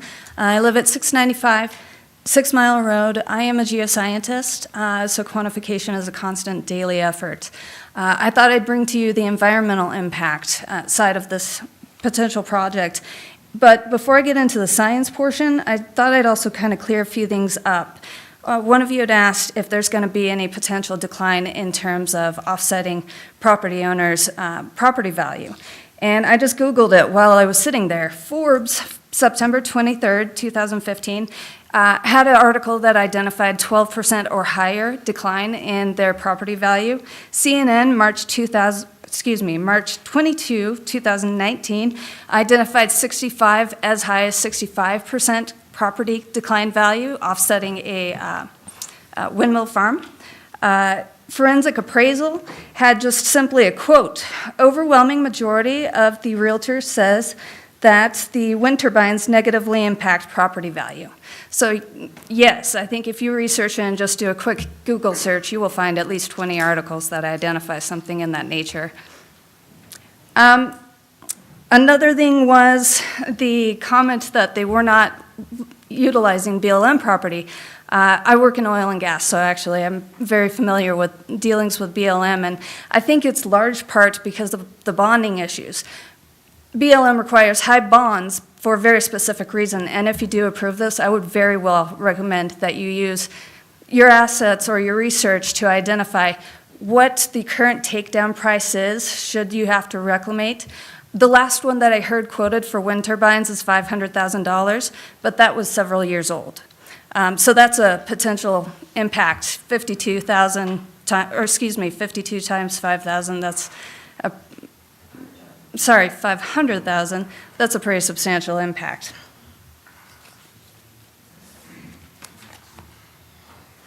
Okay, what I figured I'd talk to you guys about is, and I've got to get into a very brief discussion on carbon dioxide and sulfur hexafluoride so that you guys have a comprehension of what I'm getting at. We're trying to replace fossil fuels with wind turbines in an effort to basically leave our planet in a better situation than what we've got it at currently with our current fossil fuels. And what we're dealing with carbon dioxide, it's got a recycling capability. We breathe it in, we breathe in oxygen, of course we exhale. That's not the only recycling capability that carbon dioxide has. It actually creates weathering processes which cool the atmosphere. That's why I've always been a proponent that global warming is not a factor. It wasn't until I learned about sulfur hexafluoride that I figured out global warming has the capability of basically humans creating it, but it's not carbon dioxide. And I think you guys are going to see this more and more in the mainstream. I think it's coming out more and more in articles and various documentations. But what happens is you have carbon dioxide that can get pulled out from the water, basically watering processes, rain, snow, sleet, whatnot, and it pulls that carbon dioxide and it locks it back into the soils. Now let's talk about sulfur hexafluoride. Sulfur hexafluoride is a man-made material. It's a gas. It is there are no recycling processes. Once it is in the atmosphere, it stays in the atmosphere. It is quoted, although I think it's inaccurate, somewhere between 800 to 3,000 years it's going to remain in our atmosphere. And it's a very dense gas, so it's sitting right here with us. We get to breathe it as it gets pumped out. It has basically the capability, 11 pounds worth of it is the equivalent of 130 metric tons, or excuse me, 130 regular tons, US tons, carbon dioxide impact. So 11 pounds of this stuff, you can basically burn carbon dioxide out of 25 cars for over a year. We're using it in our windmills, we're using it in our solar panels, we're using it in Bitcoin stations, to be completely honest with you. It is a component that they use to prevent the circuit breakers from frying, and it is on the rise. It doubled in the past 2 decades, and since we've been using it and creating it, it's increasing at a rapid pace. They're anticipating about 6% growth per year, which means it's exponentially increasing. It also means in about 60 to 80 years, it's going to overtake carbon dioxide in terms of being the greatest greenhouse gas impact. That's why I'm talking to you about it. It is going to impact our community, but there is an alternative. I do oppose the windmills because that's a raptor area, because that's a sage-grouse area. There's other problems that plenty of people have touched upon. But I ask if you guys make a conditional permit to please write your permit up such that they are forced to use non-greenhouse gases in their wind turbines. It's more expensive for them. However, they exist, and they just don't want to use it because, like every other company, bottom line, you're trying to make an economic rate of return. This would decrease the rate of return. But it is something that, quite honestly, I want my daughter and my granddaughter to live, so I'd really appreciate if we start stepping up to the plate and doing what we need to in terms of forcing the renewables to be just as good or better than the fossil fuels they're supposed to be replacing, not worse. Any questions? Questions? Excuse me. Questions? All right, thank you. Thank you.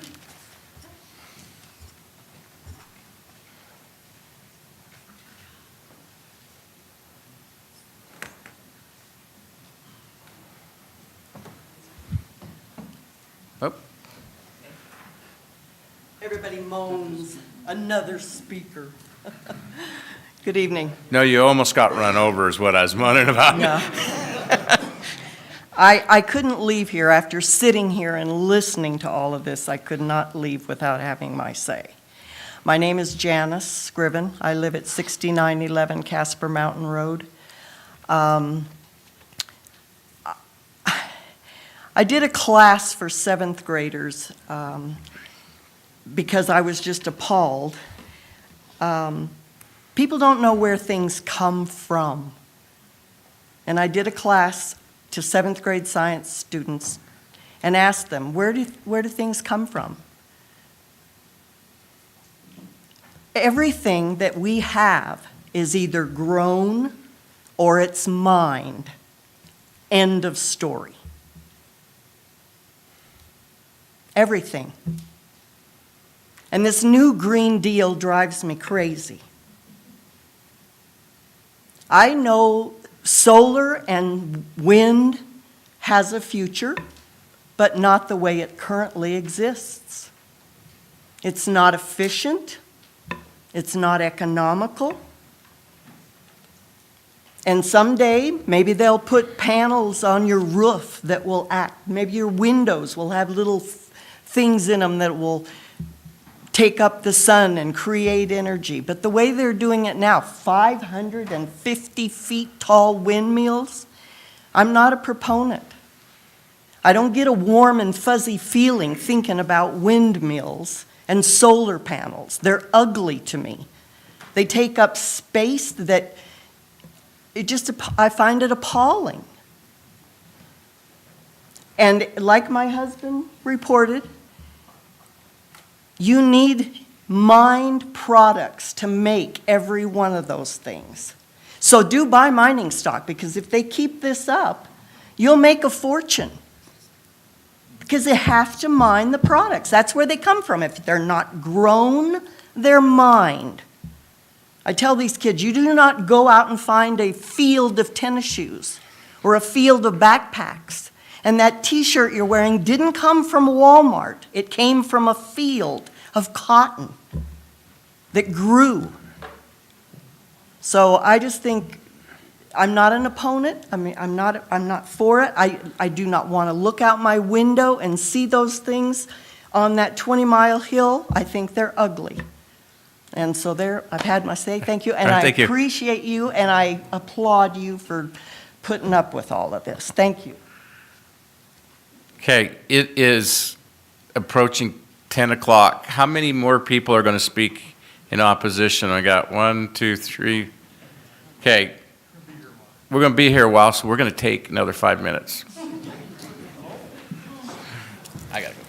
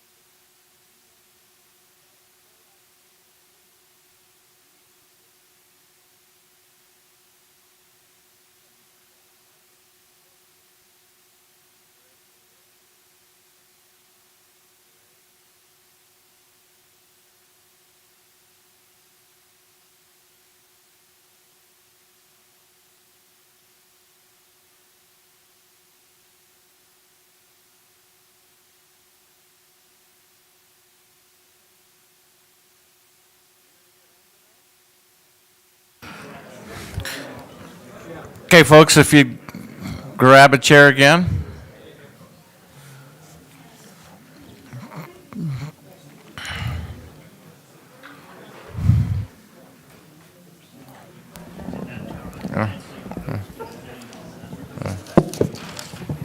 What am I missing?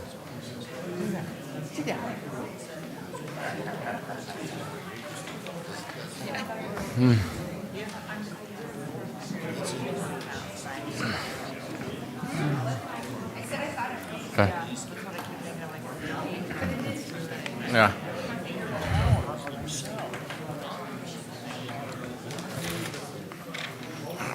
All right.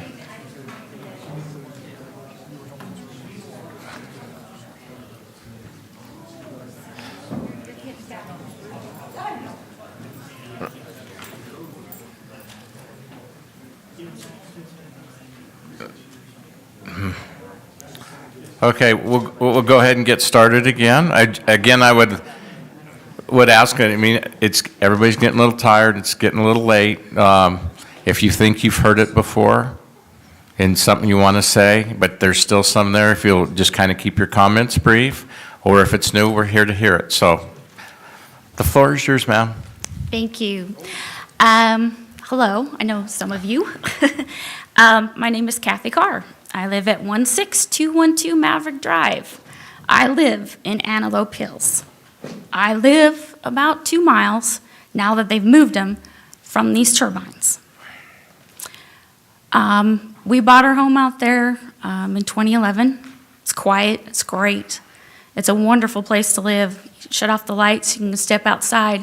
It's dark, you can see stars. You can see the twilight. You can also, on a calm night, hear the interstate. I can stand there on a snow day and listen to the plows go up and down the interstate, plowing the snow off of it. I hear it. I'm a mile from this interstate. Noise carries out there. I can hear my neighbors shoot off their shotguns. They can hear us when we shoot off ours. Sound carries. It's not something, it's not like in town. You have buildings and other houses and trees. We have hills, but we have no trees. We have grass. I can hear the cows bellowing across the interstate, and I can hear them bellowing when they're at the different water holes out there. The sound is going to carry. One turbine may make 29 decibels, but that's one. There will be 52. 52 turning turbines. It will carry. It will go through the hills and the valleys. It will come to our homes. It will vibrate our walls. My husband suffered a traumatic brain injury in 2016. He has damage to his frontal and temporal lobes. He has medication to sleep at night. He has medication to survive.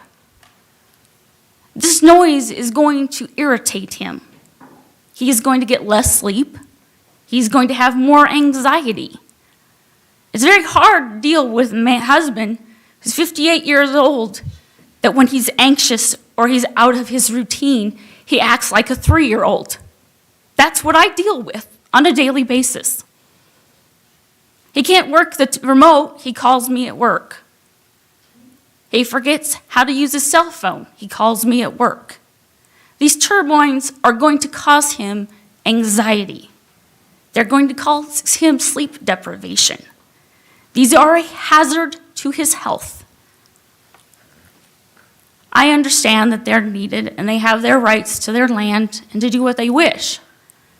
But you have to consider that there are neighbors out there. There are people out there. There are other homeowners. There are people that survive out there. What about our rights?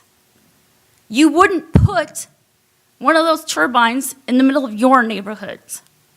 You would not put one next to your home.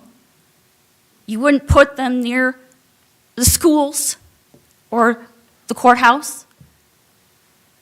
We don't have a fire station out there. The closest one is bar none.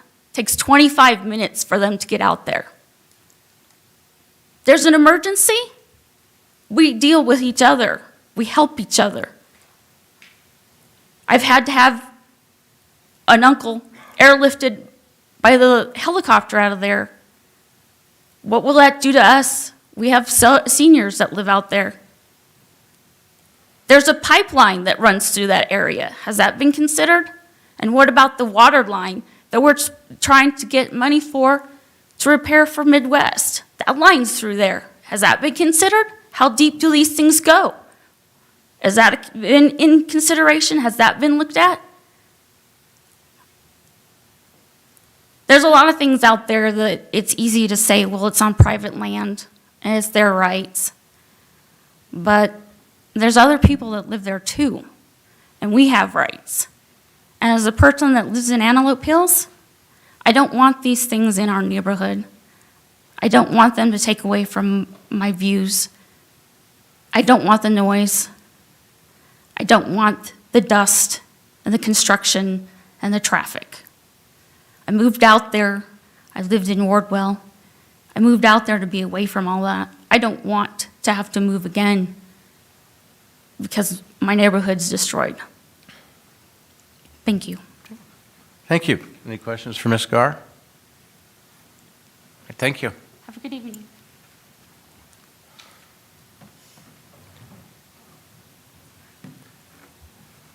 Good evening. Good evening. My name is Dick Lamping. I live at 4287 Cow Pony Trail in Casper. I'm opposed to this because I can see Casper from my house, and I don't want to be looking at these turbines. If you want to see something ugly, travel I-90 and go down through Washington and go to the Columbia River. There's hundreds of them. And you can't imagine some of the beautiful areas that they ruin by putting this up. And I'm asking this committee, these people, to vote against this and keep Wyoming beautiful, like the young lady said. Thank you. Thank you.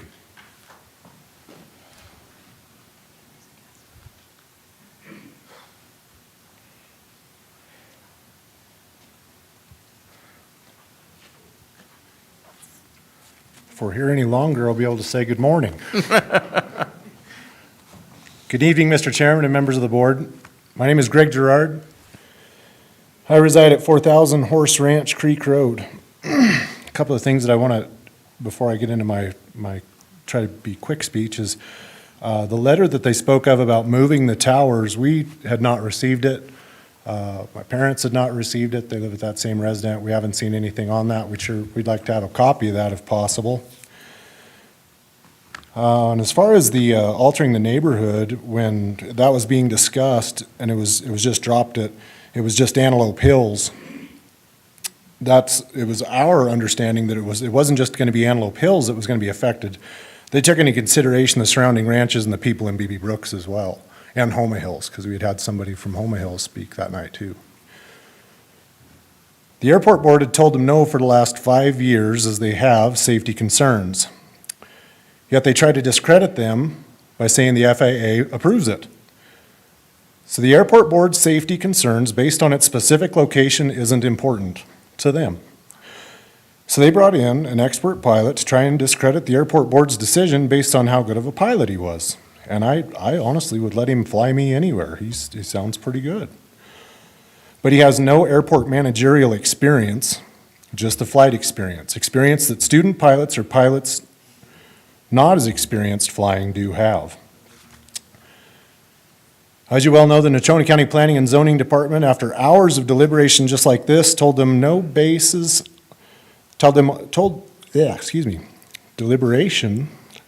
told them no basis on altering of the neighborhood, overburden of county resources, safety and welfare, and lack of Wyoming state regulations.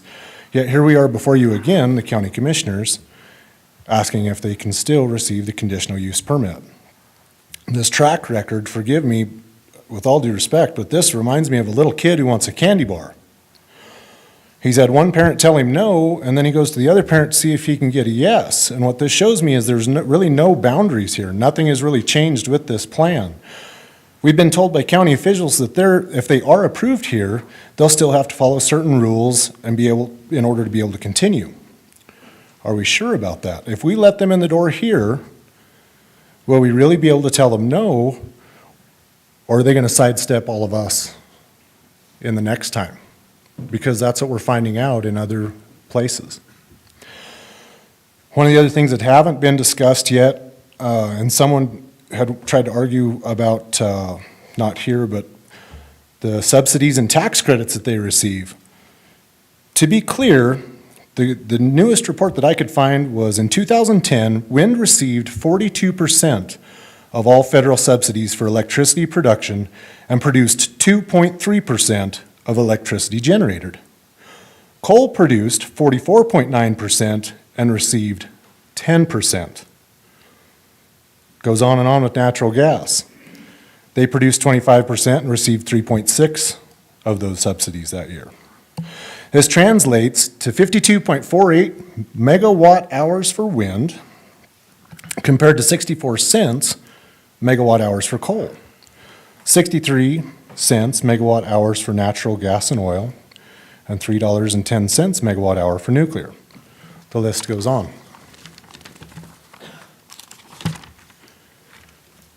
As I stated at the Planning and Zoning Board, our fight is not with our neighbors. We are fighting with a proposal of wind turbines that are being proposed here. We want our neighbors to be successful. We want them to be profitable. What we don't want is everything that comes with these wind turbines, such as all that you guys have received from a lot of us, those packets that you're talking about, emails, letters, calls, all that stuff. The one thing that I've really seen, and it's sad, is the number one thing that we can probably all agree on is these wind turbines do generate a lot of division. We've talked to people all over the country who are in this exact same spot. These corporations come in with a smile and a kindness to all who stand before them. They have to. It's a sales tactic.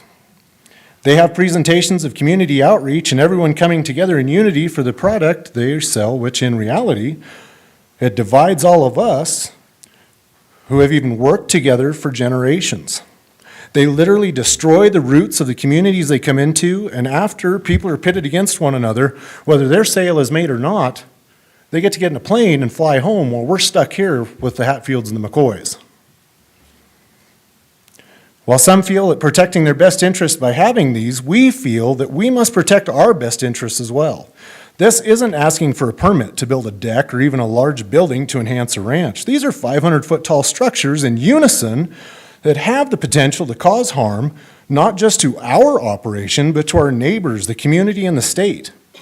This is miles of transmission lines, huge laydown yards, substations, death to birds, health effects to humans and animals alike.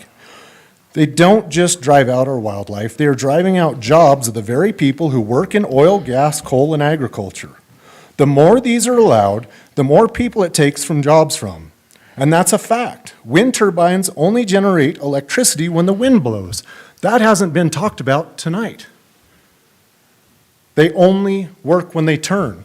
And if they were to store it in the batteries, holy cow, talk about some cost.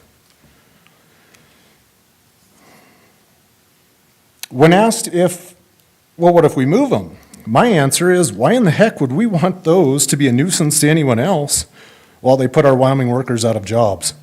Just because someone else would have to look at them, they still cause damage. We are told that the little power that they do generate would be going to other states anyway. As far as climate change, we're told that climate change is changing, and I personally can only go off what I know and see. Someone on TV the other day said the polar ice caps are melting because of rising temperatures, and that's causing the sea levels to rise a 1/16 of an inch over 15 years. So we're going to assume that's the narrative, that it's the solar or the polar caps, and will attack the very lifeblood of our state, which is oil, gas, coal, and even cow farts. I have yet to see where the level of sea might have been risen because of all the trash that they're kicking in along the coastlines in other countries. I couldn't find that report. Other countries want our oil, gas, and coal, but in the name of green energy, some states have stopped our trains from delivering the resources to ports to be sent out. Yet they want us to cover our state with turbines to send them electricity. There are other technologies that are being looked into as well, such as carbon capture, which even our governor has spoken in favor of because it does allow us to keep using our natural resources and employing all those that already have jobs within our state, where we have those roots. Wind farms are trying to be sold as a savior to our state economic checkbook. As this is considered, here's some facts. The gentleman earlier had wanted some facts, and I'm going to give you some. Please remember that the University of Wyoming reported that agriculture in Wyoming generates $4.2 billion in Wyoming's economy. That also supports an estimated 33,000 jobs directly and in supporting industries. Generations of ranchers, cowboys, and other hardworking people worked damn hard to put these together.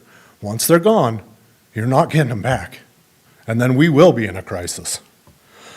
We'd also like to bring to attention, as many have stated, and not to be repetitive, but just to drive this point home, we want to bring attention that if we don't keep Wyoming beautiful, we stand to lose any revenue from travel and tourism, which is currently Wyoming's second largest industry, as it generated $3.1 billion to the Wyoming's economy.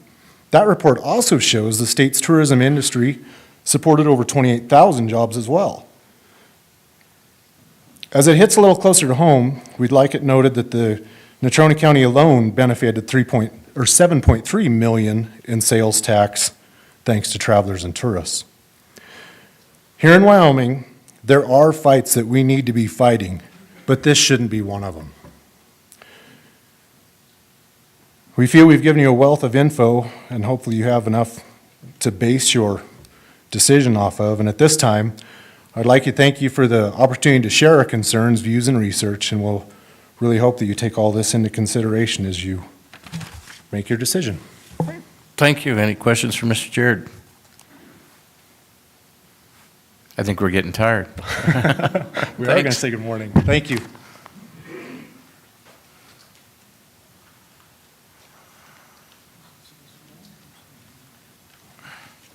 Hi, my name is Becky Schaff. I live at 4565 Cowpony Trail in Beebe Brooks.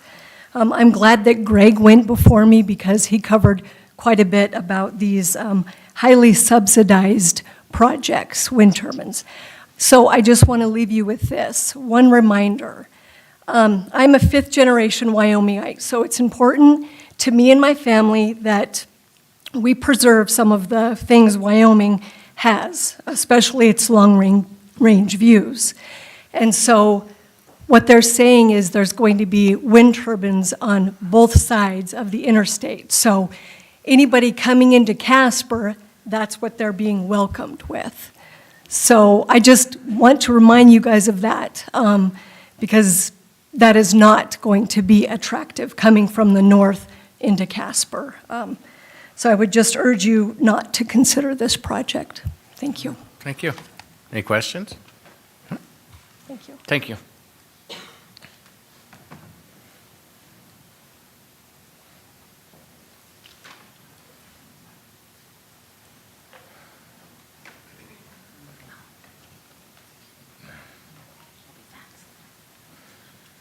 Hi, I'm Jamie English. I actually live in Evansville, 1050 Park Lane, but we own 3 lots out at Antelope Hills. I just want to kind of add to the not being able to see the turbines from 5 miles away. I live in Evansville. I just looked up how far the turbines are on Coal Creek. They're exactly 7.5 miles from my house, and I can see them. That's all I got.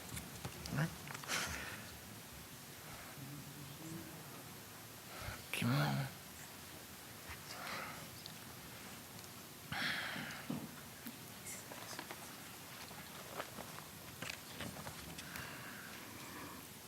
Good evening, Mr. Chairman and members of the board.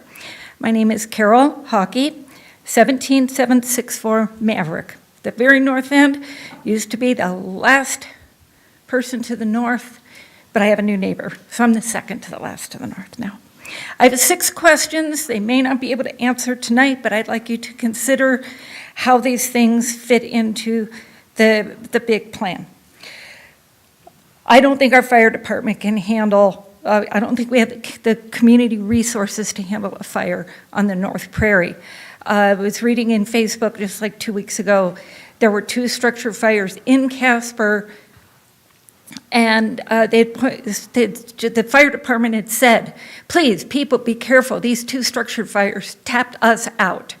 And they're right here in town. So if they have to go 25 miles north to fight a prairie fire, I'm a little concerned about that. We don't have a rural fire department up there. Total water aquifer. So one of them mentioned, well, if we don't have enough water with the private wells, we'll find some somewhere else. Oh, we live in Wyoming. Where are they going to find more water? It's just not everywhere. Like maybe where they're from, they maybe have more. So they need to identify how much water they're going to really need. Somebody at one of the other meetings had said they don't think that that they've counted enough water, that they're going to need more than they've allotted for. So where are they going to get it? And if it's not on those wells, and then are they going to truck it in? Is it going to affect the city water plant? Is it going to affect our well water and the total aquifer that we all get our water from? I don't know these things. Decommissioning. In their application, they have said that they are going to ask for permission when they take them down to only grind out the platforms, the concrete bases, down to 3 foot instead of the environmentally responsible 4 foot. My comment is they don't even have their permit yet, and they're already trying to get around the rules. The rules say 4 foot, and they want to do it only to 3 foot. So that's a question that needs to be studied. A sound issue is, I personally am not so much worried about the ultrasound as I am about the infrasound, which is the vibration in the ground that makes the houses rattle. And I'm also not so concerned about the decibels as I am about the nature of the sound, the, whoosh, thump, whoosh, thump, whoosh, thump. Whether it's low, soft or whether it's loud, you kind of notice these things, like the drip of the sink or a branch scratching on the roof. I don't know if their sound monitoring tests that they have done measured those types of sound events, or if it just measured total decibels and averaged it over time. They said they moved them so that they will be no closer than 1 mile to a house. I am curious of the Douglas Wind Farm and the Cheyenne Wind Farm. How close are those to residential property? I don't know the answer. But maybe they're further away, and that would be a precedent to look at, to say, hey, maybe we ought to follow what they've done. They've mentioned in their report that they're looking at a 551-foot turbine and a 489-foot turbine. When I went to their meet and greet, we were talking around the map. It was a great map. And I said, well, how big are these things going to be? Because the notice that we got of the planning and zoning meeting had this map, which tells us nothing. So I'm like, well, how big are these? And so this fellow says 500 feet, this fellow says 550 feet, and the other fellow says, I really think we're going to be using the new 591 feet turbines out there. Do we know? Or are they just talking? Are they thinking about which one they might use? And then they get their permit, and then they change their mind and put in bigger ones. Do we know? That's why it's a question. Those are the 6 questions that I would like you to, of course, I would like you to deny this tonight, but they can revise their plan, approach it again, and these are things that they need to be thinking about for us. Thank you. Right, thank you. Any questions for Ms. Hockey? All right, thank you.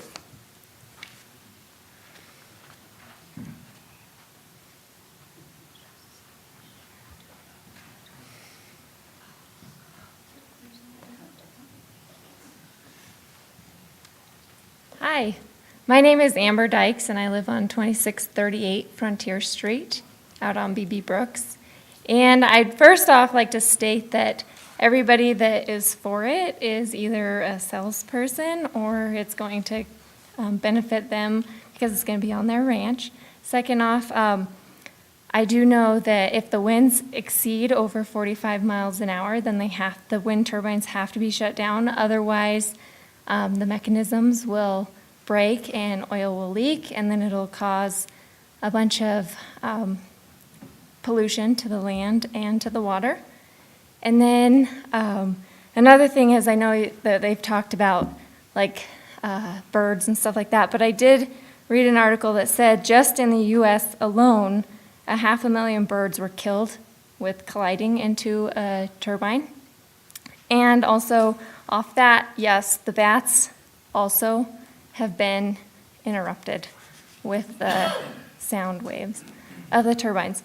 And then also the one thing that we've talked about was the big airport, but what about the small airport that there is out, the Hartford Airport for the smaller planes that are out there?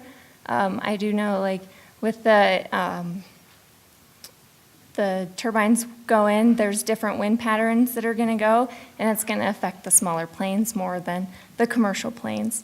And so they're gonna have to be trained basically in that aspect, because if you go in, like, they've been talking about how maybe Jackson has the mountains or whatever, but those pilots that fly the smaller planes also have to be trained for the wind that comes off the mountains at different angles. And so I just want to put it out there that the smaller planes that are out there flying around these turbines are going to be affected by that. All right. Thank you. Any questions for Ms. Dykes? All right, thank you. Thank you.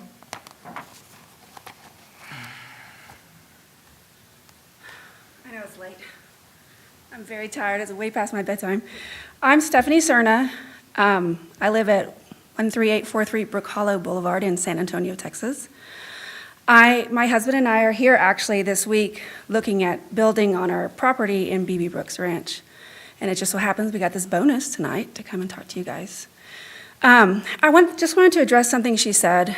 I am a wildlife biologist, and in Texas, during my coursework, I trained with one of my professors who was building a tunnel to try to find a way to prevent bats from flying into the wind turbines. It specifically was bats, but we also discussed other effects of other wildlife. Out here, it's not a riparian area, so bats aren't a big issue, but birds are, and they are greatly affected by the wind turbines. Granted, I didn't do research coming up to talk to you like I wasn't planning to, but I know reporting of injuries to animals is voluntary because it's on private land. And so they may go out a couple times a year and count dead animals or reports of dead animals running into the wind turbines. And so they may say, well, this year we had 500 dead birds, when in reality it could have been 1,500 or 2,000. And so those numbers are not accurate. We have to consider those things. It's not just impact. You know, I know in the beginning they said just focus on the facts. You know, we're looking at the facts. This is about, do we check all the boxes? But it's not just, we're humans. We're very emotional beings. I mean, if everything was facts, we'd all be perfect weight and only drink water and eat perfect food and never gain weight. But we do things based on emotions. You know, a lot of this is based on emotions. Now, we have purchased property out here because of the wide open spaces like other people have said. And it is just horrible, the thought of being able to look out and see wind turbines when we want to look out and see wide open spaces. I mean, we're coming from a big city in Texas, and we can't wait to move out here. I mean, that's why we're here now, looking to build. So that is all I wanted to mention, just about the wildlife.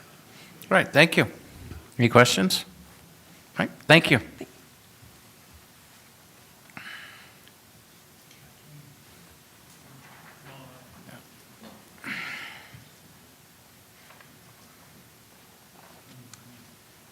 Mr. Chairman, members of the board, I'm Kathleen Gerard, and my address is Box 580, Casper 82602.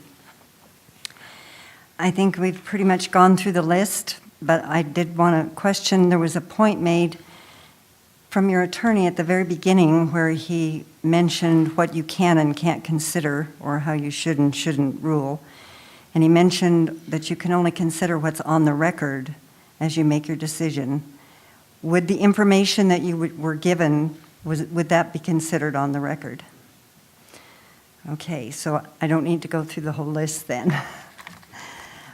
We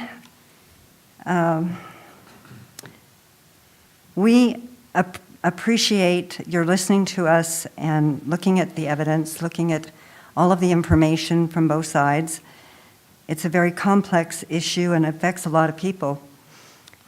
I've learned a lot in researching these issues and have been concerned because of what's happened in other communities, not only in other states, but in other countries.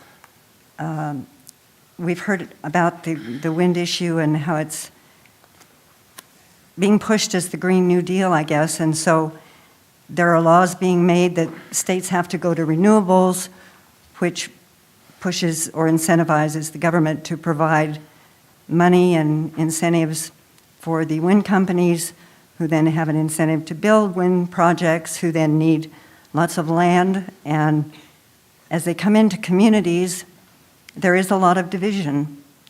And it's disheartening to see neighbors against neighbors, and we've seen that here.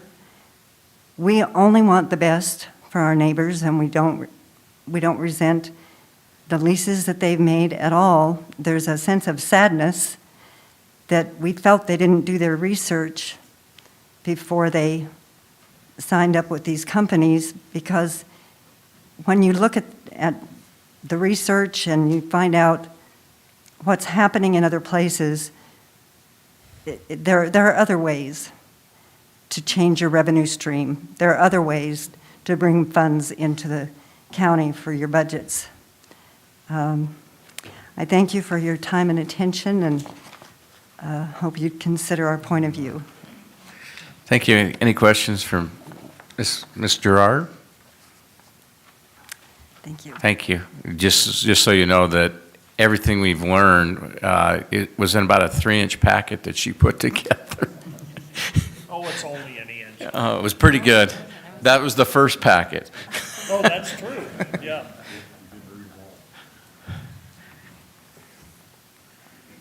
Good evening, Chairman, Madam Vice Chair, and members of the Commission. My name is Christine Gerard. I reside at 4000 Horse Ranch Creek Road. I come before you this evening to declare my opposition in this project. There are simply too many negatives to list, and I'll be respectful with time. It's pretty late and past my bedtime as well. So I'll get right to the point. Personally, my opinion is that these are unsightly. However, one's opinion is not what we're looking at here. We're not looking at feelings and opinions, we're looking at facts, and that's what we've heard before, and that's what I'm going to present to you. Sorry, hang on just one second. When we look at the possible effects this project may have on one's health and safety of the surrounding citizens, wildlife, animals, agriculture, and businesses, that's what's important to me. It might be my opinion after reading countless stories regarding negative health effects to residents, agricultural ranching operations, near wind developments, that these are not in the best interest of Natrona County or the citizens. Just to provide you with some professional background, I hold a bachelor's degree in nursing and a master's degree in nursing leadership and management. I do not have a PhD, nor am I a biologist, zoologist. However, I do know that one's opinion is not relevant and needs to be evidenced by evidence-based studies.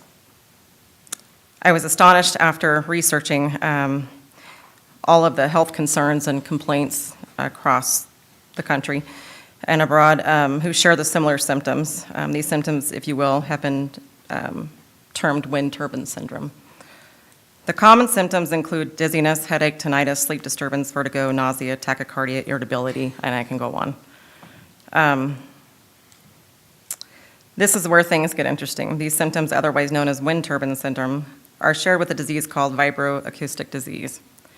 Vibroacoustic disease is a whole body systemic pathology that is characterized by abnormal, rapid increase of the cells. I'm not going to get science tech on you because you're not going to get that, so I almost don't at some point.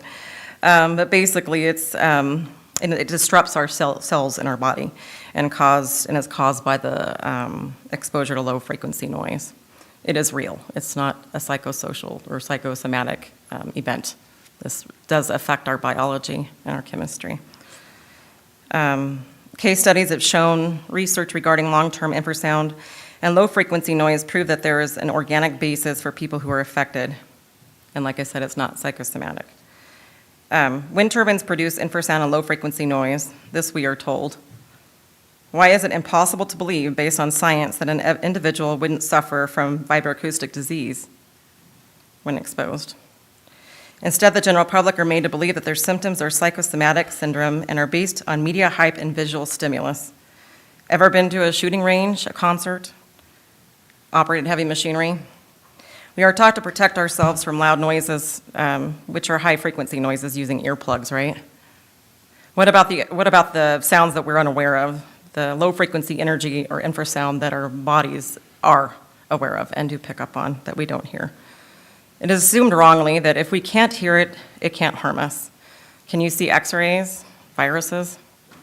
No, we cannot. However, they can and do biologically and physiologically have consequences on our body.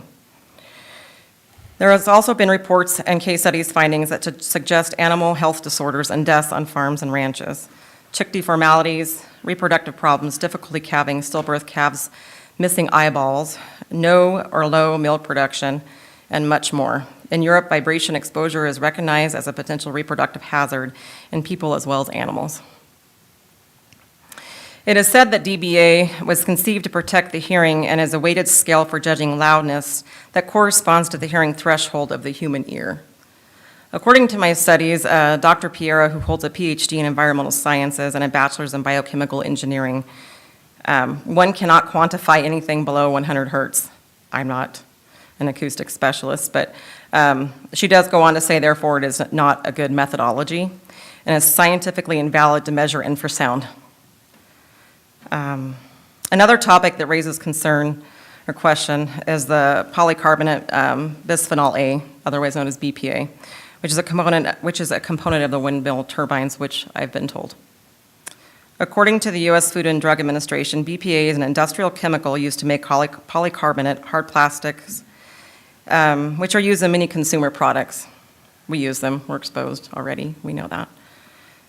According to my studies, BPA is not strongly regulated, though, in the U.S., but there are restrictions for its use in baby bottles, sippy cups, etc. According to the reports from the FDA and the Department of Human Health and Services, they suggest further evaluation of the biological outcomes associated with BPA exposure as it relates to cardiovascular disease, cancer, and other reproductive problems. So imagine all of that BPA in these wind turbines. How much are we really being exposed to there and adding to our environment that's making us ill? My question here is, do we currently have federal, state regulations regarding the amount of BPA that can be used or discarded safely as it relates to these wind turbine blades? There are reports of windmill blades sloughing with age, use, weather, and when they are decommissioned or placed, they are taken to our local landfill. Are we at risk for polluting our waters, our air, with the polycarbonate material, BPA? If so, how are we measuring this? How are we assuring the workers handling, cutting, bearing the blades are being protected as well as the general public? I will close by asking you to objectively consider the biological and physiological effects to the environment these wind turbine developments may impose upon our community and the citizens of Natrona County. Until further scientific studies are conducted regarding the health effects related to wind developments, we cannot properly and safely regulate them.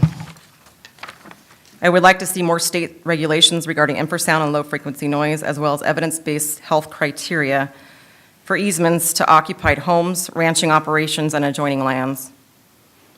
Also, please reference prior House Bill 217, if you will. Thank you for your time and attention. Any questions? Thank you. Any questions? Thank you. Nope, thank you.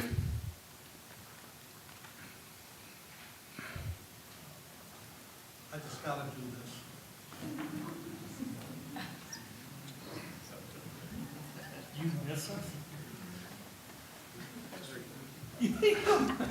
I sat back there, oh, well, let me give you my name, Terry Weingirter, and I left the house about 5 o'clock, told my wife I'd be home in about an hour for supper. She said, that's good because I'm preparing something special for you. Well, that was 6 hours ago, 5 hours ago. Anyway, folks, I came here without, or commissioners, I should say, I came here without looking at the agenda tonight. I usually search out the agenda, but that's why I told my wife I'd be home about an hour. But anyway, it's pretty hard to vote against 2 of your own county boards. These are people that you elected to be on your boards. And the city plan, or excuse me, I am on the city planning now, but the county planning board, they do their homework. I've been in the audience, I've watched them, I know you have too. And I used to go to the airport board when I was representing the county. So just remember, and I'm sure you know what you're doing up there, but I've been up there too, I know what heat is. And I just want you to know that the smoke's rising behind you. And I'm sure whatever decision you make will be the best. You know, everybody's for economic development. There's nobody in this room that's not for economic development. But so close to the airport, that's tough to have those towers so close. And that's all I wanted to say, and good luck with your decision. Thank you. Right, thank you.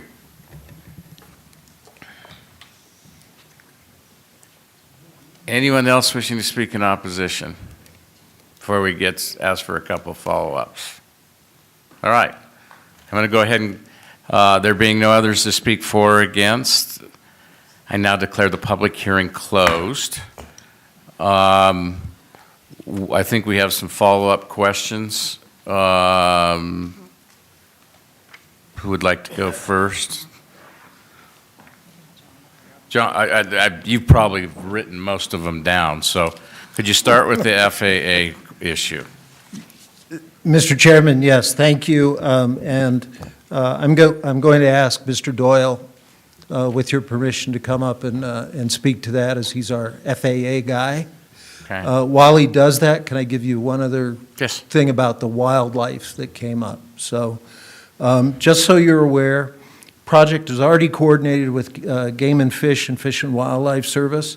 The project sponsor's already been commended for its level of commitment to best practices, just as they have been on other projects they have done. This project is sited outside of core sage grouse habitat, outside of areas identified as crucial big game ranges, and away from identified raptor nests. They started doing raptor studies in 2017. They anticipate doing 4 years of nest surveys prior to construction. That's twice what they're required to do. 2 years of avian use surveys prior to construction will take about 1,300 hours of on-site bird surveys. There will be 2 years of bat surveys, as well as other aquatic and mammal surveys. And just so you know, after construction, 3 years of fatality monitoring for raptors, bats, birds, everything else that needs to be reported to Fish and Wildlife and Game and Fish, and then they have to work on a plan to mitigate anything that's happening. So that's the short idea. Mr. Doyle. And Mr. Doyle has been admonished of the hour, Mr. Chairman. Okay. Mr. Chairman, members of the board, I am really punchy, so bear with me here. I'm tired, like all of you are. Mr. Van Cleef and Mr. Januska got up. 2 very accomplished aviators in their fields, and one a pilot, one an airport manager, and I give them all the credit for the work that they've done in their careers. That said, and with all due respect, they're experts at running airports and flying airplanes. They're not experts at terminal instrument procedures design and obstacle evaluation, and that's what I've been doing for the last 22 years. There were a number of comments that were made, one about grant assurances, and Mr. Januska is 100% right. There is a mandate from the federal government, if you accept dollars, that you have to protect instrument and visual operations at your airport. And you have to prevent the establishment of an airport hazard. The FAA has issued determinations of no hazard. It would be disingenuous if the FAA would then turn around and, as a result of your decision to approve this wind farm, to then pull grants from this airport. You will be approving a project that is not a hazard to air navigation.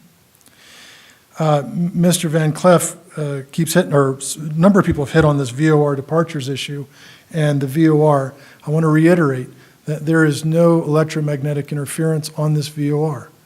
The FAA engineers and flight standard or flight procedures have determined that. The missed approaches off of this airport that aim right at that Muddy Mountain VOR, you can see it on the screen there with the turbines to the north and west of it. Those aircraft are going to be at altitudes well above the wind farm. It doesn't really matter whether they're flying over the wind farm or not. If they're in compliance, and they have to be in compliance with the design of the procedure. If they're not, then they're putting themselves and their aircraft at risk. The reason these procedures exist is to ensure obstacle clearance and provide navigational assistance to the pilot so that pilot can get down below the clouds, see that runway and land on it. So a pilot that's not operating in conformance with these procedures is not operating safely. The FAA, we can't design wind farms for people that are not operating safely.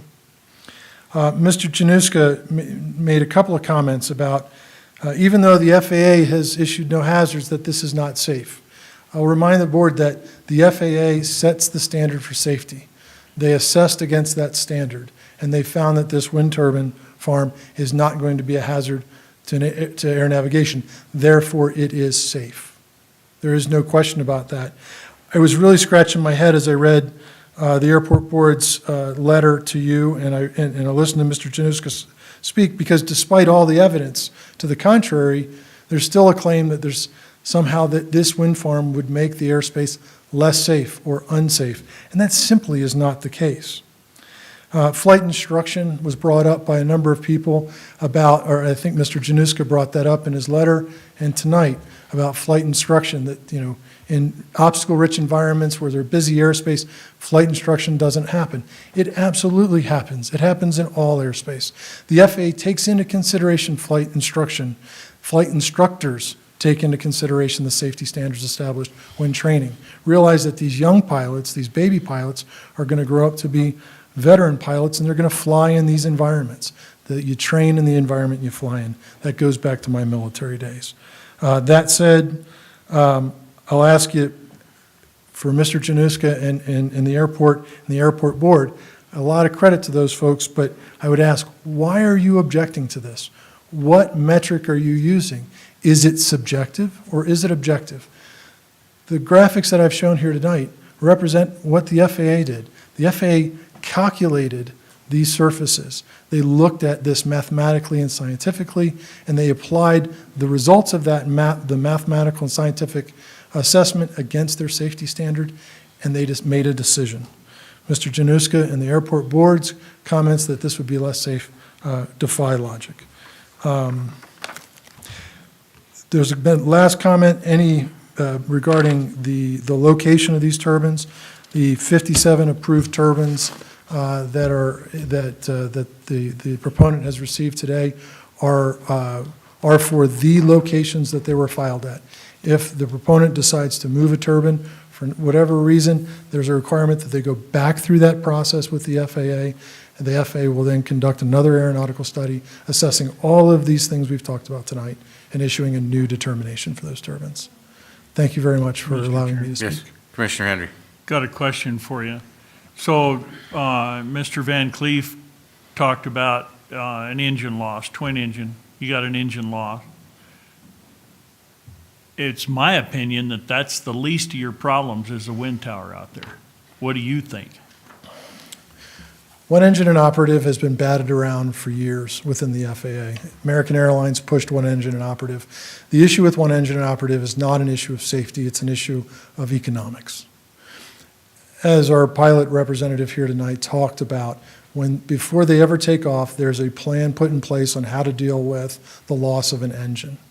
So this is not a situation in which pilots take off, lose an engine, and all of a sudden say, what do I do now? If they are, they're not doing their job.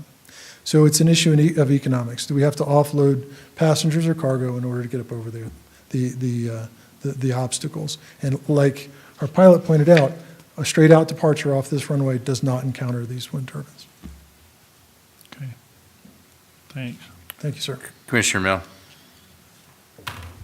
You answered one question, I just had a couple, just to confirm, I can see it on the map, but I just want to verbalize, is the VO law within the wind farm? No, it's not. The other one is, per question, I think it was 20, the hazard mitigation within the grant. He listed, in that question, there's a variety of mitigations to that hazard.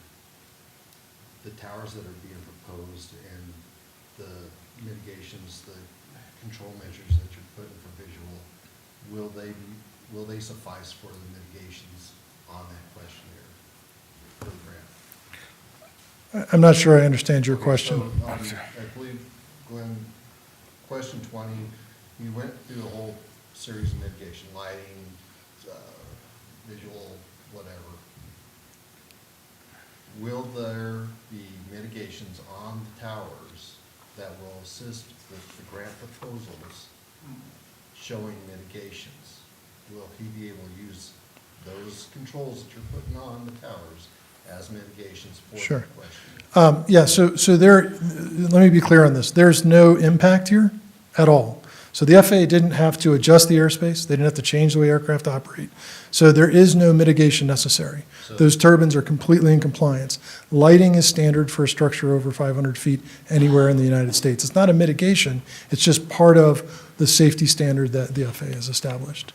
So he doesn't, on that questionnaire, he wouldn't even need to put, This is, he wouldn't even need to address the turbine. this has no effect on their grant assurances whatsoever. And I'll point to the title of the determination that was issued for the wind turbines. It's a determination of no hazard to air navigation. And if you read through that, it has no effect on instrument or VFR flight. Those are the two things that airports should be protecting for. If you saw in here that if the FAA issued a determination of hazard and this board approved it, he might lose his grant assurances, absolutely. But in this case, the FAA has issued a determination of no hazard. If you approve it, there is no question of grant assurances. Sure. Any other questions that relate to FAA? Okay, thank you. Thank you. Is the your noise expert still on, or is he? Yes, he's still on. Okay.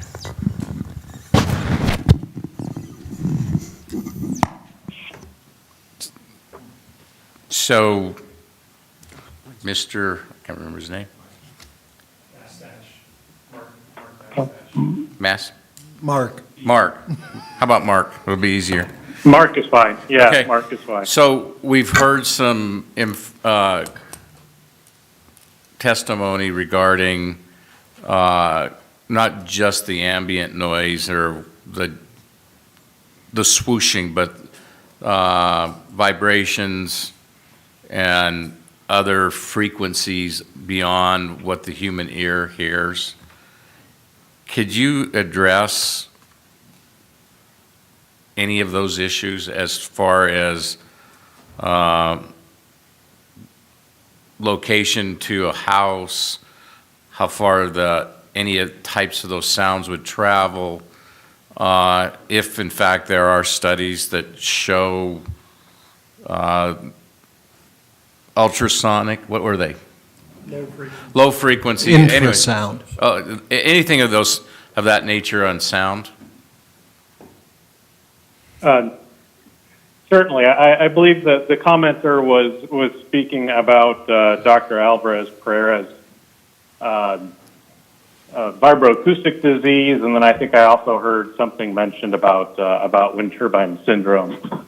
Those are topics that have been around for a while and have been well studied by public health professionals around the world.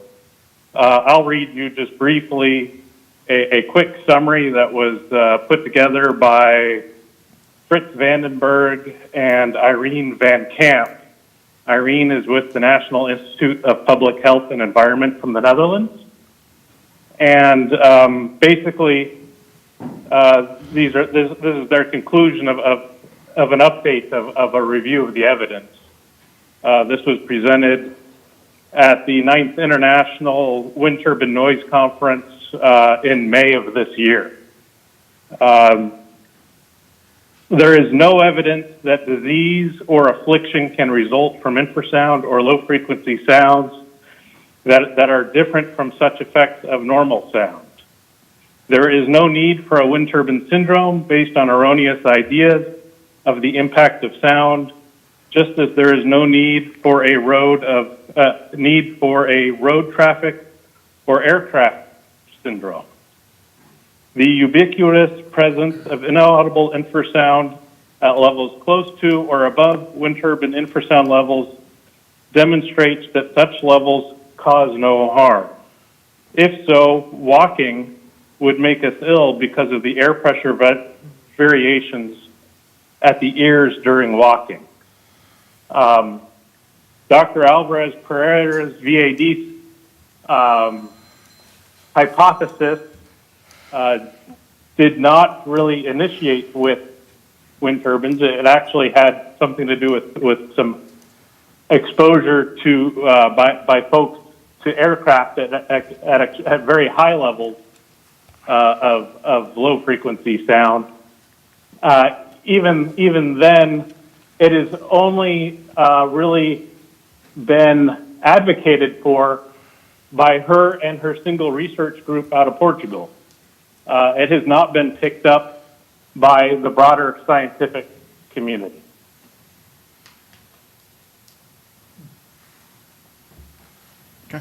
Commissioner Kaufman. Mr. Chairman, I do have a question, Mark. So I was curious, somebody mentioned, forgive my ignorance on this, but if every turbine is 29 decibels and you do have 52 in a general vicinity, does it escalate the number of decibels or does that stay the same? I would have to defer to the contour diagram that you were looking at that was prepared by others. I believe that contour diagram or those results are the results of the entire project, not from an individual turbine. That's how these results are normally presented. So the additive effect, so to speak, would be considered in any predictive analysis, typically.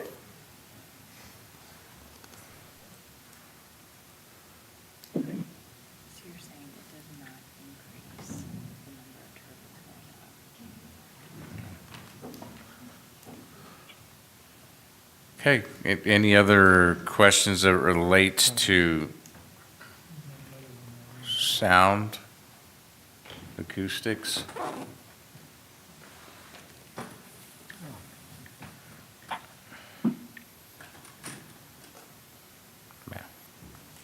So come back up and explain what we got here.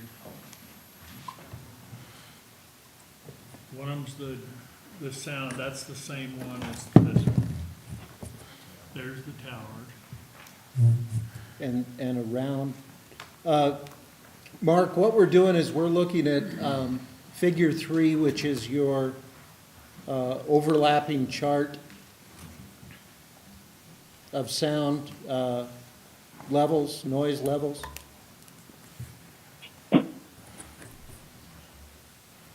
With the red dots being the turbines. And So is that a contour diagram? Is that what you would be looking at? You kind of see concentric, yes. and then kind of, and then a combined Yes. kind of contour as you get further away. Hey, Mark, I'm going to so interrupt you that for a would be second. Hey, indicative. Mark, I'm going to interrupt you for a second.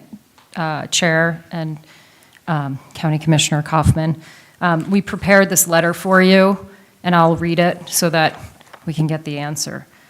We prepared revised sound predictions for the above referenced project. As you know, we previously prepared a sound report for the project. So the report where we are now at 29 decibels is for the entire project, not for an individual turbine. Thank you. Okay, that's good. Okay. The other, Mr. Chairman. Yes.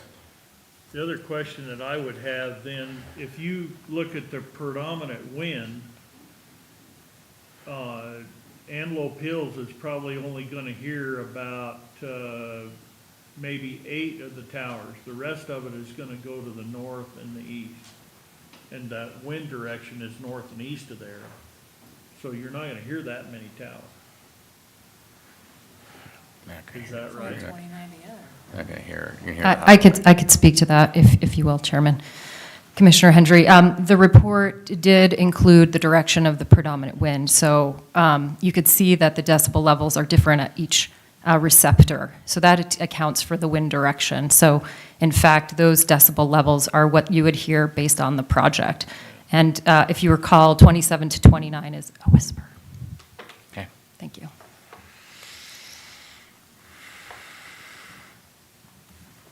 Okay, I've had the FAA and the noise. Anybody else have any particular questions they'd like for follow-up? Commissioner Mill. Commissioner Kaufman. I think there was a point brought up, and I think this was from Mr. Winggerter, so thank you, Terry. I think this is a question for our county attorney. It is, from what I understand, from watching the YouTube video of planning and zoning and seeing their packets of information, that they maybe didn't have all of the same information at the time they were making decisions as we did. Specifically, I think what I'm asking is, did they consider the state statutes that we have in the mix in our decision-making tonight? Or can you speak to that? Mr. Chairman, Commissioner Kaufman, so I did not attend. My deputy covered that. Based on my conversations and reports, I don't think that there was any briefing prior to that hearing. In the recommendations that were forwarded, there weren't specific findings made to support, what they did. So it's a little bit hard for me after the fact to kind of divine their thought process. Given that we have 2 very new members, I don't believe they did have all of that information in front of them at the time, but I can't speculate as to whether or not that would have changed their view or outcome or what they did. Okay. Commissioner Mill, had a question? Yeah, going back to the towers themselves. Mike. Comment was made that. Turn your mic on. Oh, sorry. Thanks. There was a comment made about the base grinding going, you're wanting to go 3 foot instead of a recommended 4 foot. Can you address that? Somebody? That is the request. The state in the past, the ISC, has sometimes asked for a 4-foot grind down, but in my experience, they have been accommodating to a request to just go down to 3 feet. Is there any specific statutory requirement or anything to go to 4 foot? Not that I'm aware of. Okay, so it's a recommendation type, it's best That's- practice. I'm sorry. Mr. Chairman and Commissioner Milne, yes, that's my understanding. Okay.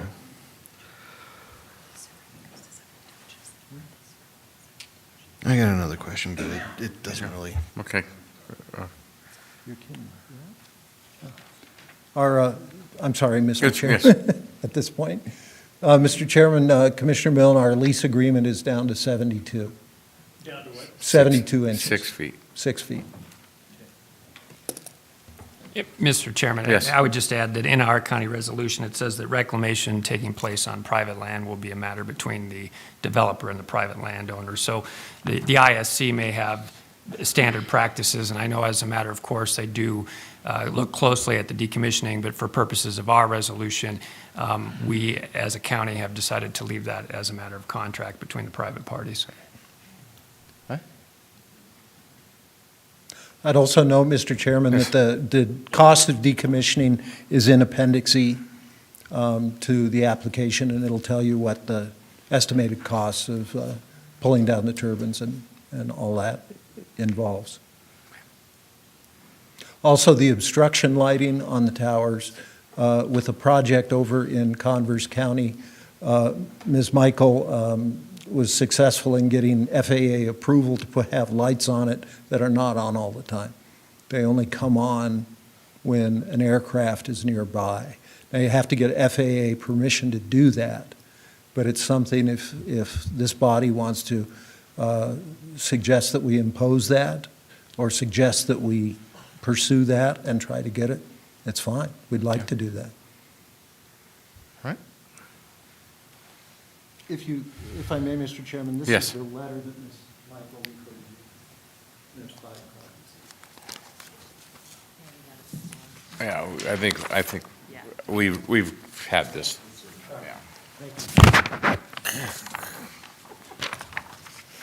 Mr. Chairman. Yes, sir. Any other questions before we entertain a motion? I just want to know what happens when those two-piece blades come apart. But let's just keep going. We're going Okay. to sue the bolt manufacturer. Okay. I believe we're done with, Mr. Jared. I gave the applicant, I'll give Mr. Jared a quick chance to do a response to something. Oh, you got it.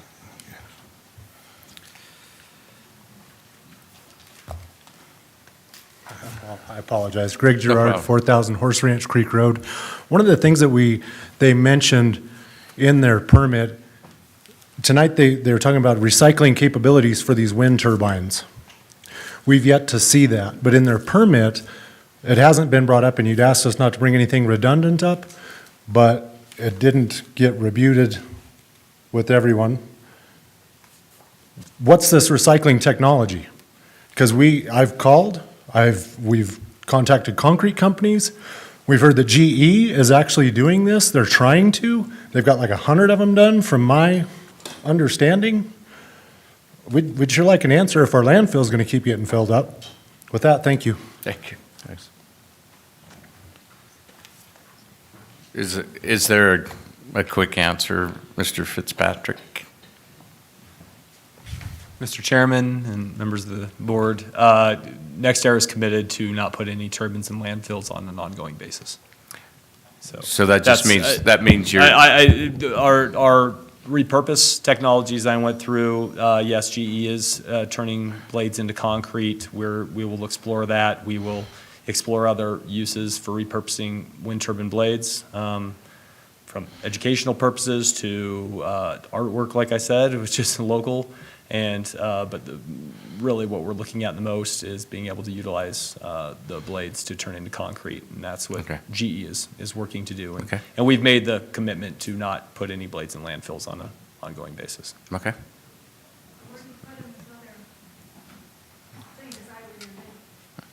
Where do you put them when you decide what to do with them? It's going to, it takes more than 10 years for that thing. It takes more than. Okay. 50 Yeah. years. Yeah. I think it's really not germane to this discussion. I mean, the applicant's made a statement that they are working to recycle and keep them out of landfills. That's, Can I make a comment, Commissioner? as long as it's brief. It's very brief. And you have to come up and give your name and address. I sure will. My name Please. is Gume. My name is Gume Serna, and I'm from San Antonio, Texas, 78232. And forgive me if I'm not looking at you, because these are the important people over here. I want to tell you, $6.7 million is what the FAA paid to that pilot that supposedly was at fault in South Dakota, because he wasn't at fault. 25,000 hours of flight, accident-free. Nexter was the one that paid that, $6.7 million. So I don't know where they came up that it was pilot error, it wasn't. So that was just my comment. All right. Thank you. Thank you. All right. Yeah, Commissioner Hendry. I would move that we pass CUP 21-001 with the original findings of fact that planning came up with. That's the motion. Mr. Chairman, I would second. second. Sorry. You go ahead. It's Whoever. been moved by Commissioner Hendry, second by Commissioner Kaufman, to approve CUP 21-001, along with the findings of fact. Discussion? Mr. Chairman. Commissioner Hendry. You know, this, we've had lots of testimony on both sides. And you know, I don't want to pit neighbor against neighbor either. But for me, I look at private property rights of the people that these are going to go on, and a lot of different things, but I also look at the interest of the county. The county stands to make from $106 million to $238 million. That's the kind of project, that's the reason we don't pay income tax in the state of Wyoming. These kind of projects. But if you go down, I mean, the county will get building permit fees, we'll get taxes, property taxes, generation tax, sales tax. This is a big deal for Natrona County. This is probably the biggest project we've had in Natrona County since the refineries. And they all left except one. So this is a big deal. You know, the extra income that these ranches will make, every dollar they make turns over seven times in a community. They're going to be buying trucks and everything else, the people that work on it. It's economic development. And I appreciate the diversification that they're going to have. Ranches historically look for outside income. And this is outside income to keep ranches in business. Some of that green is on my place, our place, west of town. Hey, if it comes, I'm all for it. But I'm all for all energy. All of the above energy. And wind is not the savior, I'll tell you. But neither's nuclear. There'll be lots of people against nuclear, and I'm for that. We need to open up mines out here. We've got mines in northern Converse County and Fremont and Natrona County on the west end. Let's open them up.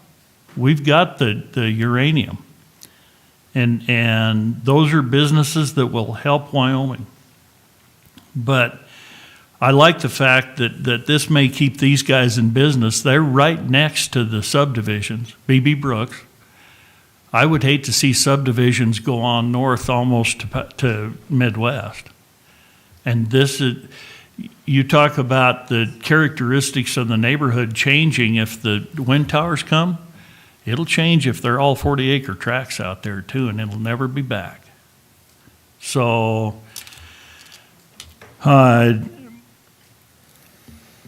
let's see, I wrote down several things as we were going along. Yeah, this is going to alter maybe the characteristics of the neighborhood, but is that a bad thing? Yes. Well, that's in the eyes of whoever's looking at them. Some of it's bad, some of it's not bad. I'm a pilot, and I fly low level. There's nobody flies any lower than I do. And, well, this is my turn. There isn't anybody flying any lower than I am. Everything from predator control to helicopters and Super Cubs and 182s. So I've got about 5,000 hours. And these things do stick up in the air. Be the first to agree with you. One of the people that these towers are going to go on, he is a pilot. So one of the owners of the land is a pilot. And he's going to fly right down through the middle of them. I can guarantee you, because he's going to go see it. He's going to go try it. Then as far as the airport, I'm on that board as liaison, and I really hate to vote against those guys. They're good guys. They're looking out for safety, but I'll tell you, I really believe that if you got a problem maintaining altitude, those wind towers are the least of your problems. And I've been on the ground upside down in an airplane. And the ground is your problem, not towers. I can testify to that. But you fly it, you keep flying it until you land, because you're going to land, however it is. But, you know, flying is not, learning how to fly in Casper is great because you got winds and you've got a tower to talk to. And I learned in 78, from 78 to 81. But now you also have wind towers. And I think that's a pretty good education for pilots, because if you just fly down to Cheyenne, we saw that they're 2 miles away from the airport. You're going to be flying around towers in any other state too. So that's not a bad teaching experience either. So anyway, I'm for it, Mr. Chairman. Thank you. You seconded. Commissioner Kaufman. This is a heartbreaker just because there's so many softer issues that come up with this, where it's people are concerned about how their health will be affected or their livelihood. So please know that I hear you, and these issues are not easy, and I don't think any of us sits up here and thinks this is a done deal by any stretch. Just a couple notes that I made. I do appreciate the FAA no adverse effects. We did address the noise issues. I do appreciate the applicants' willingness to move those turbines within a mile instead of a half mile. I do, from a legal perspective, feel like the applicant has met all the requirements. It is in RAM. Obviously, economic impact was a piece of it. And then all of us in Wyoming, and whether you like it or not, we are pro-private property rights. So there's a lot of things that went into the reason that I would support this, but it's not easy. And I have to look at a lot of you on the streets, and I feel bad that we're here, but that's why I will vote the way I will. Thank you. Commissioner Mill. First, I want to commend everybody for your endurance. Holy cow, this has been a meeting and a half, and for coming out and speaking, one way or the other.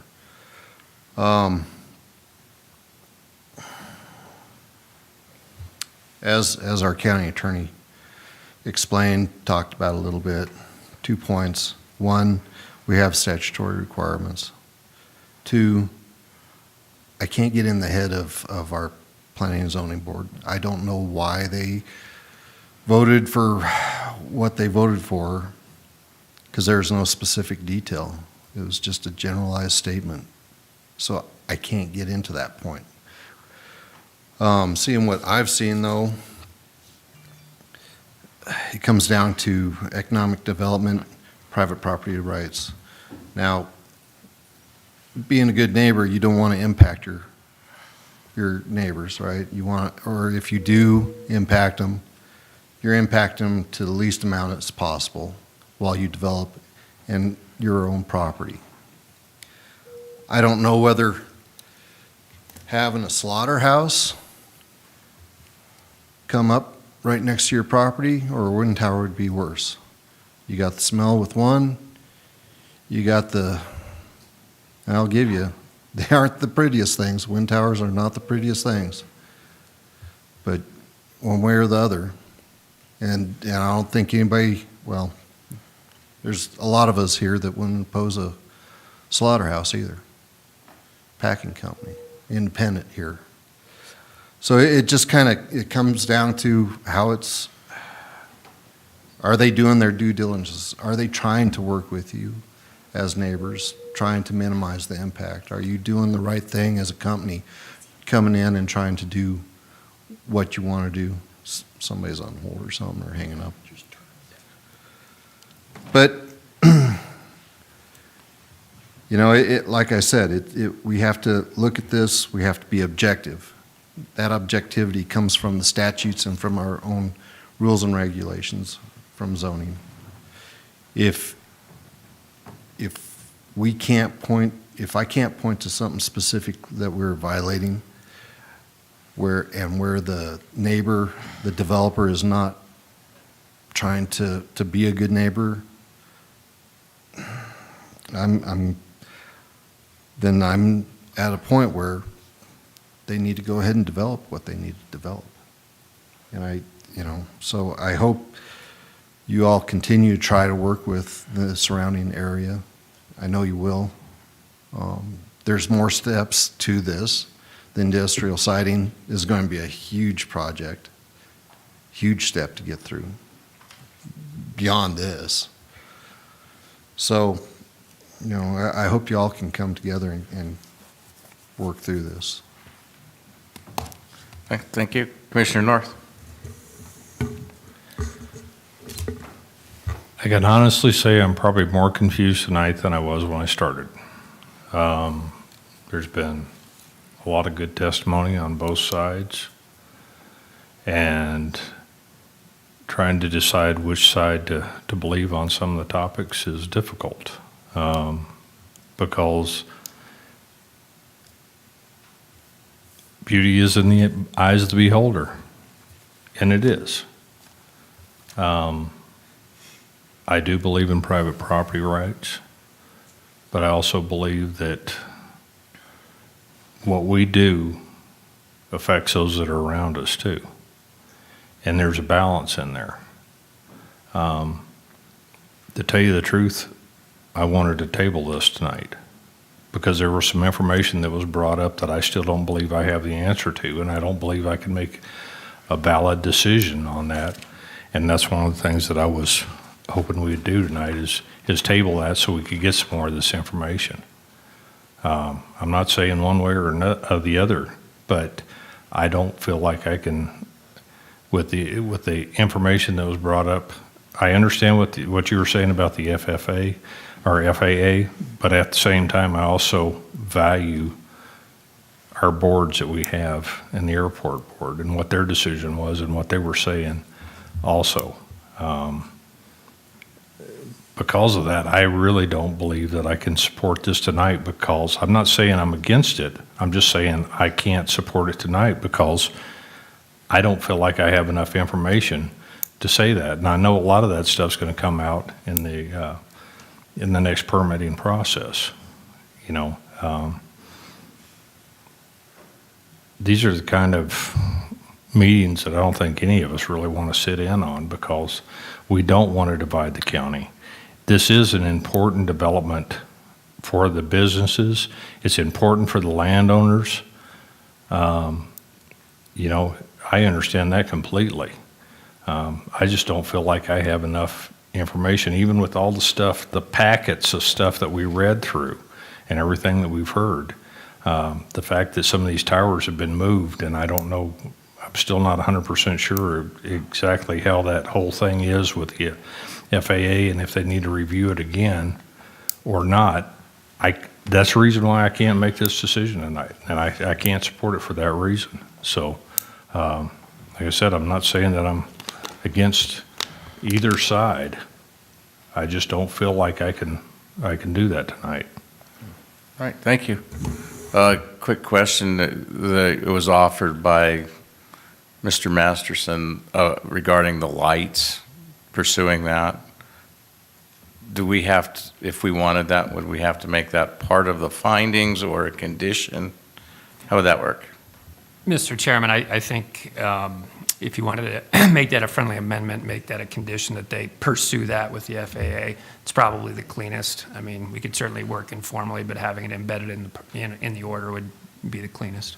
Okay. That makes me more nervous than the VOR discussion. Having the lights turn off and on. Yeah. Well, I think that. Out there, they're going to be at that level. Well, they're set so that if the light comes on, I assume there's some type of radar associated with it, so that reads it. So anyway, yeah. So, well, gee, I get the last word. Oh, and I don't yet. No. Oh, jeez. Before you get the last Okay. word. The one comment that I didn't make, or two, I really wish that somebody had worked on battery technology. We got a land grant institution in Wyoming. This is part of our land now. I wish we could work on battery technology. And who knows what that'll be, but that would make it more efficient. The other thing I'm thinking about, Mr. Chairman, is they're talking about closing Dave Johnson Power Plant down. So the city of Casper and the county is 80,000 people. Might be just damn glad to have some power close, some generation. And I know that nuclear's coming, but boy, you'd think we had a fight with wind towers. Wait till we start talking about nuclear down at Dave Johnson. So, anyway, and I would hope the company, if this goes through to the end, would help us on some of those green technology type jobs, the economic development type things. Help us get some of those businesses that want that kind of power. Thanks. Thank you. Anyone else? So, I get to bring it home. So I don't intend to say anything that, please don't take, either side take what I'm about to say wrong. It's just my opinion. We're all entitled to it. I despise renewable energy. I think it is one of the worst things that our country has pursued. I think it is being sold for generations that renewables are going to save the planet when in fact they're probably going to destroy it. We can't mine enough. We can't get rid of enough of this stuff. And yet we're teaching our children that fossil fuels, and Rocky Mountain Power is going to pursue nuclear. Oh, I can't wait to see that fight. I mean, that's been proposed that, we'll all die from that. This is being driven by a national movement that won't let us put turbines on federal lands. Politicians in the left coast who don't follow science, and we're stuck in the middle of this.